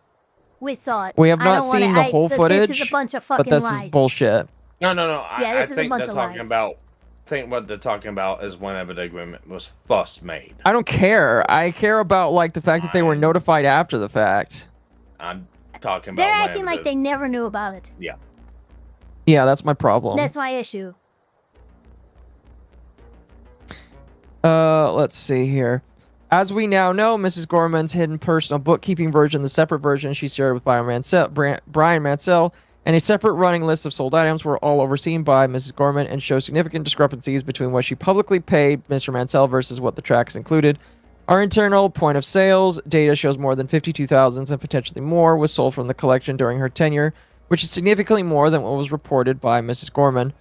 Crystal Gorman was never authorized to enter into a consignment agreement with Mr. Mansell through the franchise and never introduced Mr. Mansell to BAM or a new incoming franchisees. Again, it's your contract. I disagree, honestly. I just disagree. I saw the words. I had zoomed in on it until it was pixels. So, you know. I know for a fact that's a lie. I just fucking disagree on this kind of shit. Now, they don't really... It doesn't seem that they mention a whole lot about the franchisee being like, being dissolved by the Johnson and Best. But, like, this is basically this is basically what they're saying. And then they did bring out a timeline. It's a long timeline here. We're not going to read it, but they're bringing their side of the story again with next to no evidence. It's just words here, and until I see evidence, I'm sorry. They've done less to like prove to me that they've done enough. I'm sorry. So that's it. The only other thing we can watch is Ben Schneider's... folks. The only other thing we can watch, which we're not going to watch because I want to respect everybody's time, is there's a video where Ben Schneider answers questions about some of the things that is going on. And that's it. That's for another time, I think. We're done. I could probably watch it as a honestly, bookend. there's even more that we're going to end up coming out, in the next week. We'll have to see that. Yeah. Yeah, I didn't even get a chance to watch the second video by Leonard French, where he talks about how the Patreon CEO decided that he was going to take a stand against censorship from a judge, and that immediately opened up a discussion as like, if you're taking a stand against this judge, why won't you take a stand against payment processors when payment processors say you need to silence certain individuals because they have content that we don't like? Like, that's my problem. It's just like, you can't do this it's performative. and then say that you're going to ban this. That's why it's performative. It was nice and safe. As far as disobeying judges' orders, this is the one instance in which you can, because you're not a named party in the case. So what jurisdiction do they have over you, right? So this is nice and safe for Patreon to tell Bricks and Minifigs to stuff it without worrying about any of the other shit that taking an actual stance would entail. Yeah. Yeah. Also being called out as performative too. Yeah, definitely. It is 100% performative, and that's why I don't like it. But I do like the interesting wording of forensic money investigations. Yeah. Because if that is true and that is the case, this isn't something that's, they just got it and they looked at it. They've been looking at it for a while, if that's the case. Yeah. Unless it's a lie. Now, chat, here's what I will say. Number one, thank you to my co-stars for coming on. It was very great. I hope you both enjoyed this mental draining insanity. It wasn't as bad as last time. No, this was a little more palatable. It was definitely a little bit more palatable. I am going to send you all off to Mizu. Oh my gosh. I will do the same. Leonard French put out a new video. What's it titled? It's talking about the press release that we just read. Well, I mean, I'll go over it later, and if I see that we need to watch it, we will.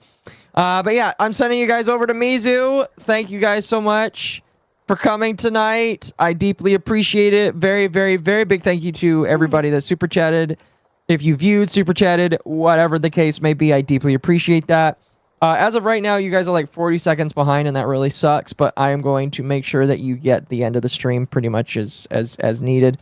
Thank you, everybody, again, so much for coming tonight. Ava, do you have anything that you wanted to say before I throw people off? No, just, the usual, if you guys like this comment, don't forget to like, comment, subscribe, hit that notification bell as hard as you possibly can while I have a stroke, and we'll see you all in the next one. Bless. All right, chat, I'm sending it over to Royan. He's talking about art with Mizu, so you know that it's good. I'll talk to you guys tomorrow night for Warhammer Saturday. Until then, peace. All right, give it like 30 seconds, and then you can start saying your slurs.